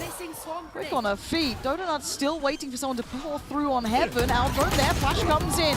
Finding 2 though! How did Sarah fall at the same time? Alexis tries to be called upon, but it's all on Mel. A 1v2 needed. Safia not even gonna let that start.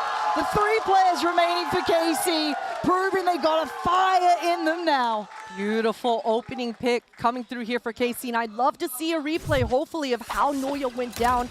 I think it was off of a pop flash play, or GX just outgunning her 1v1, but either way, that gave everything that KC needed into this round. You saw that early flood come through, and I love that they're going on to that win condition that we saw on that low buy. Right after that pause, the ride or die coming through for the defenses, following through strong here. Yeah, and only using one of those ults as well is kind of big, right? You can snowball off this now. Glance investing hers, that's fine. Still 4 to play with, still got that operator in play. Now time for adaptation back from Shopify, right? You've heard that operator, you know what they're up to. I'm seeing an operator out for Donut as well, and GX trying to do the same thing. Again? I mean, that was ambitious to go back for seconds, and it's not just 1 this time on the other side. Sarah's got support. Almost getting away with murder again, though. I mean, Sarah, that was quite the flick, and SRG are going to be happy with that. For KC, they need to find an equalizer. Alkia, unfortunately, just procs her dash, but either way, she still has the knives in her pocket. Definitely expecting some sort of re-aggress, and you're seeing it here from Ansulia, but what a shot from Dodo Nut. mean, that's huge. Yeah, that's a problem. Because look where the other 3 players for KC are, even with this buy, even with the ults. Very hard to be in the right place, and it's still being faked out. Sarah's still trying to keep them dedicated here. Don't know how much information she got, if she even saw one, but still, they've got the right call. Absolutely. Mel is just calling a masterclass right now. Getting full map control, being thorough as ever. And you can just leave Alexis in these sort of deeper positions, get what you can, do some damage, control the map. There it is, but cleared. Safia going to give them a shot forward, but how far do they even hunt on this? That operator is such a prized possession. Absolutely. That's a little early from Alexis, giving Casey a little bit of a second thought about whether they want to re-go for this, but that Viper's Pit sound cue is really, yeah, that's going to solidify things. And either way, KC, we're never really going to go for this. This is a great time for this team on the defense to sit back and kind of recollect themselves in a round like this, though. I mean, these last few rounds have been high pace, high pressure, and the win cons that KC went over in their last pods were spot on. Yeah. So I'd love to see the side of KC kind of recollecting themselves here. They got that opportunity, right? No one's really hunting that close. They've had a couple of seconds just to talk it through, get that mindset right, get locked in on this, find a solution. Now, easier said than done, don't get me wrong. But it feels like that mid-round aggression, there was a window of chance where you could already that with Sarah just like flicking back around. That felt almost unlucky, but again, Dodo not finding that, creating the space then to just springboard towards A. Big information, they worked with it well. I don't really see an easy answer, right? I don't know what the solution is. I mean, they've still got a purchase here to play with. They still have those 3 ults. I just need another round. They've only got 2, and it feels like those 2 have been pretty far apart by this point. Yeah, and I think KC's on the same wavelengths as you, even repeating the same strat that they did 2 times in a row. So I'm glad to see that KC are changing things up. Early dash proc once again from Alkia, even though the drone doesn't see anything. She's gonna want that dash a little bit later in the mid-round. Unfortunately, not rewarded with an opening kill either, and that operator being spotted at A main is so much information for SRG. You can see the spike already moving in T-spawn, shifting towards that B site. Yeah, very much being dragged over there. And it's the right read. And with Neuer's position, this gets a little bit harder. They've got that 3-man play towards middle though to try and crunch this, but Alexis cracks open the site. And then the follow-up as well. It's like watching dominoes fall into place. Good reads, good calling, and great site approaches. That's the only answer back we've seen so far. And once again, it becomes that poison chalice almost for Alkia with that operator. But you still want to save it. You still want to have it going forward. You're probably going to call the save already. Yeah, the poke and prod from SRG is so fantastic. The op protocol is coming into place as soon as that information comes through. SRG are not going to leave any chances up for grabs here. Not going to let Alkia heat up in any way, shape, or form. And this was a player in their opening match that we talked about how loose and free and flow statey we saw this Jet getting into. But these protocols from SRG are just not giving Alkia any chances. And I'm glad you highlight that because, look, the first time we saw KC up against Zipto on Abyss, Alkia looked fantastic, right? It was something that was enjoyable to witness, but a totally different beast when you're playing Shopify. Absolutely, absolutely. And that's definitely one of the reasons why this Jet has kind of gotten out of flavor on this map, right? The Yoru definitely has been that sexy flavor for the past 6 months, and for good reason, right? The Yoru is able to really reset so easily, going from the other side of the map in just a split second. So that sort of mobility, it's really hard to replace. So for Alkia, she needs information from the rest of her teammates to be able to arrive to where the attackers are. Yeah, this is going to get tougher because it does feel like they're starting to hit a bit of a brick wall here. And Shopify haven't seemed lost for an answer by any means. They found solutions on the fly. They dealt with that operator well. Do they get to do it again?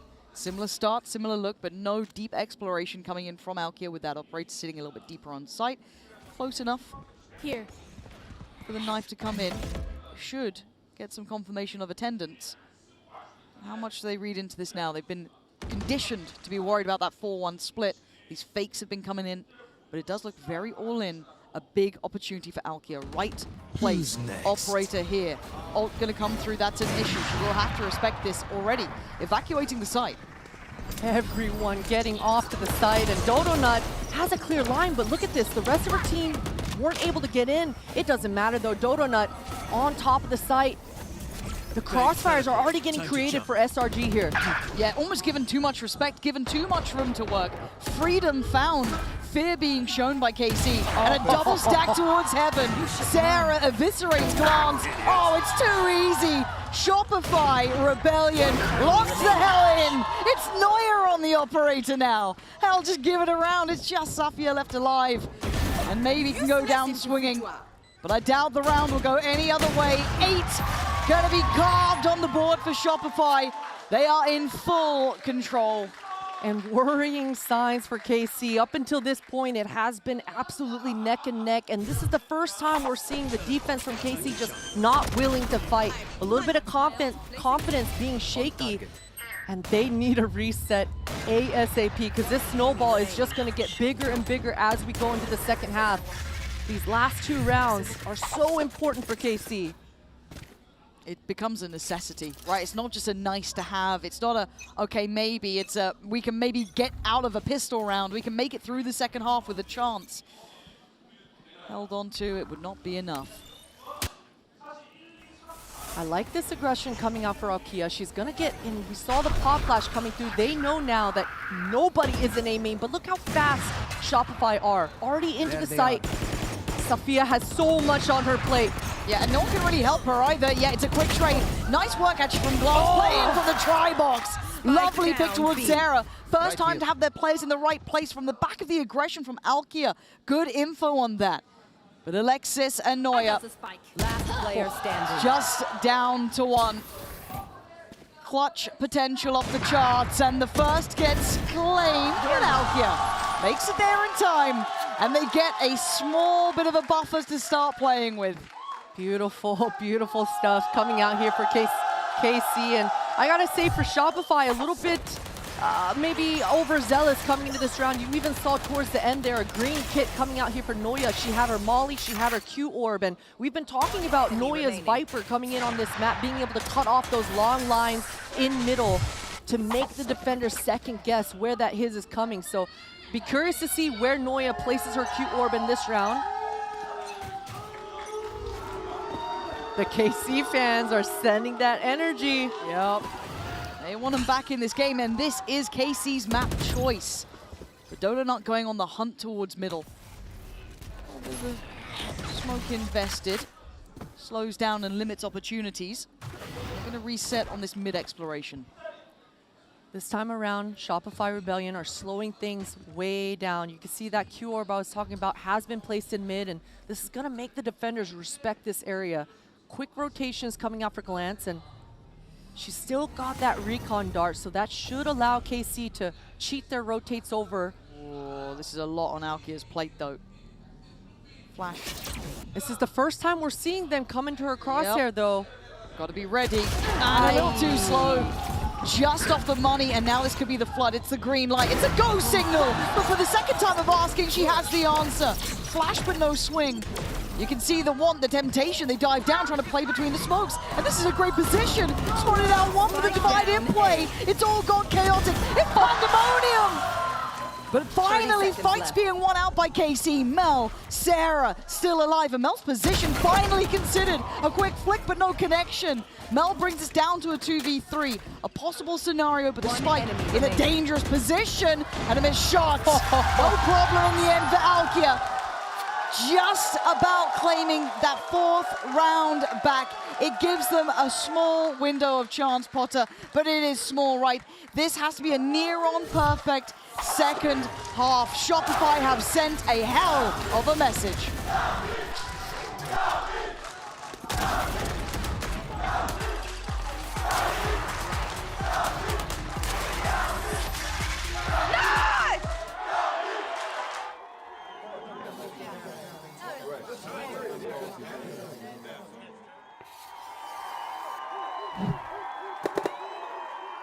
Red Bull gives you wings. See you later, mate. All the best, all the best. Something real, something raw, not accidental, no, I'm sure. Something real, something raw, not accidental, no, I'm sure. No, I've never been sorry. 1, 2, 3, I don't know who else to be. 4, 5, 6, like they say I can't be fixed. 1, 2, 3, your attention's all I need. 4, 5, 6, don't let it slip. 1, 2, 3, I don't know who else to be. 4, 5, 6, like they say I can't be fixed. 1, 2, 3, your attention's all I need. 4, 5, 6, don't let it slip. I don't have any favorite, just give me any kind. Even if it hurts a bit, I think I will be fine. 24/7, all I do is procrastinate, procrastinate. Well, smiles all around for Shopify. 8 rounds is a fantastic takeaway from the first half. KC did claw back those 2 towards the end, making it up to 4. Checking in on the Coinbase Econ report, it is going to be Alexis actually kind of being the standout for us here. Bit of an unsung hero, but with the side swap coming in now, where are you looking? What are you looking for from these teams? You know, I think KC have done just enough to kind of carry that momentum into this attack side. I love me a double initiator comp. They're really going to have over information to relay over to Alkia to really pick the most optimal site wherever they want to execute. KC should have the information to be able to have that process of elimination throughout this whole half. Okay, so they've got the tools to be able to do this. It's not impossible, but I think it has to start with a pistol here. When you're at a deficit like this, you kind of need to get that under the belt. Yes, and you know, this map, Defense of Abyss, is so known for just losing out on those sites. Once the pace changes and the attackers find that gap, it's so hard to hold down the fort. So I'm looking at Alexis and I'm looking at Noya, the 2 anchors on this map. This B site is going to be a hot point of contention. Looks for KC like they want to start with a glance towards middle, right? Take that look, see what it's looking like out here. And it's with intent, right? They're going to post up one, get themselves situated. Trying to show a lot, but look where that spike's heading. This is not committed towards A. It's not, and you know, you said the glance is towards middle, but glance did start towards A. And right now, it looks like KC, they want to contest towards this B main. You see that quick regroup coming, but on Celia, she's trying to sell a fake towards A. But you want to see how these 2 fared, right? Alexis and Noya! And they're passing with flying colors! They didn't look phased for a second. And the critical, the vital pistol round falling away for KC. Shopify Rebellion again. Flawless to start with. Christine, they looked good. They look more than good. You're absolutely right, Lauren. And I was worried about the anchors coming through, the defenses from SRG. But look at this wall coming out from Viper, just completely cutting off the entire line. You feel group, but all of a sudden you can't help your teammates. No trades going in your favor. And then SRG are just thriving in that chaos. Beautiful flood, beautiful collapse. And KC, they're going to be talking to each other about, hey, listen, Glance, I need your shock darts to break all of this util right now. Well, that's what's going to be on the cards for them, and it's not going to be easy. The time for a test. Quick pop of the util. Man, look at this site. It is Spam City. Alexis going to be overwhelmed here, though. Goes down swing, going to take one. Noya! Oh, yeah, line him up, knock him down. Go on, Glance. Ain't going to be. All right, Shopify. 3 left alive. Man, they look scary like this. 10 rounds found in the blink of an eye. And you saw how quickly Alexis, the killjoy coming through for SRG, reacting. They're not going to let Celia have any sort of looks. As soon as that suppress was even chanced at shutting them down, just pre-procking it, not allowing them to get close. Your biggest mistake. So for SRG, I mean, I think 3 or 4 members stayed alive. They're going to be beaming with money coming into their bonus. Being quite frugal about it all, though. Going to be sticking down on, what, the Guardian, the Bulldogs, and then a couple of pistols around it. Best chance yet for KC. But, I mean, their purchase is going to be lacking in a lot of areas. You've still got those Guardians out. They do at least have the full shields. It's a really early KO Molotov to push off this U-Haul. That's going to give GX a lot of confidence to cross, but the turret crosses or spots the cross right at the last second. See how they problem solve this, though. That someone slipped the net. They know about one. There could have been more. Turret gets handled and the cross back from GX. But already reactions made by Shopify sitting super deep. Look at well Bell's sitting. I mean, basically back by spawn. So a complete reset across the board. Defenders handling this really well, making the attackers have to poke and prod a little bit more before they gain any advantages. Now, this drone sound cue towards A main is definitely going to keep Sarah and Dodonut busy, and you can see a little bit of indecision coming through for KC. They originally wanted to go slam B, but a mid-round call coming out, I think that was probably from Glance. But SRG, they haven't moved. I mean, the perimeter, it is strong. 30 seconds left. Full utility still here, and Mel, she's still got that. Oh, wait a minute. Oh, Oh, good. Sarah's still here. Dark goes in. Not going to get the info on the cross, but the spam pretty good. Going to at least connect a touch. Chip away towards one. The side looking more vulnerable. A plant now given. Mel still focused. Going to take away Alkia. Backside not safe. Hold on. How are they falling? Shopify! How are you coming back into this? This was not your round. KC had the keys to the castle. That was your chance, and it's just been ripped away. that is a feels bad. I mean, Dodo Nut with a little bit of user error, but man, what an easy round to laugh off. If you're KC, that is salt in the wound. A freebie on the table up for grabs, but SRG, we talked about it, their perimeter, their defense, how they were reacting and moving around the map was so good. And even with the lack of weaponry, they're just able to make this bonus look so clean. This round was a little too easy for SRG. Yeah, it should never have been like that. Also, what the hell did Alexis just do with that ghost, man? Ugh. Ugh. Yeah, take your time out. That's a tilter, right? That was your fight back in, and you got a free entry. You don't get them often, right? This is a tough spot.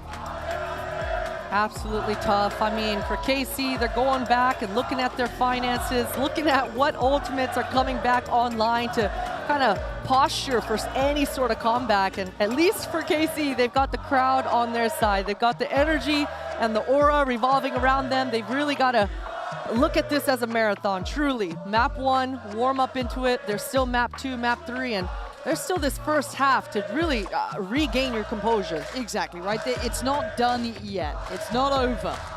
But they need to use this as building blocks. It can't be the end now. I want to see activations from these players. Take some risks, make some moves. They did everything right to an extent. I mean, I don't think they did anything wrong until they got to the site itself. They were doing the best they could. They got that nice pressure towards middle, forced away Mel, made them play a little bit deeper. But again, that B site looks horrific to try and play into. So the map feels small right now, but let's see what they do here. Again, you got Stingers, you got some Sheriffs, I think, maybe just one at you a glance. So Dodo Nut already on that Outlaw, looking to go farming here. Light shields galore, barring Safia.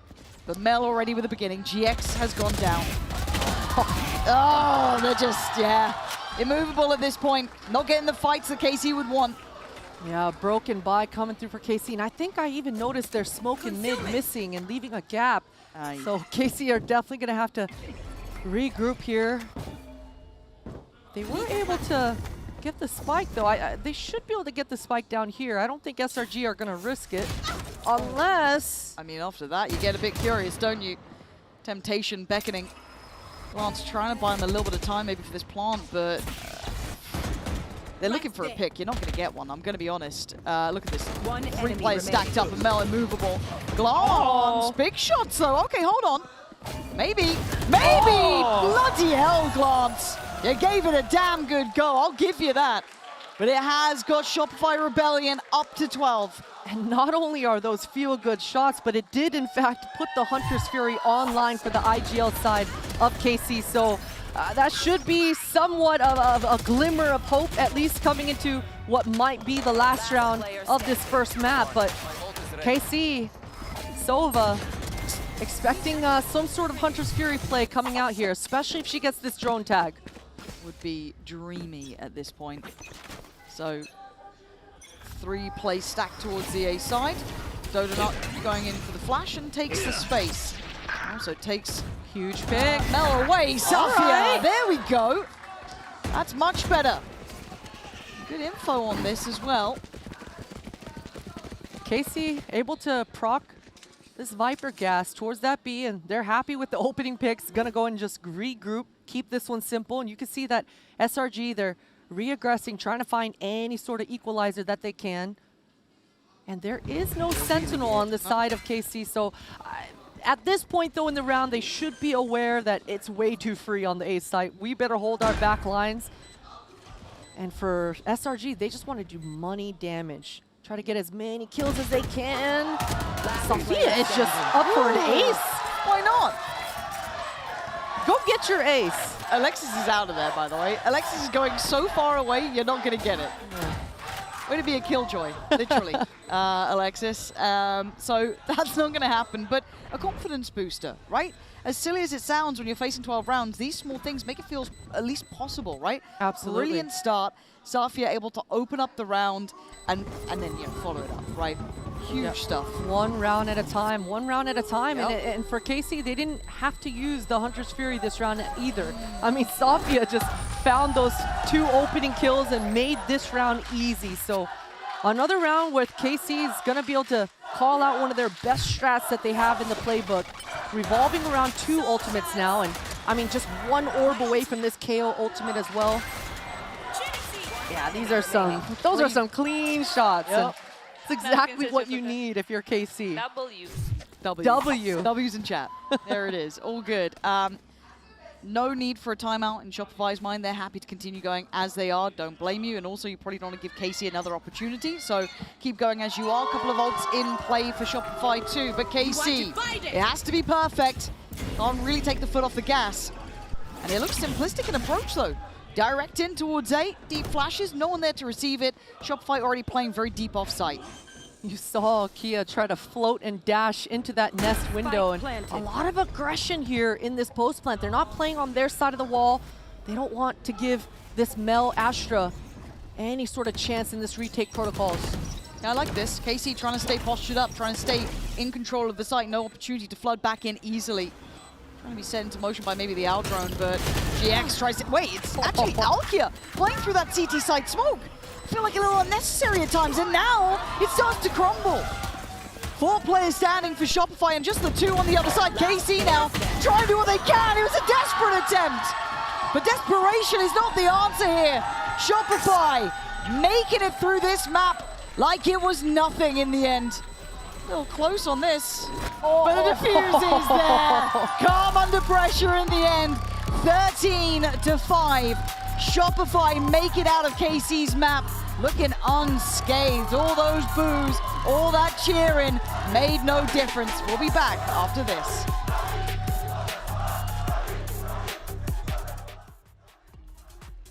Fear being shown by KC, and a double stack towards heaven. Sarah eviscerates Glance. Oh, it's too easy. Shopify Rebellion locks the hell in. It's Neuer on the operator now.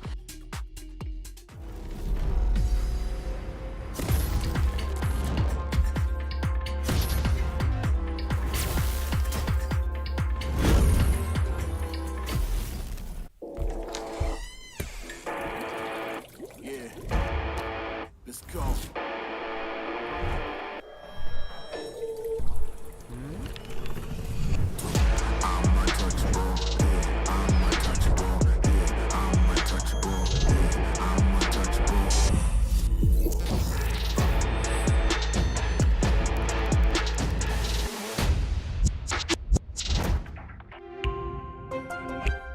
The human body was built to move.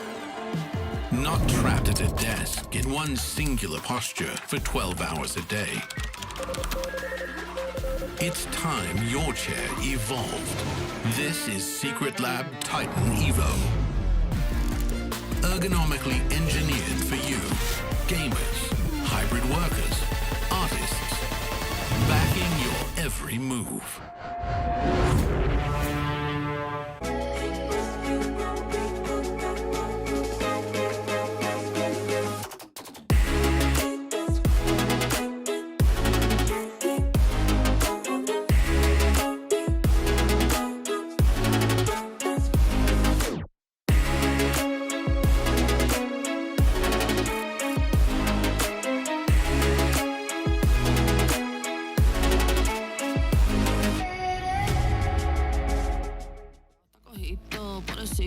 Te gustó el carajito, pero le falta madurar. Está libre como tigre, listo para un binder. No te vayas a Tinder, cómete ese kinder. No querrás un looky, Bob Bombi and a what, eh. I'm but you know, but I'll let you know. Wanna te la tele, no sea cochino. Tengo estilo, mucho estilo. Tu pelo italiano, yo hablo español. Saca el pinol, dame el kilo. Cómete la papa con el alocito. Tú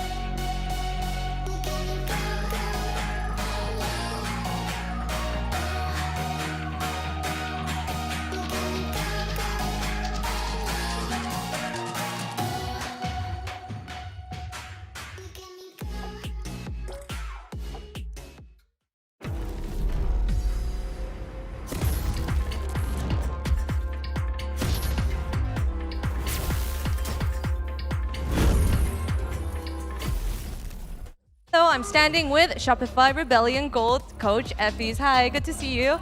Well, Dodonut said that you guys are very hungry. You have that mentality, but you are up against the blue wall today. What was the pep talk that you gave the team before we started off the day?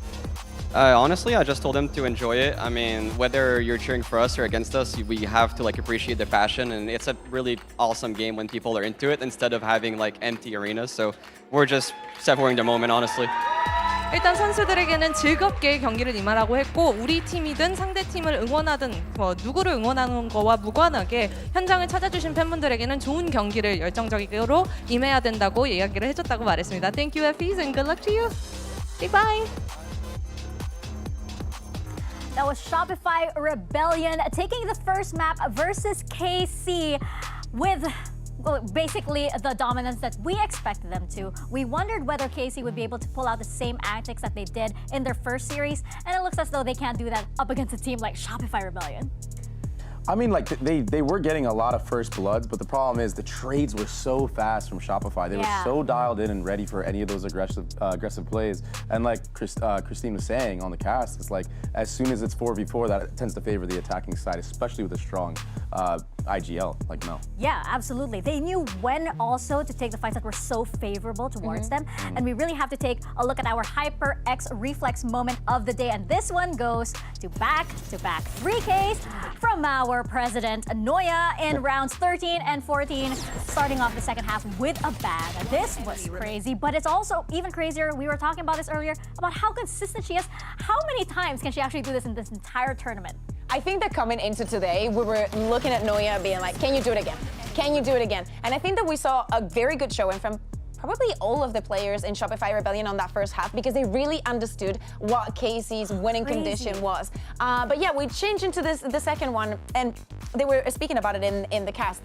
Having the Killjoy and the Viper is not something that we see together in Abyss at all. It's odd. So seeing them double bunking on that side, being like, hell no, you're not coming in here. The utility had a lot of effect, and obviously when you have such talented players like Noya behind that, you get those numbers. Yeah, so are you saying that maybe it was just the mechanical skill of all these players because the comp was probably working against them? I think that it's a combination. I think that definitely, especially when I look at, I took a look at the numbers, and we spoke about the great impact that Alkia had in the previous match for the side of KC. And when I looked at Alexis on the head-to-head between those two players, Alexis 4-0'd Alkia. So that is one way of shutting it down. We saw a Shopify Rebellion that was very ready for the aggression. We saw them waiting almost every single round for the aggression, either if it was on mid, if it was coming from one of the extremities. But I feel like the tools that KC were putting into the game, like buying the operator, trying to be measured in the way that they were being aggressive, were not working because Shopify Rebellion was ready for everything. Yeah. Do you think, Baby Bay, that KC's pace, their momentum, the way they played this map changed because they were up against Shopify Rebellion? Yeah, I think once you get shut down early like this by these picks, I mean, Donut picking up that op or outlaw, breaking off rotates, I think it makes you have to slow down. And then This was such an honest fall. It was. I mean, it happens. I like the laughter right afterwards because the rest of the team bailed them out there. But yeah, I think it's hard to play against a team when they're just trading you one for one like that. And I think that Killjoy turret actually helps out in dealing with that aggression, right? Because, I mean, you don't have to make contact. And as soon as that turret goes off, you have the triple swing going through. It's hard to deal with. So, I mean, the rounds that KC won were kind of more in the site being disruptive, not actually pushing all the way through. And we were also talking about it, what can you do with this Killjoy? We see that the ultimate, it gives you a little bit of space, but doesn't really clear the side entirely. I think that the mollies, though, have to be one of the conditions, and definitely the turret. Will they continue to be playing with the stage? Well, we shall see, because we don't see it often. Yeah. I'm curious to see what they have in store for map number 2, especially on the side of KC, because they need to make that comeback. So let's hear what Coach Smart7 has to say ahead of map 2. Well, I'm standing here with Carmine Corpse, Smart7, and the defending champions, SRG. They are different. What do you guys need to do differently so that the day ends in 2-1 in your favor? I think we just need to found our game for next maps, and everything gonna be much simple.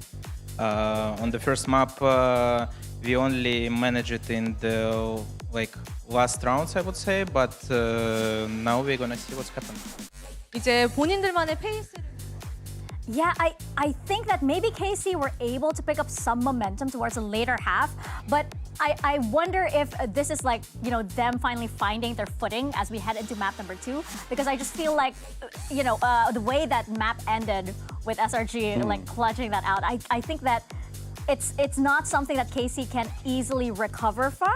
I think they're going to need a massive amount of help from the fans that have, you know, journeyed all the way over here, perhaps for the extra energy boost, because I need to see them really present that aggression that we've been hyping them up for in the pre-show. Yeah, like I think you got to live or die by it as well. You know what I mean? If that's your identity as a team and that's what gives you success, you need to play into that no matter how hard it is. I mean, would you rather go out playing your game, or would you rather go out playing, like, I don't know, like a noob? Like your game? Yeah, like me. Then I think it's good that on Haven they're going to be starting on the attack. Maybe set in the pace a little bit. They have a lot of options to explore. They can be, they can force Shopify Rebellion to be more reactive. I would love to see a Shopify Rebellion that it gives them a little bit of taste of their own medicine and is a little bit extra aggressive. I want to see also if we're going to see any changes in the composition, because this is not a map that I think KC were comfortable enough to maybe not address some changes. We also, you know, the game has changed a little bit with the last patch. So for the side of Shopify Rebellion, I really like the double controller, especially now with how strong Viper is.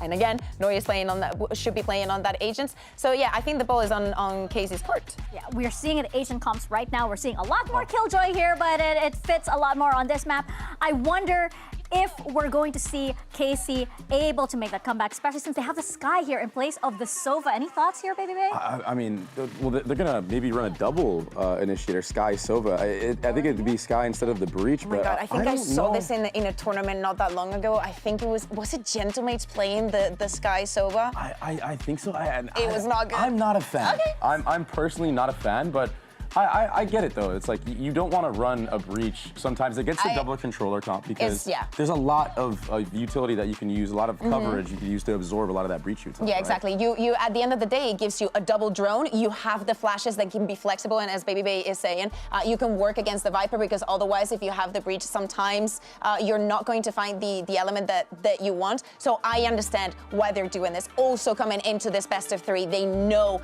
that Haven is a very, very strong, likely map to happen. I hope that they have a very clear plan so they can start snowballing into it. Yeah, and as you mentioned, Shopify Rebellion, they haven't exactly lost on this map in a very, very long while. So we're gonna find out if this one goes the distance, and we're gonna send it back to your casters. Here's Pansy and Potter. Yeah, thank you so much. And what do you make of the composition as well? Because it was a bit of a wince almost by the analyst desk there. They didn't like that double up on KC's side. Yeah, it's definitely a question mark, but I'm not going to say I'm a fan yet, but I can see what they're cooking. I think especially when they swap over to the defense side, their job is going to be to not allow Noya to gain any space. And so that Sky Dog that comes out in the mid-round, gain that absolute info that you get that sometimes you're missing with Sova because of the range of the dog. I can see what they're cooking, right? I mean, they've got... Conceptually, sure. Conceptually. We'll see exactly how their attack side starts out with it, though, because the delay coming out from the side of SRG, it is so strong. And we already saw it on Abyss, the combo of Noya on that Viper along with Alexis doing such a fantastic job being those anchors. Just that force that KC are going to have to break through. And sorry, I heckin' love game changers too, Mel. Meg, the one and only egg. It's fine. She wishes she was Mel. I've sadly had to watch her play. It's not the same. However, we focus in, right? We have map 2 here. Map 1, 13-5. It wasn't that close. This, I hope, is closer. My fears are it may not be, but prove me wrong, KC. Show me what the game plan is. Show me what you've got here. On pissed around, the Sky Dog is super powerful. I'm expecting space making here from Alkia, but a little bit of Noya. Timidness. Nobody following through with that dog bite. That's so much utility on the pistol. I don't. And again, Noya unchecked on. They only know about Sarah. Still, they look hesitant. Okay, so they've got a player inserted in towards Sewer. That's going to be GX. They've still had a little bit of an exploration towards middle, but Safi's not gone too far yet. Yeah, and you can see that paranoia still in the back pocket of GX from that short A. I'm assuming that KC, they want to do a B pop and get a lot of value, maybe press the issue into A-Link here. Okay, so it's going to be Dodonut and Alexis nearby. They've taken the space. And it seems like something that Shopify were willing to give up here. So the spike's going to be planted. A 5v5 post plant is going to be nuts. Okay, here we go. Good luck, Definitely want to observers. push A-Link. You saw that paranoia going out right then. But nice reaction from Sarah, though, to sit a little bit deeper. There's still Neuer unaccounted for. You can see the caution being displayed by KC. A late lurk in addition. This is big as well. Keep in mind where GX is. GX might be the final punch to this, but actually it's going to get messy. It's Glance. GX putting up the numbers. Now Neuer.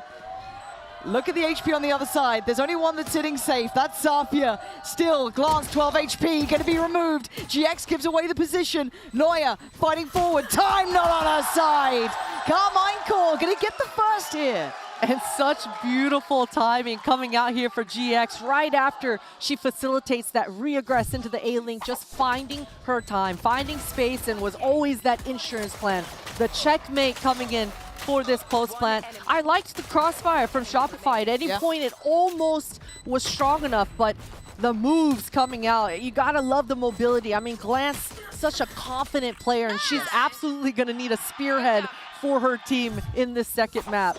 Yeah, she kind of has to kind of lift the mood as well, right? Yes. Keep that confidence up, try and momentum build here. Because the second you take your foot off the gas against Shopify, they will punish you on this. Now, we've gone for a bit of a gamble stack, no sweat in my mind. Why not go for it? It's only classics. Also a little bit of a chance just to get, you know, mentality in the right place, focus up, think about these next couple of rounds. But on the other side for KC, it's a patient default, right? They've not really kept much of a close eye on C, but they at least have that alarm bot. So that should ring the alarm bells considering how far they've had to have explored to be able to get that contact. And you can see the reaction coming out for KC. I think they already probably see that the orb was collected as well. So that Sova drone clearing out that short A, making sure no shotguns or any trap is going to be facilitated over there.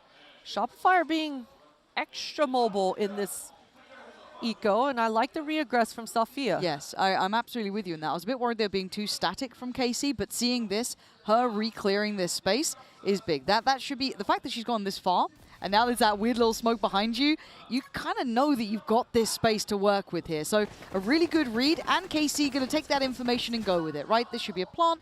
Shouldn't be too much of a problem. Again, she only has a go, so she can be the one to go hunting a little bit further, take a little bit more of a gamble, but you don't obviously give anything up for free.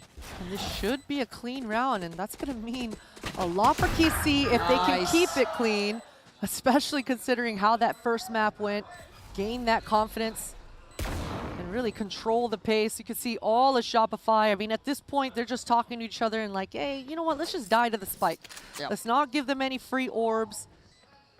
And Safia, I like the positioning. The rest of KC, they're going to allow Safia to farm these orbs herself. Yeah, these are good reactions so far from KC. I like what they're up to. And Safia going to have a chance on this to get a couple more kills. Patience. There it is, nice. And going to go down. So Shopify going to get their wish as well, going down to the spike. And KC get to walk away. 2 rounds in hand. 4 still standing. The right player to go down, if anyone. Again, Safia was willing to go for that. But again, rolling our minds back, that backfill of space was fantastic. I really like what she did there. And a huge bonus round for KC to work with. You can see Alkia and Safia playing hot potato with that outlaw. I don't see any half armors coming through here. It's going to be tougher to find the opening pick. You can see SRG, they want to control this A main. They don't want to let KC control the pace. Already letting that stun go. Look at this aggression. Yeah, Dodo not getting right involved in this. Sarah could be in trouble though, but a quick trade out. Both sides taking blows really at this point, and it settles down to this 3v3. A loss of 2 on either side, and a willingness to fight for that A-long space. Let's see how this one settles down though. Again, KC still have a lot of the map up in the air. They don't quite know where they want to take this, but we saw that patience in just that previous round. And that patience should pay off for KC. Love the look that Safia just did towards Long C, breaking Alexis's utility. And you can see that Alexis, she's got to respect it. Moved over, left the B site, and now towards that garage. It's going to open up the gap for KC. Yeah, so plant going to be on the cards here. The deeper positioning from these two could be an issue, though, so I want to see how KC decide to get themselves situated in the post plant. Safia, the penny's already dropped. Very aware there's a chance that someone could have wrapped this side. And yeah, really nicely done. Doesn't need to do too much now. KC on for the fight, but the spike does get left in its current spot. So Alexis does get a little bit more room to play here. Another chance for this, 30 seconds. Plant now in and a 1v2 for Alexis. Spots out the first, doesn't get the kill. Alexis trying to toy with this, get those bullets burned, but she can't get away. Safia stays on it, the classic more than enough. And rinse repeat for Safia as well. Her first kill earlier was with that outlaw kill, and just quickly busting out the classic, able to clean house with it. And I liked the aggression coming out for Shopify, but unfortunately for Dodo, just one and done is not enough. That's a very early timeout. This is really early for a timeout. Like, what does this tell you? Because I don't see many coaches ever pull in a timeout this early unless it's a complete misread or maybe just hearing what Mel's saying and not agreeing, but yeah, I can't believe we're seeing it at round 4. It is definitely a head scratcher. Maybe Effie's just didn't like the kind of comms coming through from their teammates. I wouldn't assume that it has anything to do with energy. I mean, no, SRG have definitely been controlling the pace, so I don't think they need a breather at all, but certainly either Effie's or Veer getting a read of their own. You can see he's rap godding right now. Yeah, and it looked like it was right between the two, right? Mel nodding along, Effie's kind of having that chat. Sarah getting a check-in as well, so it's genuinely, I want to see if there's a tangible difference or we maybe just get it down the line. But it's given a reason for the KC fans to cheer, right? They will absolutely let you know even the smallest of benefits. Yeah, we'll see the next gun round, whether SRG lean on towards all 3 members starting towards that A site. This low buy, it is a little different. The last time around, SRG, they grouped all 5 members to walk down towards that long C. It looks like another look of slight aggression. This high-low with the D Sheriffs will be strong. But KC, they've been doing a great job really being thorough on these low buys. Yeah, I've liked their defaults to start with. They've been really diligent, but what are you meant to do about that? Donut rattling the brains of Safi, who's been a hero herself for the KC side, but the correct read and a good stall here. Actually going to misplace the timing now. If they want to go for this site hit, it's going to get a bit uncomfortable. KC going to try and force the hand. Force fighting forward. Shopify right place. This is not out of the woods just yet. It's getting dangerous. The Shopify Rebellion rip through them with a Mastercard Thrifty. Well, there's the reaction, I guess. Yeah, and you know what? Coach Effie's, he knew. He was not something. Liking what he was seeing, and that slight adjust was, hey, let's take advantage of our Viper wall, right? Let's send it down mid, and he was able to cut off the line from Safia's turret, allow Dodonut this opening kill, but that flood back onto this C site. You can see all the members just arriving in time, and all the attackers are just choked up on the other side of that Viper wall. Huge delays coming out for Noya.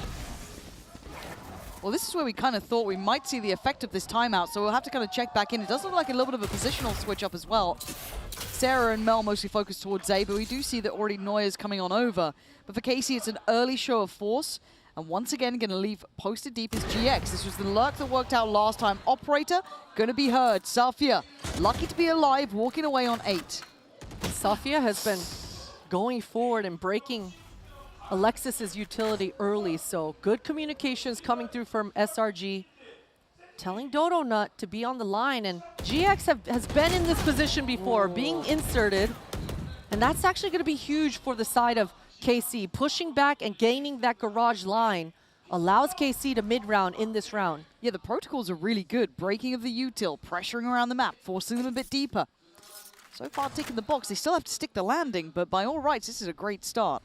Looking at this, though, no over-rotations from Shopify Rebellion. Still happy to kind of put a lot of faith behind Donut and that operator, as you rightly should, keeping the other 4 players a little bit 30 looser. seconds left. You can see that Viper Q going up, cutting off the line. Early utility coming up, but that's a lot of delay. Bell trying to be slippery, and she is going to take down Alkia. The layers to this go deep with Shopify. Brutal to try and scale up on. You can see how hard it is to navigate that utility the second you show. Safia, the one who copped a boatload of damage earlier, has been healed up at least, but still going to have to walk into the lion's den, it looks like. And yeah, just going to let the time simmer away. Shopify Good read on this, good control. And that was that reaggress going into that garage, right? We talked about KC look like they're doing enough, but SRG are so proactive. The Neon, the speed of Neon arriving right in time, and really it's the duo of this Viper utility and KJ utility that's able to buy enough time as well. Yeah, real beautiful defenses coming out here for SRG. Now you can really see the intent behind it. Very hard to get that springboard in. Alkia, it's going to be brutal to try and make it through if Noya's in the right place, which so far she has been more often than not, it feels like.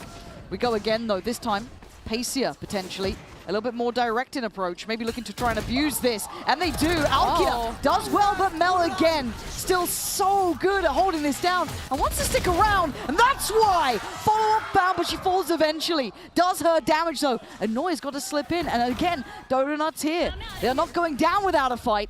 And the site stays in the hands of Shopify. The reaggress, the reflood from SR is very strong, but KC are handling this well, just booking it and beelining it towards C. The agent names coming through strong, so the information has been relayed. Noya, this is a great reaggress. She knows that the A side is clear. This should speed up Donut's rotate. Yeah, should have heard that turret going down, should know that they are on the move. Seek is going to come down, confirm that even further. Big flank, but hey, that's going to be given away slightly, but Noya is still a nuisance, right? Backline. Alexis now noted. You see Safia wanting in. Tried to be a bit of a threat off the back, didn't get it, but the plant's now down. Noya still being checked on this. Utility is here, spots out some more, clears the path, and they are grouping towards CT. Oh, Alexis! Donut! What on earth is that? How do they win that fight when they look so unprepared? Apparently, it's too easy. Shopify's protocols are fantastic. You saw Noya, the Viper in that garage, just breaking every piece of util. The dog, the molly, the alarm bot, that sort of distraction. But right after, regrouping with the rest of her teammates in spawn. The buddy system, the protocols from Shopify are just holding so strong. Damn, that's a brutal one too. 3 back-to-back rounds for Shopify after that incredibly early timeout from Effie's that left me scratching my head a little. But the proof's in the pudding. A timeout for KC is now needed. It feels like they're running into a bit of a brick wall. The adjustments have been good from Shopify, so KC need to find their own. We'll see if they're able to have a response. 3 rounds in a row. This timeout coming right in the nick of time. And KC, they've got to be talking about that garage control. I mean, we talked about it last round. It looked like they did enough. So I think they're going to be talking about getting more value out of this Sky utility. Every time that dog has been used on the attack side, KC haven't really followed it up. They haven't really tried to force the issue or force the trade or punish whoever is breaking that dog. So I'd like to see KC be a little bit more loose and really capitalize off having this guy in the lineup. And for SRG's side, I mean, if it ain't broke, don't fix it. Maybe even throw in a little bit more misdirection on sort of being proactive here, because you are definitely in KC's mind right now.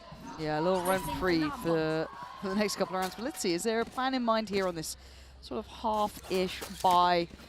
Again, looking to see what they can get. We've still got Vandal there for Safia. The rest kind of just buying around what they can. So a little bit of a lighter investment, but still with intent to try and hit this A site. But I'm seeing the Donuts here, and a missed shot, a chance given, and Alkia takes it. No, you gotta catch Mel, she does. Alkia cracks open the site. The back line still holding strong though.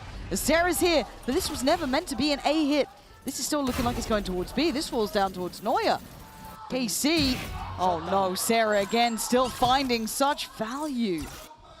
Noya still has the molly in her hands, and they're canceling because of the space. This is, where is this awareness from Alexis? So heads up. Noya again, look at this positioning to KC can't They catch have a no break. idea. Noya, nasty with it here. KC being corralled around the map. I loved what they tried. It doesn't work out as Glance would have to go nuclear. It ain't happening. I mean, man, what are you meant to do if you're KC?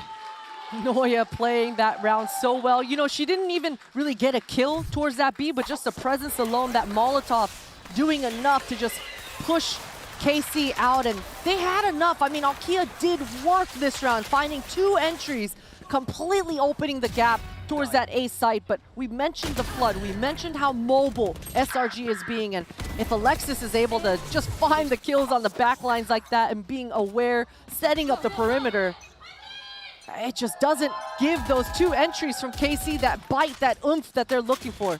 Okay, back in we go. This has to be the round, though. This should have been hopefully what that timeout was about. Let's see that intention behind the utility. Let's see that Sky utilized well. Easier said than done. KC, once again, simmer down the tempo a little bit. Reset the pace. Take a breath. Got A-main to control. Sarah doesn't quite get deep enough with the out drone. I like this round so far from KC. I love that they tucked and didn't give SRG any sort of free information. That should make Glance's drone and Sova look a lot bigger than it is. And you can see that Mel, she already rotated. This leaves an a slight gap here. No, not though. Operator and ult. Almost dual wielding at this point. Sarah gonna get cleared after one, but Donut on the swing. Only gonna get one. Good trading from KC. But Mel again, man. They've got no idea. And there's the surprise of your life. Mel just gonna be a nuisance, playing around that smoke just perfectly, but there's a chance made. A 1v2 needed from Noya. The spike not collected, a chance given, but Noya doesn't know it yet either. So she's just amongst them at the moment. How does KC get out of this one? I don't know if you can even cross from this. They want to try it, double face up, Noya. Oh no! The clutch master is back in the building. Safia's been golden though for KC. 7 bullets, more than enough. Noya, the Danish dynamite strikes again. So damn good. And Mel just giving the president a slight salute there, and I salute you as well. Beautifully played from Noya. The patience, the awareness, and just knowing and understanding that she can play with her food in that 1 versus 1. And man, what are you meant to do? Because it was Safia on the other side who's been so good, really calm under pressure, but... Nice, come on! And you saw that Glance. I mean, KC did everything right that round. Glance was doing so much work front B, regrouping with her team as well, but the way Noya is able to isolate her fights, make her moves when it matters, she is not... I'm sorry. No, even the crowd's just like calling me out, man. That's rough. That's rough. It is a tech pause. What do you think it is? Let me turn around. Let's see if we can spot it. I don't know, actually. I'm not seeing like an easy read. Because like Noya was just like too ice cold anyway. Didn't pull out the headphones. Can't be that. Could be Mel. I'm gonna blame Mel. Probably her. Is there like a player on your team who's always the pulling out the headphones by accident? It's usually not the headphones. It's the random. I have to pee. It's the we just had a 20-minute break and then you didn't go pee then. Yep. Now we have to pee. Brilliant. Love that. Okay, it was a headset issue. It's all good. It's resolved. We're back in. I got to get one. 5-3 is if you're just joining us, and the resurgence from Shopify has been scary to watch. For KC. Okay, Mel, calm down. I'm trying to set up the narratives here. Like, relax a little. Getting loosey-goosey. Yeah, and Alkia kind of fancies that. Tried to give it a little bit of a look, right? Trying to apply that pressure, but we can see that they're trying to head towards C. Oh, boy. Donut misses the first, but trying to keep her ground. And Jax, she can't be. Where are we in this? That's a real loss here. Going to be operating with 4, but at least they'll get the sight. And SRG, they've got the ultimate in Alexis's back pocket. You saw Dodonut just booking it after she got that opening pick. They are completely fine with playing this round as a retake. KC aware of it. They want to re-aggress and try to find something to make this post plan a little bit easier. There's not going to be much given, though. Shopify going to have to dig pretty deep to get back in. I mean, this is getting a bit weird now. Mel, though, going to find 2. Just powerhousing back into the site. Alkia's still around, though. And Alcia is on the site itself, waiting. Anyone going to try and find the challenge? Donut just being sacrificial if she needs to, but getting a little bit too tricky. Down to the 1v1 again. Surely not another clutch going their way. 3 bullets time on KC's side. Keep it cool! And they should at least get another on the board. KC Give it a push up to 4, but man, that took some lifting. A lot of movement coming out in this round. You even saw a weird Viper ultimate coming out from the defender's side. I mean, Noya, she was just trying to cut the lines to get that retake going, and really unconventional stuff coming out from both teams. But KC did, they did enough. They did enough to stop the bleeding into this round, and it all started with that little bit of that front B, little posture coming out, and finally, finally for KC, they're able to find something to stop the bleeding. Okay, do it again. Keep going. It can't just be that little glimmer of hope. I want a bit more, right? Donut this time digging deeper though. Actually going walkabouts. That's scary. But actually, great reaction.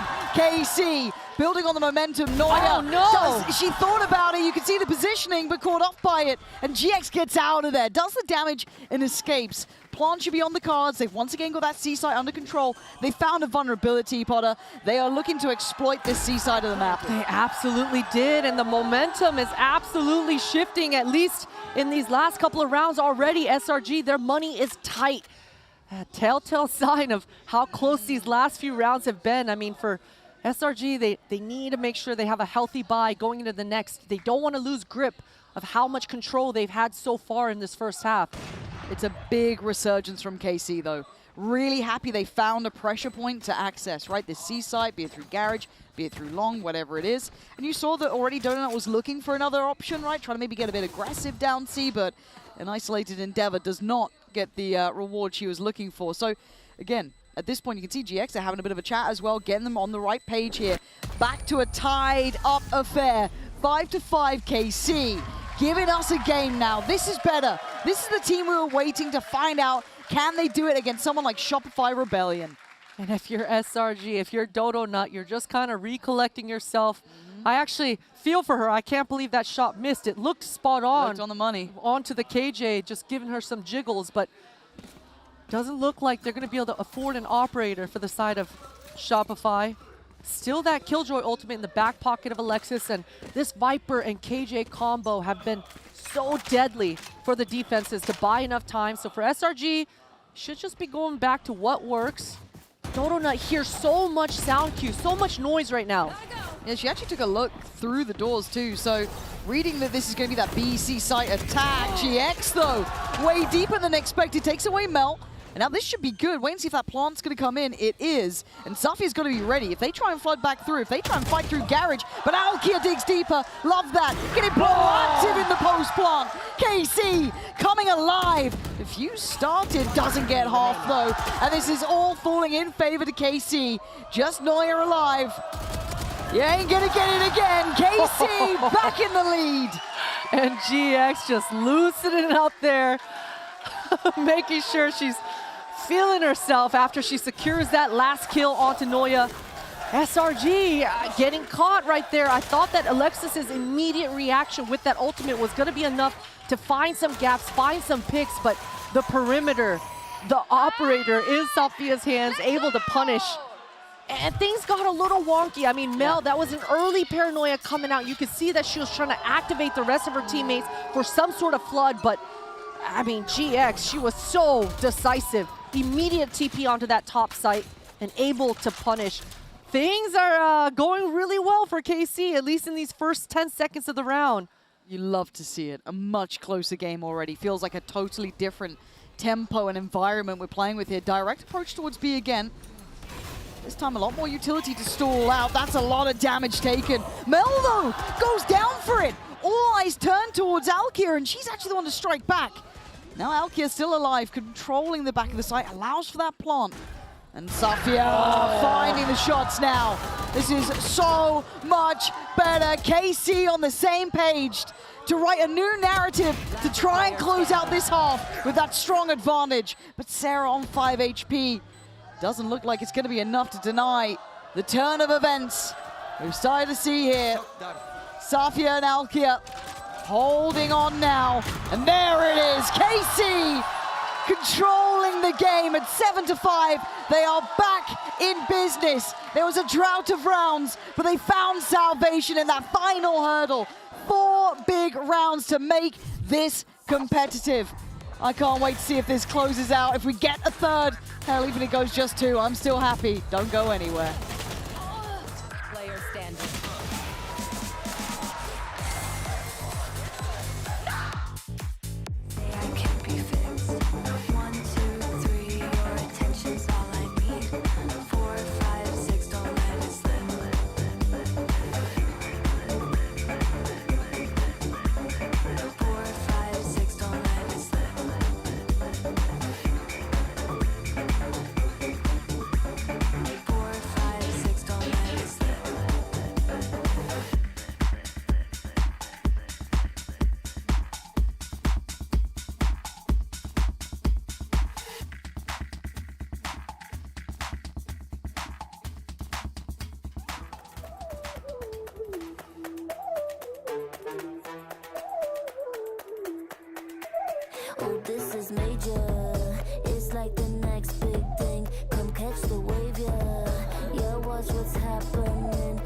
force of nature.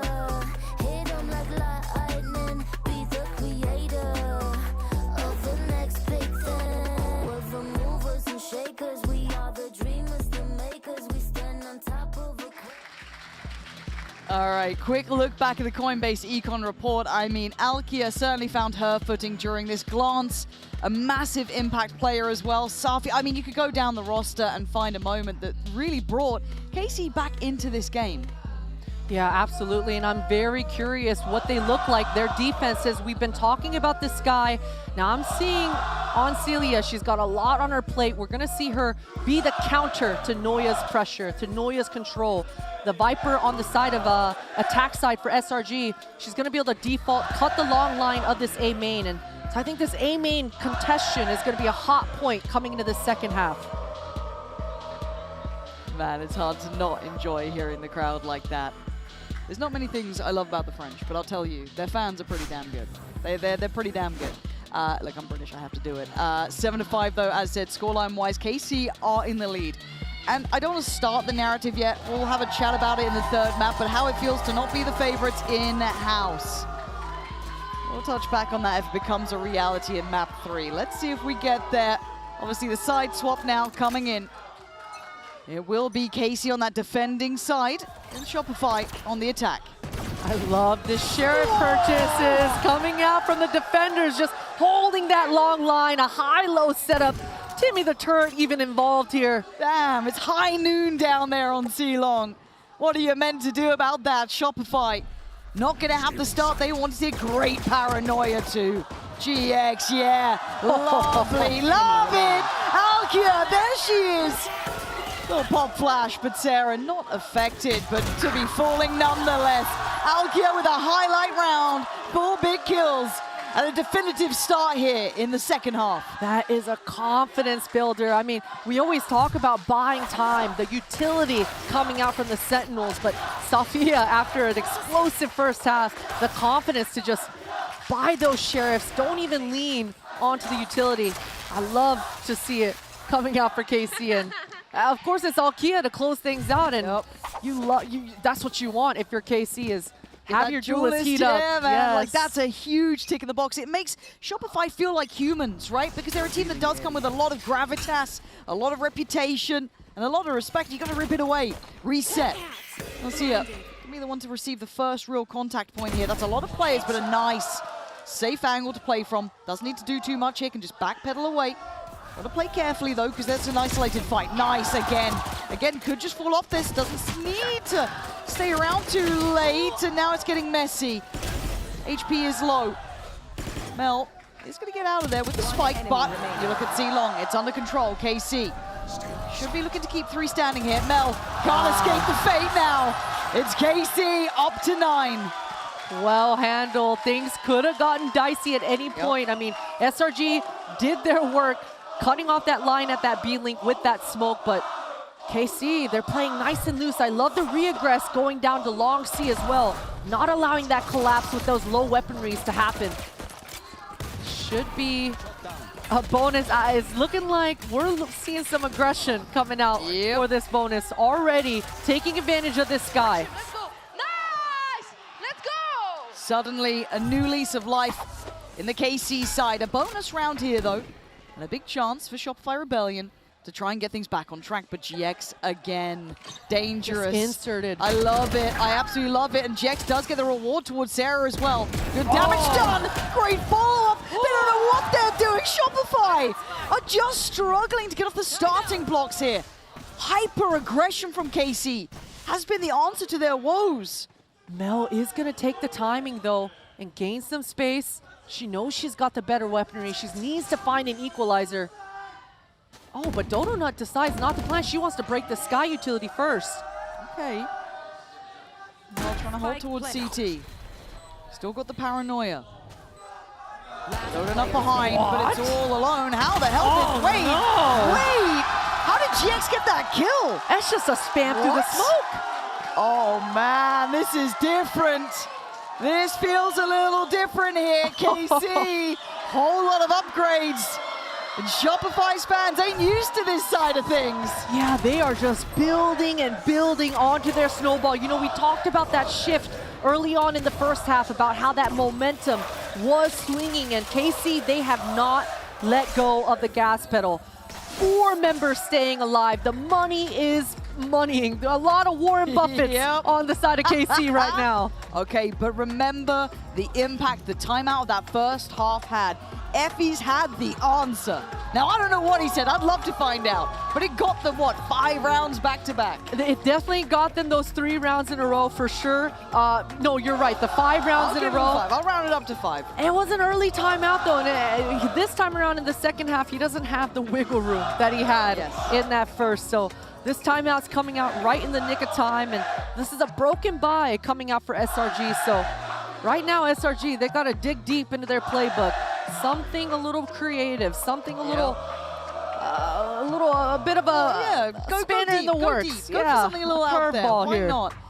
Again, I didn't think, because we were talking beforehand, right? We were just having our little chat.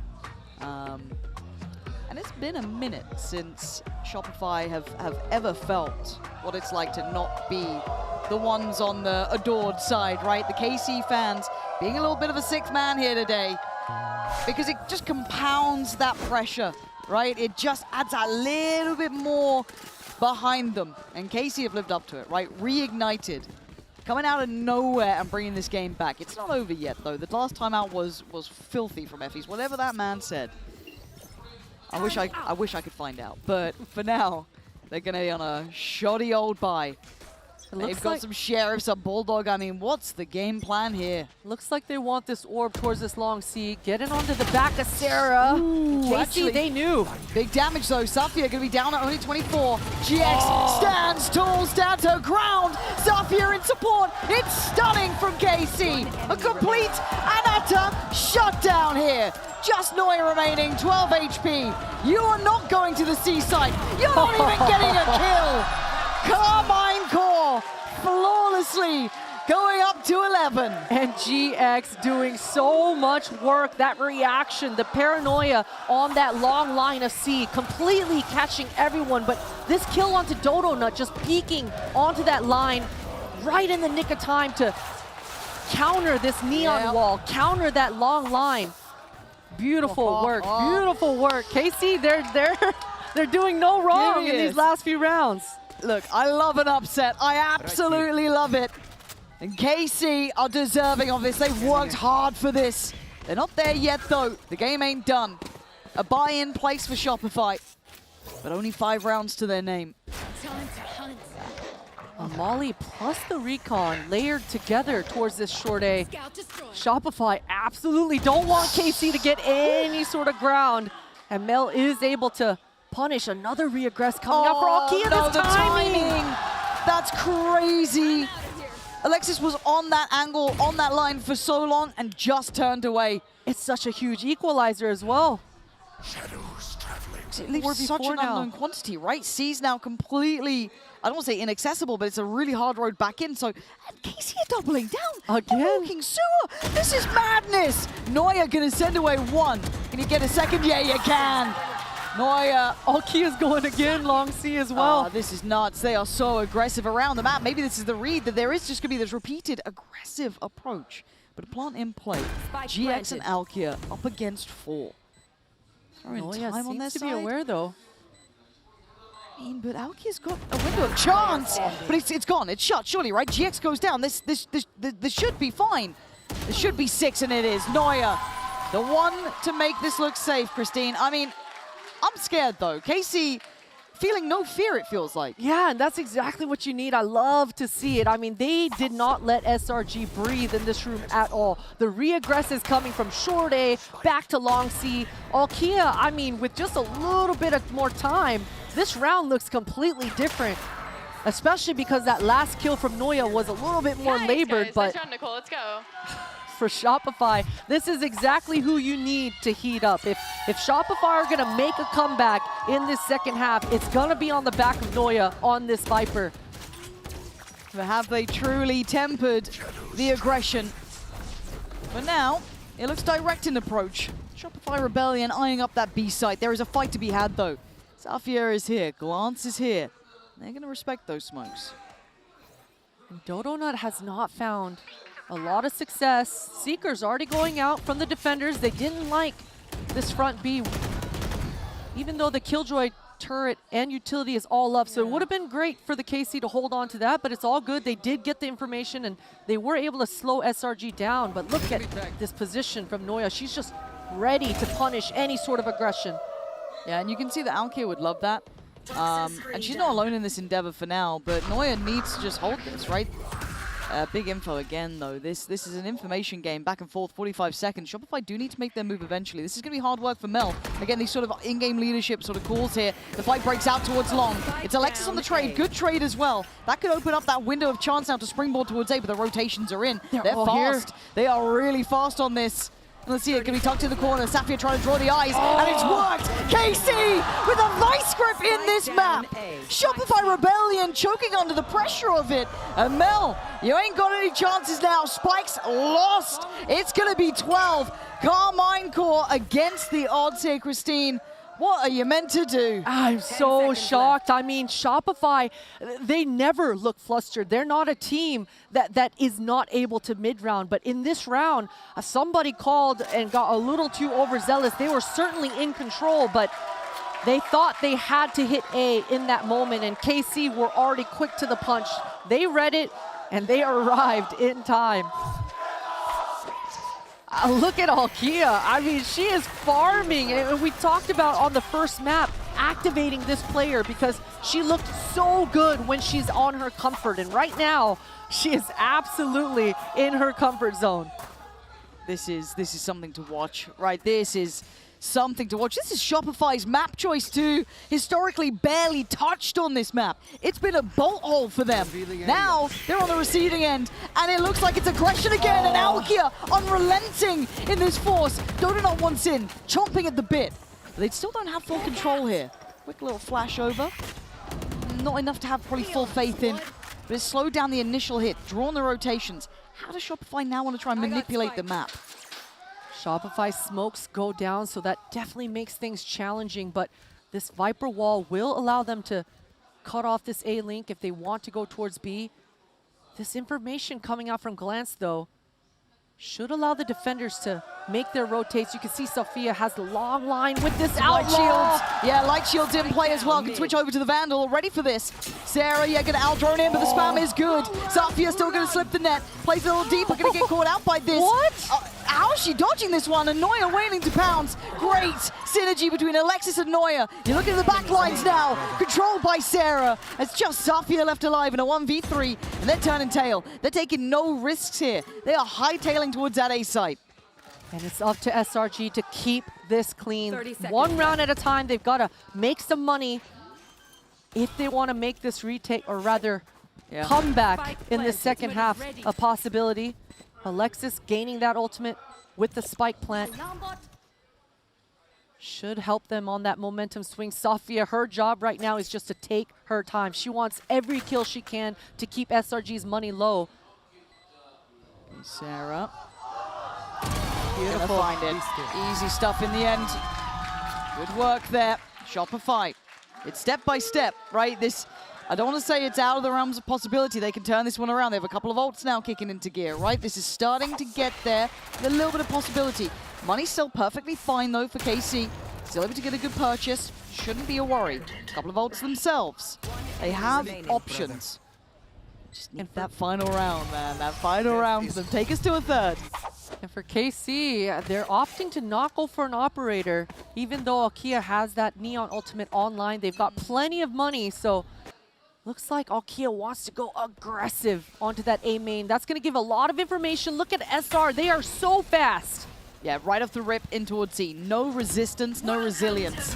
Viper's Pit on top. Dot's going to be there. Does give a little away, but not enough for them to be particularly worried. So Melt going to get the plant in. It is a 5v5 post here. Safia's ultimate. SRG is not going to be able to break this, so they've got to make a decision to fall back.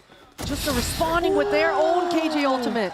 Oh, this is going to get messy. The backlines aren't secure. Alkia slowed down slightly. Shopify. It's all a fight down towards Long. GX here, lines him up, knocks them down. The upset could be happening.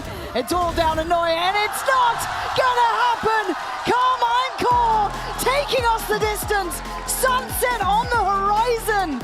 And Shopify Rebellion made to look human in a map I certainly did not expect it in.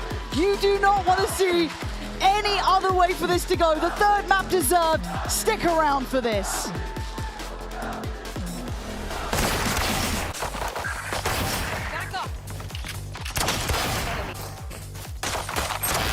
Alkia with a highlight round. 4 big kills.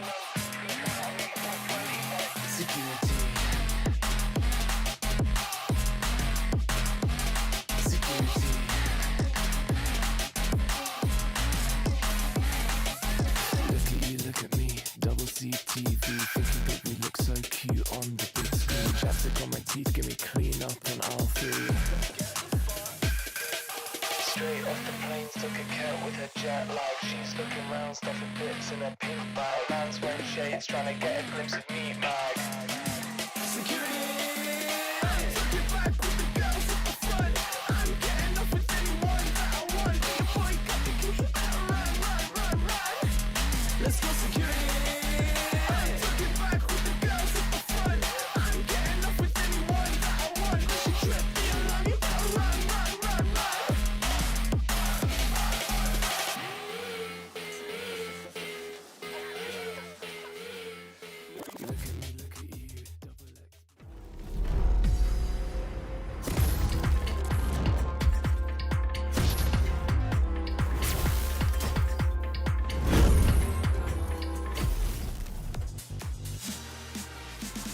You see those fans jumping up and down, and we are going into a map number 3. That can only mean one thing. KC managed to take Haven from SRG. Oh my goodness.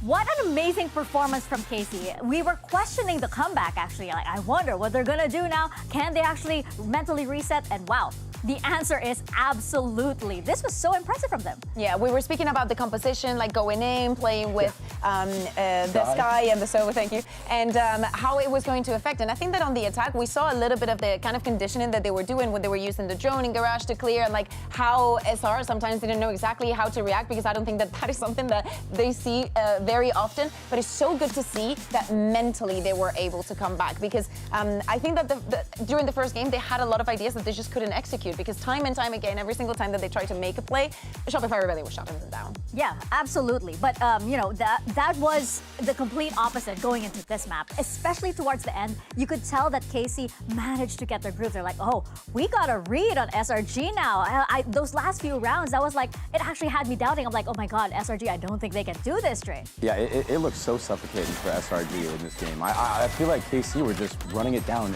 in every lane. But like, it's like what I was saying earlier. It's like, if that is your team identity, then you gotta live or die by that sword. And I like that they doubled down, tripled down even, and Althea just was popping off. Yeah, very good. 4K on pistol. Yeah, sorry. Insane.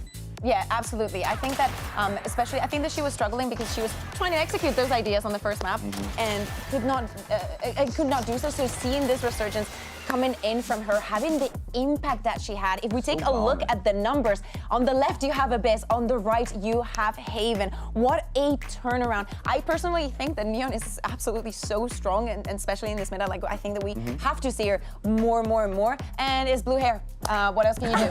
She is blue hair. That's right. It's meant to be. Yeah. Meant to be. Meant to be. She's connected. Yeah. It's happening. It's there. Blue wall, blue, everything. You have to keep it going, right? Anything that you need to get that win. I mean, like, hey, if it works for you, then why not, right? And it certainly works for Alkia. This was the Alkia that we were frightened of, you know, as Pacific fans, for example, against Sipto. This is what we wanted to see. And we look at the performance of SRG, and it was really strange to see them kind of second guessing where they were going. And it was because of all of this aggression that Casey was showing. We see a thrifty one by SRG. We also see a clutch. And if you take a look at the bottom, we see a Casey that won the first bonus, won the second one. There's a lot of momentum there. SRG was able to get back into it and got like 5 rounds in a row. And we're like, okay, is this going to happen again? So I love to see the resilience from a team like Casey. Yeah, it's just so hard when you lose both pistol rounds and both bonuses. You don't really have much to play with. Your economy is never really there. You couldn't really get an op up much on defense either. And then you're just getting smothered at every area of the map. And it just feels like you have no space to work with, and you're just getting ran down. It's really hard to play against when a team is firing at all cylinders like that. Yeah, absolutely. They were feeling so confident. We talked a lot about Alkia, but another player that we have to talk about is GX. She's got some moves. Yeah, I think that this round number 10 is very special because of something that Smart7 was saying in the coach interview. I know it's very plain that we have to play our game, but this is exactly what KC does a lot and where GX just excels. In this kind of, I have my ultimate, I'm just going to TP it into their spawn. If you add on to the composition that they're playing, how they're running the condition, and being able to shut down Dodonut and that operator, that is when the ball starts rolling. That is like this is the idea that we had, we executed, it worked, we can win this map. Yeah, the composition was a big thing. There are a lot of question marks. I was like, okay, Sky and Sova, this is gonna be interesting, but hey, I still don't know if I'm sold on the Sky, but I mean, a win is a win. You can't take that away from them whatsoever. I do think now going into like this next map of Sunset, which is also a heavy neon favored map for many teams, I think this could be kind of worrisome for Shopify because you have a duelist player now who just has the entire momentum behind them. Yeah. And they could really just take over the game just like we saw them take over on Haven. Yeah, absolutely. And we're going into a map number 3 now. We're seeing so many familiar faces in the crowd. Just losing it. Just going off. Meg, I love you. That's just like the perfect reaction. I'm sorry. Okay, I won't point it out. Shh, quiet. Anyway, going into map number 3, we are heading into Sunset. And a big question mark here because like both of these teams run similar compositions. I wonder if anybody's going to change something up. Casey's going to ride this momentum, and SRG, I want to see this comeback from them. Yeah, I wonder if they're going to stay with that composition that we're speaking of. As we said, we're not seeing a lot of breach, but definitely is something that is an agent that can make a comeback. I wonder though, are we going to see some deadlock? Are we going to see something spicy, maybe, you know, that SR has played in the past? And is Casey also going to like match their composition and adapt a little bit to what SR is going to do or what they expect him to do? Yeah, I think bringing out the unexpected could be the key going into Sunset here, Jay. Another Sky? You want another Sky? Sky again? Let's do Sky again? Honestly. No, they got to win you over with this. I mean, listen, maybe they will. Who knows? I mean, we're about to find out right now, but... Oh my. Oh, I'm so down for this. So absolutely down to see the Sage. Give me some HyperX madness. Is it gonna be a Chamber Sage or a Viper Sage comp? That is the question. But I mean, we already see changes, right? Because Safia is going on the Viper. I mean, I kind of like KC's comp here. I mean, it's a good hybrid. Obviously, you're running KO on this map. You can get a lot of early info, and you could really run it down on KO as well. But what is gonna be that last agent that is locked in for Shopify? Is Noya gonna pick the Viper? I mean, they still have to lock it. No way. Oh, really? Hey, I'm a big fan of this comp. I absolutely love love this comp. I love the chamber. We need to see more chamber. I think it's so absolutely strong. And if you have a player like Noya, like, are you insane? Why would you not do this? We already have the 100% on the getting the Sage, getting the Omen that we kind of expected on the side of the Omen. But I love to see that this is something new, something fresh, something that can set them apart from the rest. Yeah, I'm so excited for this. Go ahead, Drake. Yeah, this matchup is just going to be about how the KO can deal with the chamber and vice versa. Can you outplay the KO dagger as chamber? Oh, we're gonna find out as we head into Sunset map number 3. The winner moves on to Friday's upper final, and the loser will have to face Visa Crew Blaze tomorrow one last time. Here's Pansy and Potter with the call. Now, as someone who's had to deal with chambers for a minute, I gotta ask you about this one, right? What do you make of this? Seeing this with Noya here, we were kind of thinking, is it gonna be that Viper coming in? But a little surprised now. It's very surprising. You're absolutely right. I'm not a huge fan of this double Sentinel comp on this map. I'm not gonna lie. I do like KC's comp a little bit better, especially because what we saw on Haven, that double initiator working out so damn well. And to Dre's point, it is all about Onicilia right now. The combination of that flash start with glance to make Noya's life miserable. Look, the chamber is flashy, it's amazing. You're definitely able to have a lot of fun forward. But if you have protocols on the other side of things, it makes your life miserable. You need to have a babysitter, you need to have a teammate there to break all your utilities. So we'll see how Shopify handle things in this round, and it looks like starting on the pistol, they want to go all 5 grouped.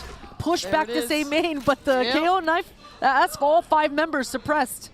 That's 1 for 1. I'll keep count. I probably won't. But it's a good start of things, and I love this from Glance. Set the tone. Send a message. It's a walk middle. It's all 3. They've gone for the brawl. Yeah, Noya's found 1. It's a massacre. Just Alexis alive in a 1v3. And she can't bring these players back from the dead now. What are you meant to do but run? KC coming in hot. Looking like they want to play like the big dogs here. Alexis gonna make something of this. Yeah, she will get into a free site. She still has that Sage wall in her back pocket, picked up a Ghost. So there's definitely a world, but while we're waiting a little bit, I do gotta say it's unacceptable for SRG to get pushed on with a double Sentinel comp. Definitely need to be able to hold their back lines, take advantage of this comp. I do like this re-aggress for Alexis. She was able to get that reload down, and she's able to slice the pie.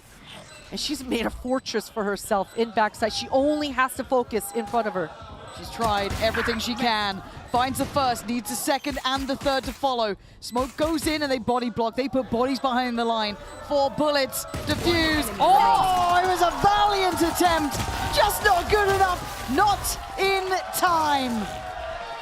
Able to get all 3 kills, but unable to convert and win the round. The power of the Omen smoke coming through for the retake for KC. And I mean, if you're KC, you're 100% satisfied with that one. I mean, it all started with this re-aggress in mid, that KO knife coming out from Oncelia, just completely stopping Shopify's plan. And you saw all of them grouped up towards A main. They wanted to slam. But we were talking about this double initiator comp from KC, able to get all the information. And once again, Shopify, they're so grouped. Great timing, Valkyrie here does eat the stun on the other side though, so won't be able to go for this one. Again, knife should be decent, should have got them a good chunk of info on this one. Certainly not going to be pushing behind at this point, however. In case you want to keep this clean. Still have the frenzies, a couple of ghosts here and there, so it's not without threat, obviously, with that Headhunter as well. But GX taking space. I don't know if I like this. She is on her own here. Luckily, spots it in time, sends a paranoia and backpedals. Doesn't want to get caught out. Cover going out. Trying to get that smoke up on the one-way. Does have help now in the form of Glance. And actually, almost caught there on the reload, but fine. It is a shutdown again. Noya and Sarah. A couple recovered weapons, but not much. Yeah, they shouldn't be able to get to the site because they have no smoke. Oncelia has the line. One enemy remaining. Safe play. That's all you need to do. Flash behind. By time. Don't need to give over kills here. Noya would have to dig really deep to get any, if I'm honest. Alkia. The confidence is starting to brim here.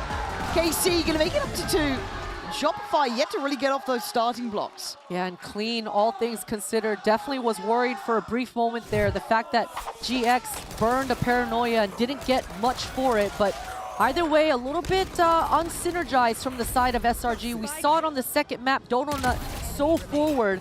And sure, it's a low buy. It's an eco round. It's a throwaway round. But you want to be able to be together and punish off of that sort of aggression. So I love the role playing coming out for Donut. But SRG, they're going to have to clean things up in this first round. Aggro, GX gonna try and get involved. It's perfect. Takes away Alexis and gets to live. No trade, no real damage done either. That is a perfect reset. This is KC out for blood. Just slipping out with that OMEN kid, and look at Oncelia, just completely controlling all of A main. She is not gonna back out until this one-way goes away. Huge pick from Donut. And that's definitely going to help SRG mid-round in this one. Yeah, opens up a lot of options, and I think the Prowler even catching there too. So while this happens though, Shopify exploring the other side, and Alkia slides in, takes away Neuer, and makes this costly down to 3. It's a 3-on-3, and there's still that Bulldog in play, and the Paranoia for GX. Priming this ready. Oh, no utility for SRG. Targets. It's going to be an isolated Donut. Found, put to bed. This could be a disaster. It's a bonus. Keep in mind, GX will not be moved. KC shattering Shopify. And they did so well. I mean, just that fallback coming out from Alkia. She could have had a movie, but she slides with that stinger, falls back into the site, and just opens up for her teammate to be able to flood back in. And this is great macro coming through for the defenses of KC. And for SRG, I thought Mel had done enough, but you saw it, not enough utility there to be able to actually scale and punish into the site. KC doing work to burn out that utility. Yeah, this is huge. Again, showing no respect, no fear. They keep going. GX still wants to absolutely eviscerate this side. Sarah gonna find one back, but you're not gonna get much more done. Yeah, handing out a couple of headshots, sure, but again, player advantage. And they're taking high-risk fights here. Again, willing to fight into Shopify. The aggression, the confidence. It's wild! Most teams would never do this. Right now, it is down to a... Okay, Rez comes in. All right, we're back up to 3 for Shopify. They see real option in this. But I'm also seeing a player on the flank. Alkia slowly closing in.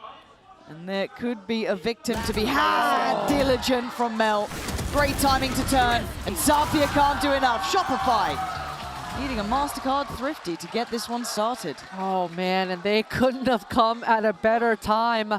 You know, we talked about that confidence building for KC, but in this game, it just can quickly come to bite you there. That's exactly what happens, and it all started with this pick here. GX looked so clean, but that quick trade coming out for Shopify opened up the entire round for them. And finally, the power of Sage coming through. I mean, Alexis was rewarded with this ultimate way early on. I think she almost had it by the second or third round of this half. So coming through in the Thrifty and the Tour de Force. I haven't heard that sound in a few weeks. A huge blind and actually pushing her off that TP. GX is going to feel really comfortable with all this control. Are they going to pop middle? There was a flash for it, yeah. And it looked like they wanted to get some pressure building top mid with this kind of 1-3-1. And a bit of a trade out of damage and a trade out play is Zafia. Great timing on that swing through market. Catching the punish on Sarah, trying to backpedal away. And Shopify getting no access to this map, man. The KC are being so proactive. Just every extremity has some sort of trap play. Neuer gets taken out. Great trade from Alexis, though. But it should be ringing the alarm bells for KC. They know it's probably tailoring towards this A side. But for Shopify, they pause and consider another option. And the right read, too. Alkia just on the corner. Gonna spot out one, but the numbers in their side. This is a dominant start. Carmine Core in full control. The push-pull coming out from KC right now is fantastic. I mean, you just saw the two players from SRG. They were aware. They've been getting pushed and pulled all game long, so they're both looking. But 3 defenders grouped together, just pack mentality, able to come out on top of these trades. And Zafia has just been warming up all series long. I mean, beautifully peeking into that middle. Timing, so nice. That Hunter's Fury, it's great work coming out from the individuals on the KC side. Does it stop? Does it slow down? Doesn't look like it. GX still really shouldering this aggression on the other side. Handled by Neuer. Safia this time going to be checked on towards B main. You're going to see a big pop of the ult as well. Finds nothing towards market. You can see this wrap coming around. GX surrounded, but certainly not surrendering. Still going to find a little bit of space to play from. Put that smoke to work in. The spike is on the site. They don't have B main control. Now they do. Neuer putting in a shift here today. GX though still a nuisance. What a shot from GX. With Shopify playing together. Pulling out all the tricks here. The wall towards that top right side and middle. Wrapping through spawn. And let's see it. This is a 1v3 needed. Very complementary positions for Shopify. Shouldn't lose this one if played correctly. But Shopify shouldn't be making mistakes. They need to really button up here. I think she knows it. Yeah, the fundamentals very strong for Shopify. On Celia sensing that is just going to tuck tail and back out. And what a round coming out for Neuer. I mean, just the way that she got that entry, low HP, playing with her food, keeping that B main player distracted the whole time so that her teammates can wrap around and always create that pinch. But Shopify able to keep it clean, fundamentally strong in this post plant. I gotta say though, I'm still a little bit worried about the timings of their entries. Right now, Dodonut, she's getting a lot of space, a lot of ground, but not able to make these hits as fluidly as possible for themselves. Oof, taking a breather here. I mean, the tempo's been unrelenting, right? Like, Shopify getting 2 rounds back, but finally the money in their hands, a little bit more control of the economy. Carmine Core, it doesn't really seem to slow them down, though. Going to be on a bit of a broken buy, still that remaining rifle with Alicia, but the rest going to be on Sheriffs, a little SMG, and a very direct approach. Simplistic to start with. And I will keep my eye on Dodonut's performance here. The level of impact will need her to start firing up. That's a good start. Alkia going to be sent away on only 13. 4 being collected for Alexis. We already saw that, how much value she got out of that res. Dodonut on her entry. Nice. Nice cleaning up work here. Yeah, this is good. Shopify not really pulling punches, just very clean, simplistic, overpowering towards B. And for Safia and Glance, you'd love to get something on the way out, but unlikely. And obviously you don't want to feed through any of these ults as well. Starting to see them swell on the other side for Shopify. Alexis already back on that res too. Yeah, this is a tough call for KC though. I mean, for them, they don't want to give away the ores, but they do want to punish the money. I mean, Shopify, they barely just collected 1 round in a row. Some stability, right? Yeah, you don't want to let them get that ball rolling. So I definitely expect KC to try to punish, but doesn't seem like they're wanting to. No, for Shopify, a necessary round though. A little bit of a calming of the storm. Mostly given because of the purchase outweigh, but still for Carmine Core, no problems yet. And also no timeouts for Shopify at this point either. They've happily let this go. They seem to still be, you know, willing to kind of let this play out. Whatever the plans are, it seems to be working just fine. On the other side, similar stuff. So we can kind of look back through this round. I mean, you saw the pressure on the backside. Very hard to handle this if they do go back into it, but obviously if you're on a bit of a half buy, you can't really take it as absolute gospel. But I do see Outlaws being toyed with for Neuer, and a couple of regen shields and a light shield in play, so could have some validity here. Has this done enough to deny the aggression that KC has been banking on? And we saw Neuer shifting, leaving this A main area, wasn't able to find much success. She has been finding success towards mid and B. And man, oh my God, wait, does she check again? Does she check again? Oh, this timing! Oh my God, this is unreal between the two. Alkia's diligence to even look up for that as well, like credit to that. We are seeing if maybe Neuer can catch anyone crossing on top mid. I like this look from SRG though. They just simply waited out on Celia's utility and able to walk contact towards this. Safia has that molly in her back pocket. Oh, but the aggression, Dodonut is beautiful. Yeah, this is great. Alicia is getting overwhelmed though. A really hard site to hold on your own here. And oh yeah, there was very little to be done, and an explosive follow-up too. I like the call for kind of almost a contact burst, very deep use of the utility once they're already up towards that A side of things. Almost seemed like Neuer was able to at least have spidey senses about that operator. I mean, somehow Shopify make the beautiful read, beautiful call to just regroup towards that A. And Alkia, I mean, they've got to do so much work to hold on to this operator. Oh no! Dodonut wants this one. Can she take it out of the hands? Yeah, it's going to be done. Okay, so Casey do not get to keep the weaponry. I'm going to look at those finances. They're going to be struggling here. Flawless round for Shopify, and it's timeout time. Casey don't like what we've been seeing in the last couple of rounds, because Shopify have got the answer. And just how quickly the momentum swings in our game. It is unreal. We were just talking about KC potentially just ruining SRG's money, but now just quickly, and with a flip of a coin, it's SRG now just completely controlling the pace and the momentum here. For KC's side, they've got to be talking about Safia and this A main control. These last couple of rounds, SRG have been able to find an answer for Oncelia's info. Right after they get that A main line, they're able to re-aggress. And, you know, before it was KC re-aggressing in mid and pushing down, scrimming and finding those timings that was finding them all that success. But these last couple of rounds, SRG have actually been able to sustain and absorb that early round aggression. Yeah, and this is where you kind of really start to see the value of these teams, the validity, the depth. Once that initial look gets worked out, do they have the ability to evolve? Right now, this round coming in is going to be tough. It's going to be on Sheriffs. It's going to be hard to make it work. But an ethos change potentially, a good mindset refresh here could be just what the doctor ordered. Checking back in as well on the chamber. Again, Noya's starting to really get into her own. It looks like starting to find a little bit more form here. Alexis starting to come online. Donut certainly picking up as well. This is looking much better, right? Starting to find that form here. Find their footing after what was a real shock of a start. I mean, not many of us would have seen it being so clear-cut. But let's see if now Shopify can take this lead, or do they get caught off by this 4-1 stack? Shopify being very thorough about this potential mid-push. They definitely heard that market door being closed. But it looks like they just want to leave Noya all on her lonesome, and that dog will push back on Celia, and she's all alone on this site. Yeah, this is really, really tough. I'm going to at least get a cross-map smoke for her, but even that said, it's still not easy to play into this. But you can see the, I don't say hesitation, but the caution from Shopify. Again, we've seen that there could have been a stack here. We've seen fast flanks. We've seen a lot of different looks from KC. So Shopify just kind of pausing, right?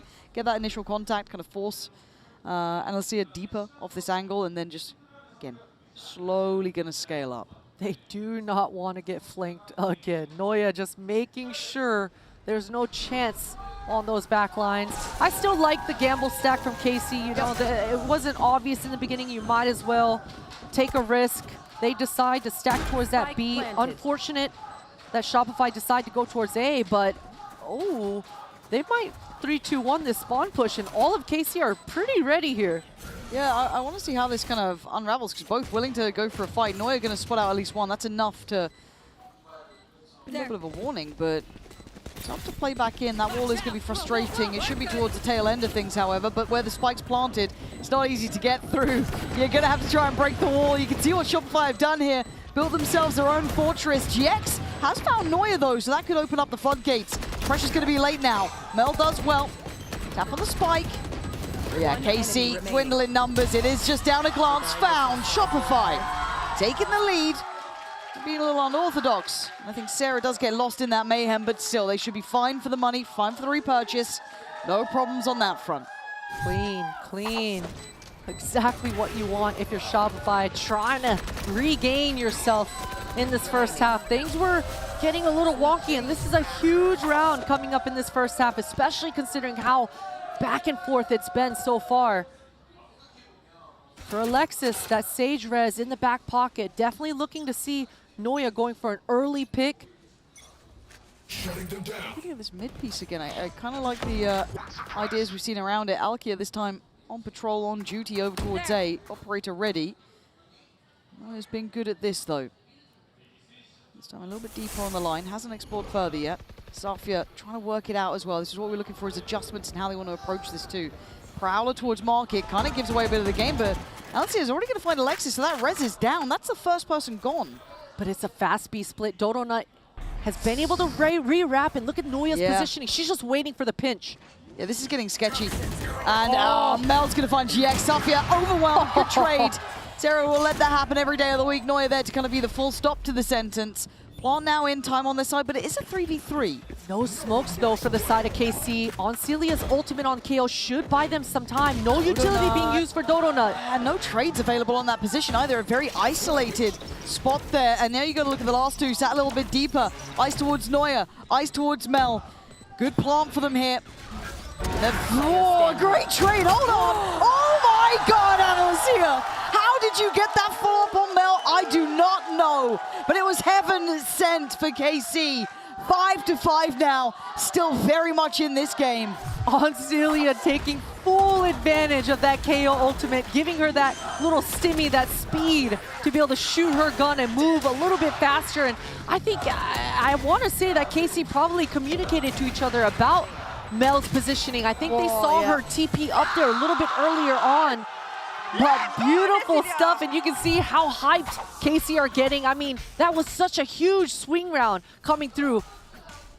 A judge in the back pocket of Noya. She wants to be able to dual wield a close range duel, plus that tour de force as well. Ooh. Aggression. Yeah, I wanted to see if they followed behind that. They've already forced him off the line at least, but still, look at this reaction top middle. And let's see it again, great positioning. Donut's getting nothing up here. Stalls out, ready at market. Glance on the 1-2 punch. Alexis still has this res. Does she invest this? I don't think she's got time for it, really. The double swing, they're getting proactive. Another brawl breaking out, and look what the spike is left. And the pacing from Alkia on this flank. She is here fast. She can tick off. She can tell them, don't worry about market yet. Focus towards that B main. They haven't put together the full picture, but they're going to soon. Sofia just saving her gas right now, trying to cut off Noya's lines. Don't give her any openings back into this round. She's going to have to dig deep if she wants a pick on this, though.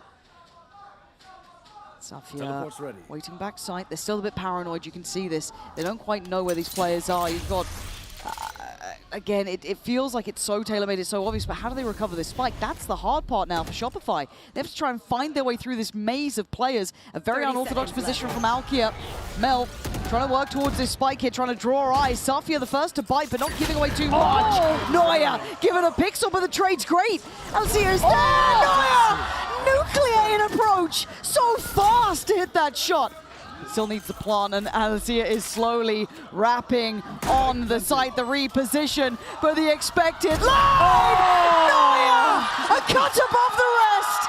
When needed, she shines. The chamber pick coming in clutch. Noya arriving right when SRG need her most, and that was KC in full control of that round. Power positions. I feel for KC there. I mean, they wanted to secure the round. You're stuck between a rock and a hard place, but this is the power of chamber. I mean, the slow coming out off the op shots of that tour de force, just checkmating the space. And Noya, those are some beautiful shots. Man, that just looked like a frag movie from start to end, right? That, you just clip it, put some music to it. It looked damn good. What the? I mean, you're going back for seconds on that jump? I mean... They don't have a heal on their side either. Right? Like, come on now. Let's calm it down a little bit. Simmer this one down. Still a close affair between these two. And Shopify, they should be communicating to one another that Noya did a lot of damage to the A anchor. Looks like there's just posturing. They're just faking this mid-control, and Noya finishes off her work. Noya's starting to kick into gear, man. Alkia here, though. A bit alone. Does Noya go that far on the corner? She does! Another victim to be had, and Noya just farming now. Glance in. Hunter's Fury. And that was burning a hole in Glance's pocket, but it's Donut to go digging deeper. Nice! Couple of confidence boosters here. Oh, yeah. Glance, I mean, try and do what you can, but the final boss has turned up. Noya ain't letting you out from this jail cell you're put in. Bye-bye, Noya, yeah, stunning work from her. Shopify give themselves a buffer, a little bit of distance here at 5-7, a close game. What a start from KC, actually really pushing those numbers at the start, but Shopify under pressure come out swinging. If I'm not mistaken, we even have a little bit of a treat lined up here. I believe Jen Lee standing by with an interview to give us a little bit of a further glance into some of our players.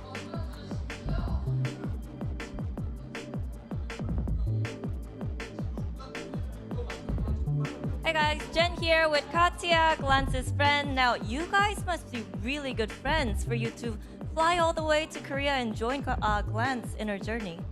Yeah, we met like a lot years ago in Valorant, so I'm really, really grateful to the Riot Games that they created such amazing game, and I met my soulmate.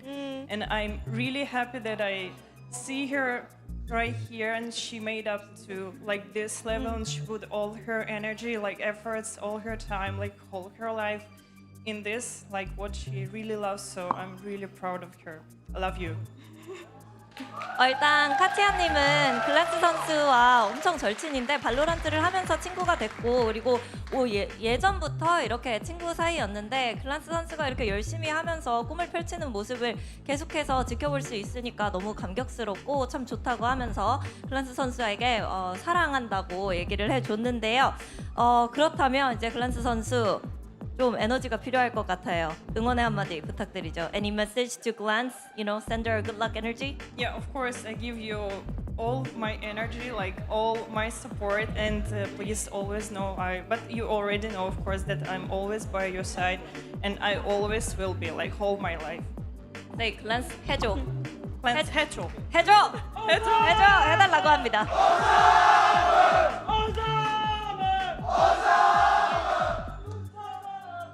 Like that. Seriously. That is so sweet. Like, damn, get you some real friends like that. But still, at 5-7, this is a close game, right? It was a turnaround. It was a turn up from Neuer.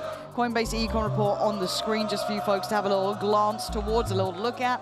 But Christine, that turnaround, that upswing from Neuer was something to look at. It's just absolutely incredible, and it's gonna mean so much for SRG, swapping now over towards the defense side of things. And you know, we talked about this double sentinel on the attack, a lot slower of a start, but with Neuer heating up like the way she's been doing, now on the defense, she really can have a lot of fun. And you know, I talked about who's gonna be that teammate who's gonna be there to hold her hand and break all her utility. She's got a pocket save. She's gonna be able to slice the pie herself, talk to her teammate, drop that sage wall, and she's going to be able to choose her lines in the mid-round. So KC on Celia, I'm looking straight at this KO, and the information that Glance is going to be able to give over towards each other to be the counter to this chamber, because Neuer is just having a lot of fun right now. And you got to stop it, right? Stop it in its tracks and fast. 5-7, KC, got to start this one up well. There's that wall, there's that pressure. And this was very early. That was an insta-paranoia. I mean, but look, okay, so we've got a B main walk, we've got a top mid walk. Whoa! Alkia! Man, I blinked and missed it. I don't know what Neuer was meant to do, but now the map looks weird. Look at these positions. The 3-play walkout from B. We've got top mid controlled by KC.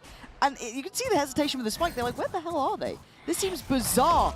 And the knife's going to isolate and identify where Alexis is. Didn't expect the wrap from top mid. Safia with a checkmate on that. They should be able to put together where Shopify are coming from now. Yeah, that process of elimination, the brain ticking away, but the speed from SRG, they're able to find one, but KC, they're all grouped. That smoke is going to buy them time. Yeah, GX can play around this well, and that is perfect. Good trade from Dodo Nut, but they need more. I don't know how much more they're going to get here.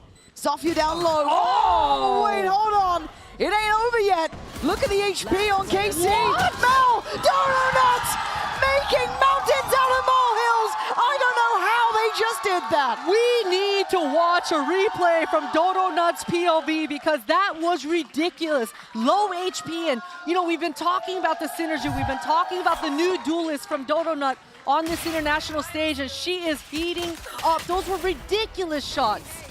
I thought that when Safia killed Alexis and Spawn, it was over. It was wraps.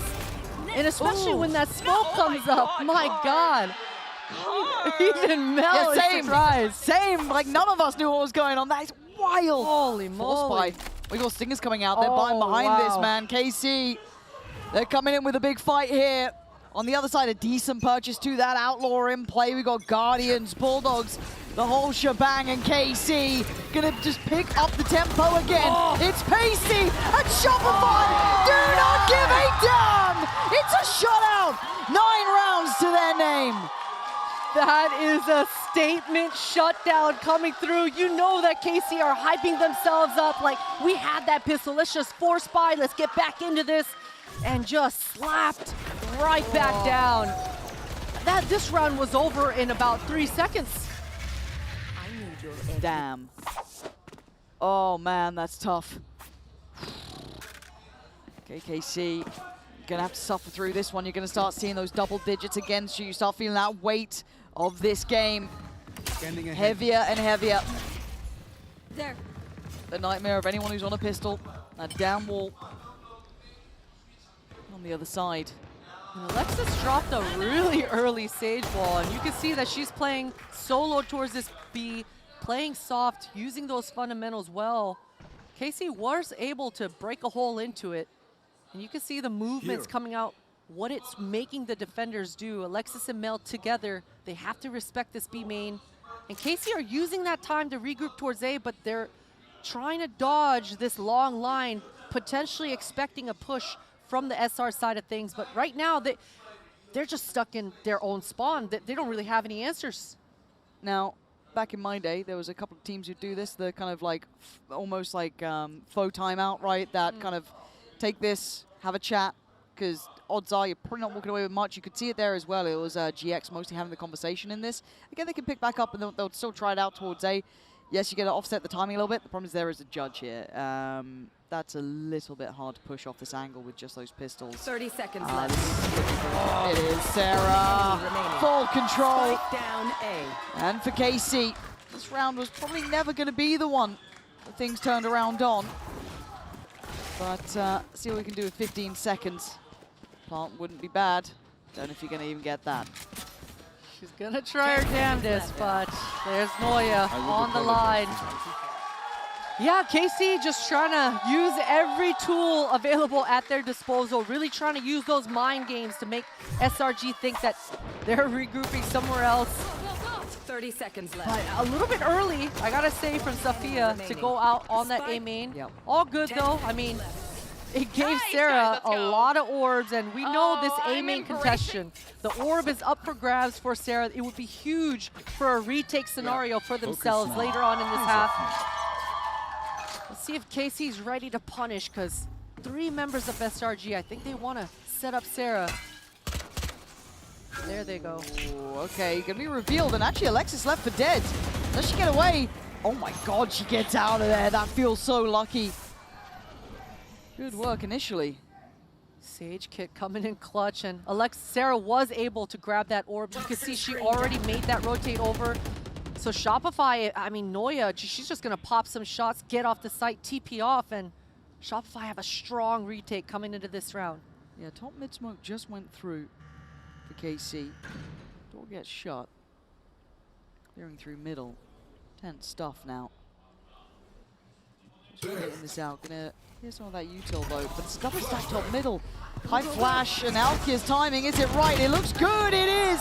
KC explode top middle. Reward found. The issue is still on the site itself. It's still kind of an extended bonus for Shopify Rebellion. So not with the full weaponry, but this Outlaw is dangerous, especially in Noya's hands. Alexis on the corner. Can't quite connect. And Celia clears it well. KC. This is better. Mel in a 1v4. 30 seconds left. Bulldog far from ideal at this point. I think there's a little upgrade there. Spike planted. I think that's about all she's going to get in this one. Glance just jump spotting this. So going to note the position. And kind of somewhat shuts the door on the possibility. Already see Safia sat a little safer. And yeah, she's going the long way back around. I like this re-wrap around though. I think she's going to be able to find some punishes, or at the very least survive. Yeah, Mel should be able to walk away with this one. Oh, good. What a pivot coming out for KC. Yep. I mean, just an immediate response right away as they're losing that B main control, making their way up towards top mid. And the flash coming out from Celia didn't catch anyone, but Dodo not getting caught between a rock and a hard place. I mean, that was an explosive opening coming out here for Alkia. And that ultimate coming out on Sarah's back, it should have come into play, but she just gets exploded on immediately. Glance is able to take her out. Yeah. And that was dry. No utility either coming out for KC. So for Shopify, They got to be better on their defenses there. And for KC, I mean, if they're able to work around the map like that and punish and find those openings, certainly it's going to give them an answer for their comeback in this second half. There we go, early paranoia. Neuer standing guard though, takes Beautiful away shot. Alkia and stands her ground. And why not when you're this damn good, Neuer? How many 3Ks can one person get? There's no escape for GX. And it's instantaneous. Shopify allowing no naughtiness and glance. Last alive, it feels like it was a quick affair this round, very few options. And yeah, with the wall being put up, Spike on the other side. It's an uncomfortable predicament to be in. No real easy way out now. Taking a little gander, and she's got the Hunter's Fury in her back pocket, but she's just looking for kills here at this point, taking her time.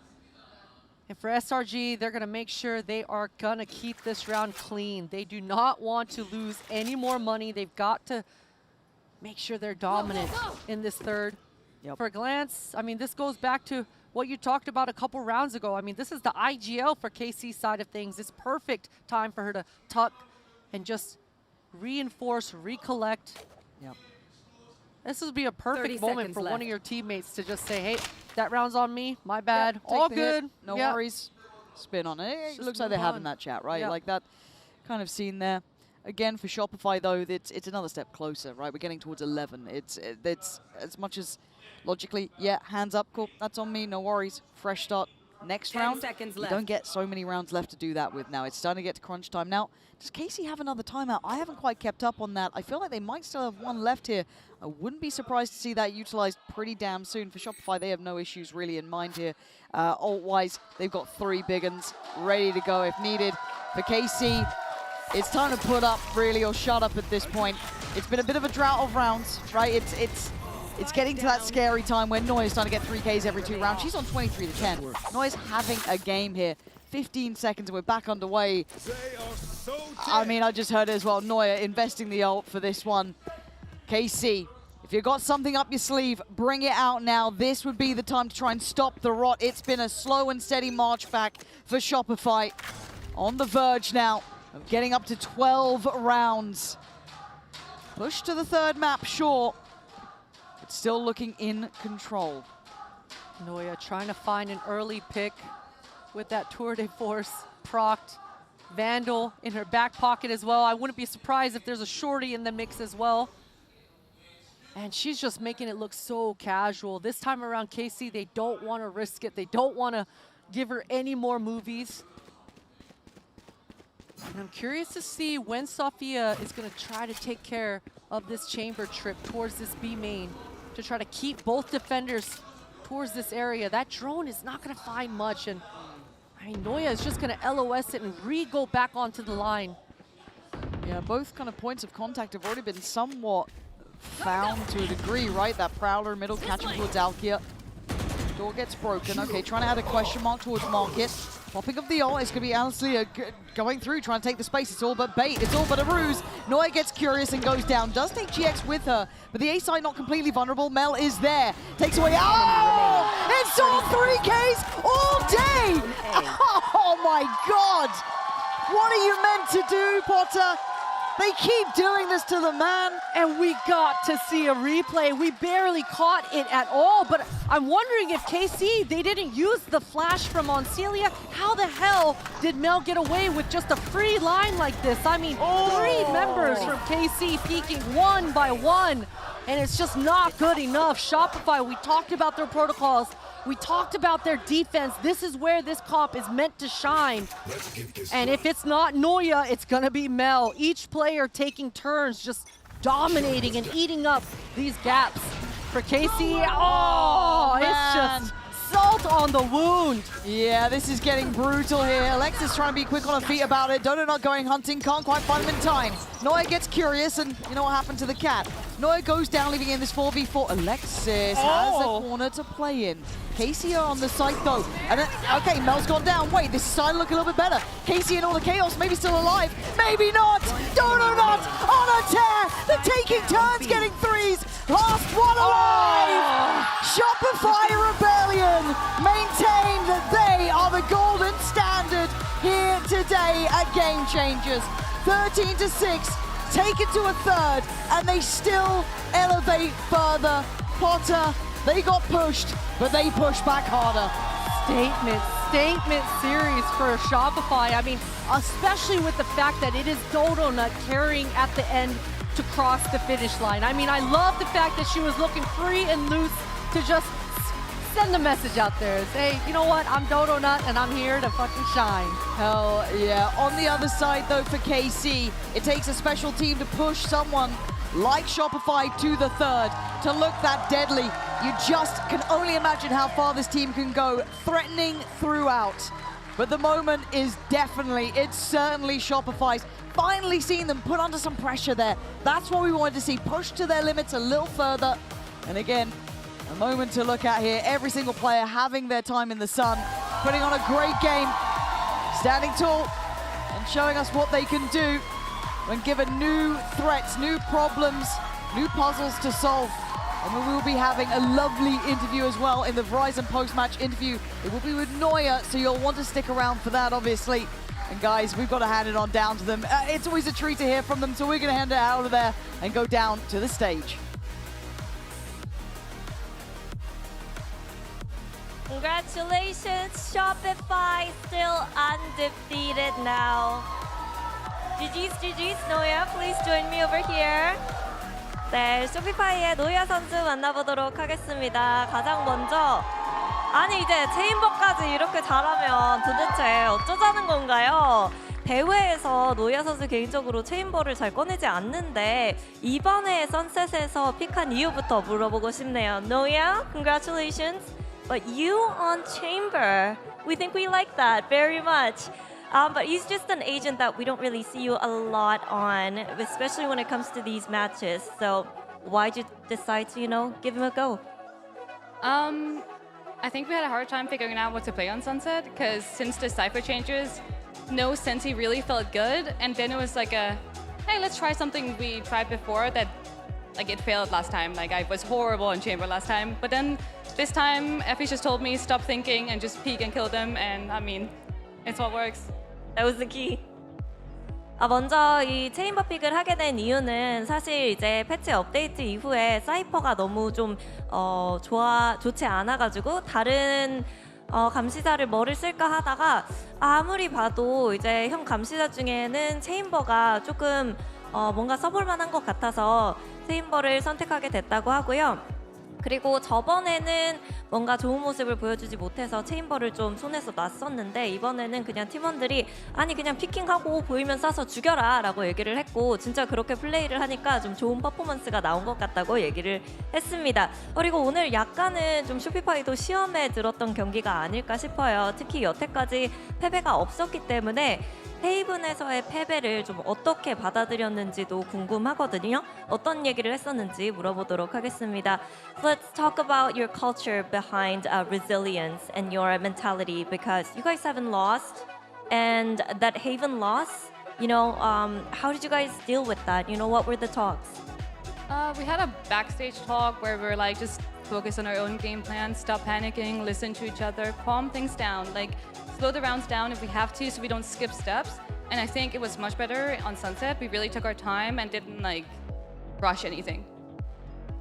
먼저 헤이븐 끝난 뒤에 서로 얘기를 나눴는데 이제 헤이븐에서는 좀 너무 빠르게 급하게 경기를 치른 것 같아서 조금 만약에 우리가 너무 서두르는 것 같으면 정말 스텝 바이 스텝으로 모든 디테일과 모든 전략들을 지켜가면서 천천히 해도 된다. 그러니까 좀 침착하게 그리고 천천히 하자라고 얘기를 했고 선셋에서 정말 그런 부분이 잘 통한 것 같다고 얘기를 했습니다. 이렇게 해서 노야 선수 만나봤습니다. Thank you, Noya, and best of luck in this tournament.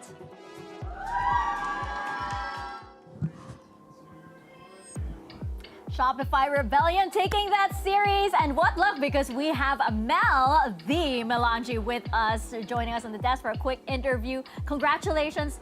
That series, I feel like my brain is now mush after watching that series because it was just so intense. I have to ask you though, first things first, how did it feel like walking out to the KC fan club that was there? They were booing as you came out. It was heard in the broadcast. They did that to Sipto as well. So how did you guys feel walking out to that? Bro, it's so insane. I love seeing when orgs have like such awesome fan bases and teams of just dedicated fans. So I couldn't even hate because I love seeing that. And like for me, just competing, this is kind of what it's all about. Like, you know, fans yelling at other fans. I like getting booed at, or like, you know, people cheering for me, everything. I just love the fan interaction, the crowd interaction, whether they're rooting for me or against me. And for me, it just made the crowd just feel so lively. The game felt so alive today. And so I really appreciated it. You know, Cakewort fans, you guys are great. Along with the SR fans in the audience, y'all were loud too. Y'all my were loud gosh. too. We felt you. Special shout out to Storycon, by the way. He's there. He's always there for you guys. But you are just the biggest cheerleader for Game Changers. I feel like you are not only one of the biggest personalities of the scene, but you're also this community's biggest cheerleader. You're always the one hyping up everybody. You're like, oh, Daiki's my god. Oh, Mimi's insane. Oh, this player. I'm curious if there's any players so far in the tournament that maybe that's new or that you first interacted with that's impressed you a lot so far. I need to think. I mean, for me, someone that's brand new, I can't think of, but I can think of people who have come here before. For some reason, I feel like just crew as a whole, I think their team is severely underrated, and I think they could definitely do some damage. I watched them play, and all the players, like Kunyer's been here for years now. She's been like a staple alongside, you know, like me, Lexi, and Mimi and Petra. But yeah, I'd say Dodds. Dodds is really, really nice. Like they have such a nice vibe being around them. And for me, yeah, some of the KC players as well. I miss seeing Lance, so when I see her, it's always just really friendly vibes between us. I love her, and in terms of gameplay, Alkia today, she really impressed me. Her duelist, like bro, I was getting sat down on Haven. I'll say it, I was getting sat down. I was getting sat down. Yeah. Okay, let's talk about that actually. Let's talk about how different were the team vibes going from Abyss and then into Haven when Alkia came online?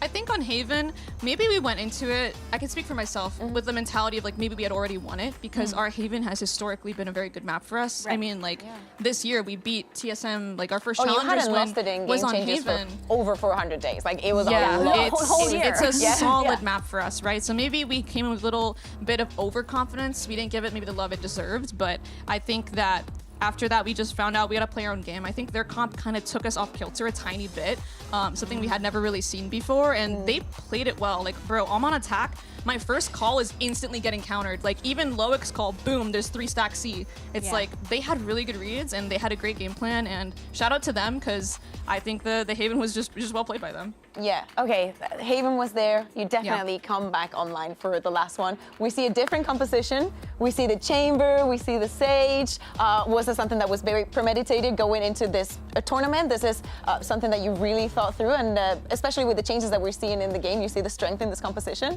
Yeah, we've had a lot of thought going into this new meta with what comps we're gonna play. We put so much thought into it, and listen, they had a surprise for us on Haven. We have a surprise for them on Sunset. As well as them, they also changed a couple agents, if I remember correctly, the KO and the Viper. Like, I see that they're also trying to adapt to the meta, but I think our comp, I don't know if anyone here has been watching the off-season games, but at the Sen Invitational, Sentinels is running this comp, and a bunch of other teams in NA, so it's been really cool. I think it works for us great, so I'm gonna keep using it. Yes. You should have heard us like shouting when we saw the stage and we were already losing it, and then we saw Noya locking Chamber. We were screaming. When I first saw the stage, I was like, I'm listening, I'm listening, okay. And then Noya on the Chamber, I was like, I am listening. We lost it. Okay, since you brought out comps, I think we have to ask about the KJ on Abyss. Yes. We did have a lot of thoughts on it, but I just want to get your thought process into how it works for the team and if you felt that it did work for the team in this match. I'm gonna give full credit of that select, like that comp selection to Effie's, Loic, our coach. That was completely his baby. And at first, even I had my doubts. I remember scrimming, and like those first couple scrims, calling on attack with that comp was very difficult. But you know, I feel like we've got a lot of reps on it. This has been in the works for a while, and you know, we think it works really well in Abyss, and hoping to keep showing that going into the rest of the tournament. I mean, you're speaking about Alexis going on the Killjoy and being difficult to deal with Alkia on that second map. Alexis was doing a lot. She was shutting her down in Abyss, so it definitely worked. Yeah, I want to call back Baby Bay to kind of talk because he had a lot of thoughts on that composition as well. But yeah, I think it was Donut that pointed out in the Arrival interview about how she was so impressed how the team really keeps this underdog mentality. We're seeing the brackets right now, by the way, and we're seeing some interesting matchups coming up in the next few days. But I wonder, even as you go up against the biggest teams here, she said that you always come in as like you're not the champions. You're not the defending champions. No, we've never won trophies before. Why do you think this is a good thing? I mean, obviously it's a good thing for the team, but why do you think it's important for you to keep this up in every single match versus being overconfident? I think it keeps that hunger for us and that passion to kind of keep wanting more trophies. And I mean, for us, it just feels like, every tournament's a new thing, right? Like if we want something, we need to work for it. Nothing is given to you. As you can see, even in this series, right? Haven, we haven't lost in was it over 400 days? Yes. Nothing is given to you, right? You got to work for it. We lost Haven. So we just like having that mentality because it keeps us on our toes and it makes sure that we have our head on the right place and we're practicing with intention because we do love a lot of practice. So yeah, it just makes sure that we have that hunger for the game and that we still want to win. So Team Liquid is next. They look You good. made it to the top 3. I think that is kind of a given. That is a given for you guys. Thoughts on the team? Thoughts on that match? What do you think the keys are going to be for you to get that victory and again getting that advantage going into the final with that potential double map ban?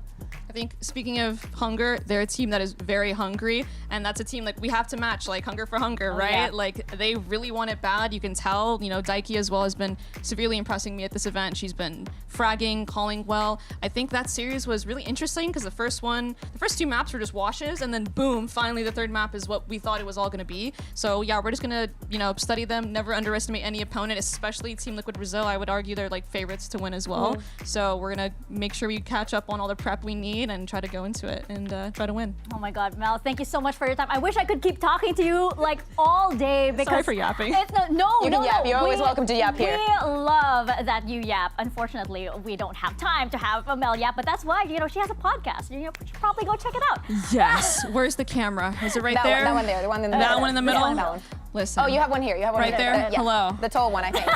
I'm back. Hey, get over here. Get over here. Yeah. All right. I have a podcast. I'm the host of a podcast along with my teammate Alexis Grassi. It is called the Duo Q Podcast. You can find it on YouTube. I think that's it, actually. You can find it on YouTube. And if you Google it, it'll come up. We talk about Valorant, things kind of unrelated to Valorant. And the next episode is going to be how we managed to do 3 for 3 in Game Changer Okay, I'm not Championship. going to claim that yet. Hopefully. Claiming it. Thank you. Claiming it, but yes, do go check that out. Of course, that is it for us. This is the end of the show. Thank you so much to Mel for joining us, and to Kakuka and Baby Bay, who's off somewhere, probably eating or something. Thank you guys so much for tuning in. We will see you tomorrow with more here from Game Changers Champions in Seoul. Bye. We can't wait to get started with today's matches. We have G2 and Team Liquid Visa ready to take the stage. Top 3 is on the line. Daiki is on C site right now. This is a mental round. It is perfect again from Daiki. 3 onto the round. Jelly moving back onto the spike. Looking to take it into half. Vanya's just sprinting into this one. No!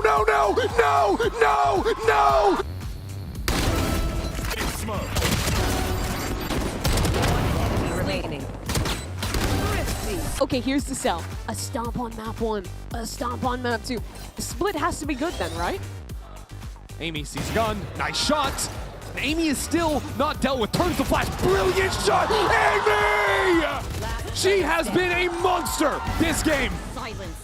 And Daiki needs to deal with her and the young superstar. And Akita! Daiki does it! She will find it herself. It is time to send it down to the stage and bring out Shopify Rebellion Gold and Carmine 4 for our second match of the day. Goes down swinging to take one. Neuer! Oh, yeah, line him up, knock him down. Go on, Glance. Ain't gonna be. All right, Shopify, 3 left alive. Man, they look scary like this.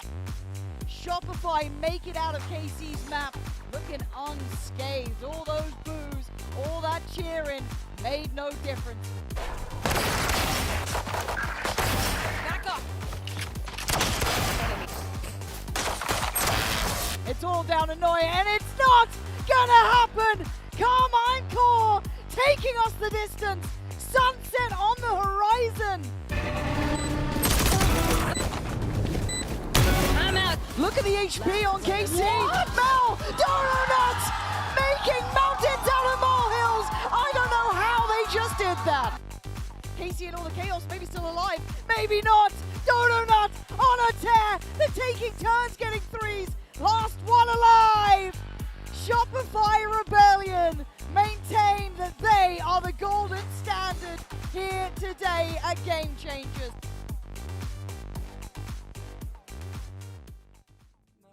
Every time your voice had left your scar, you said you're crazy, but baby I'm crazy, yeah.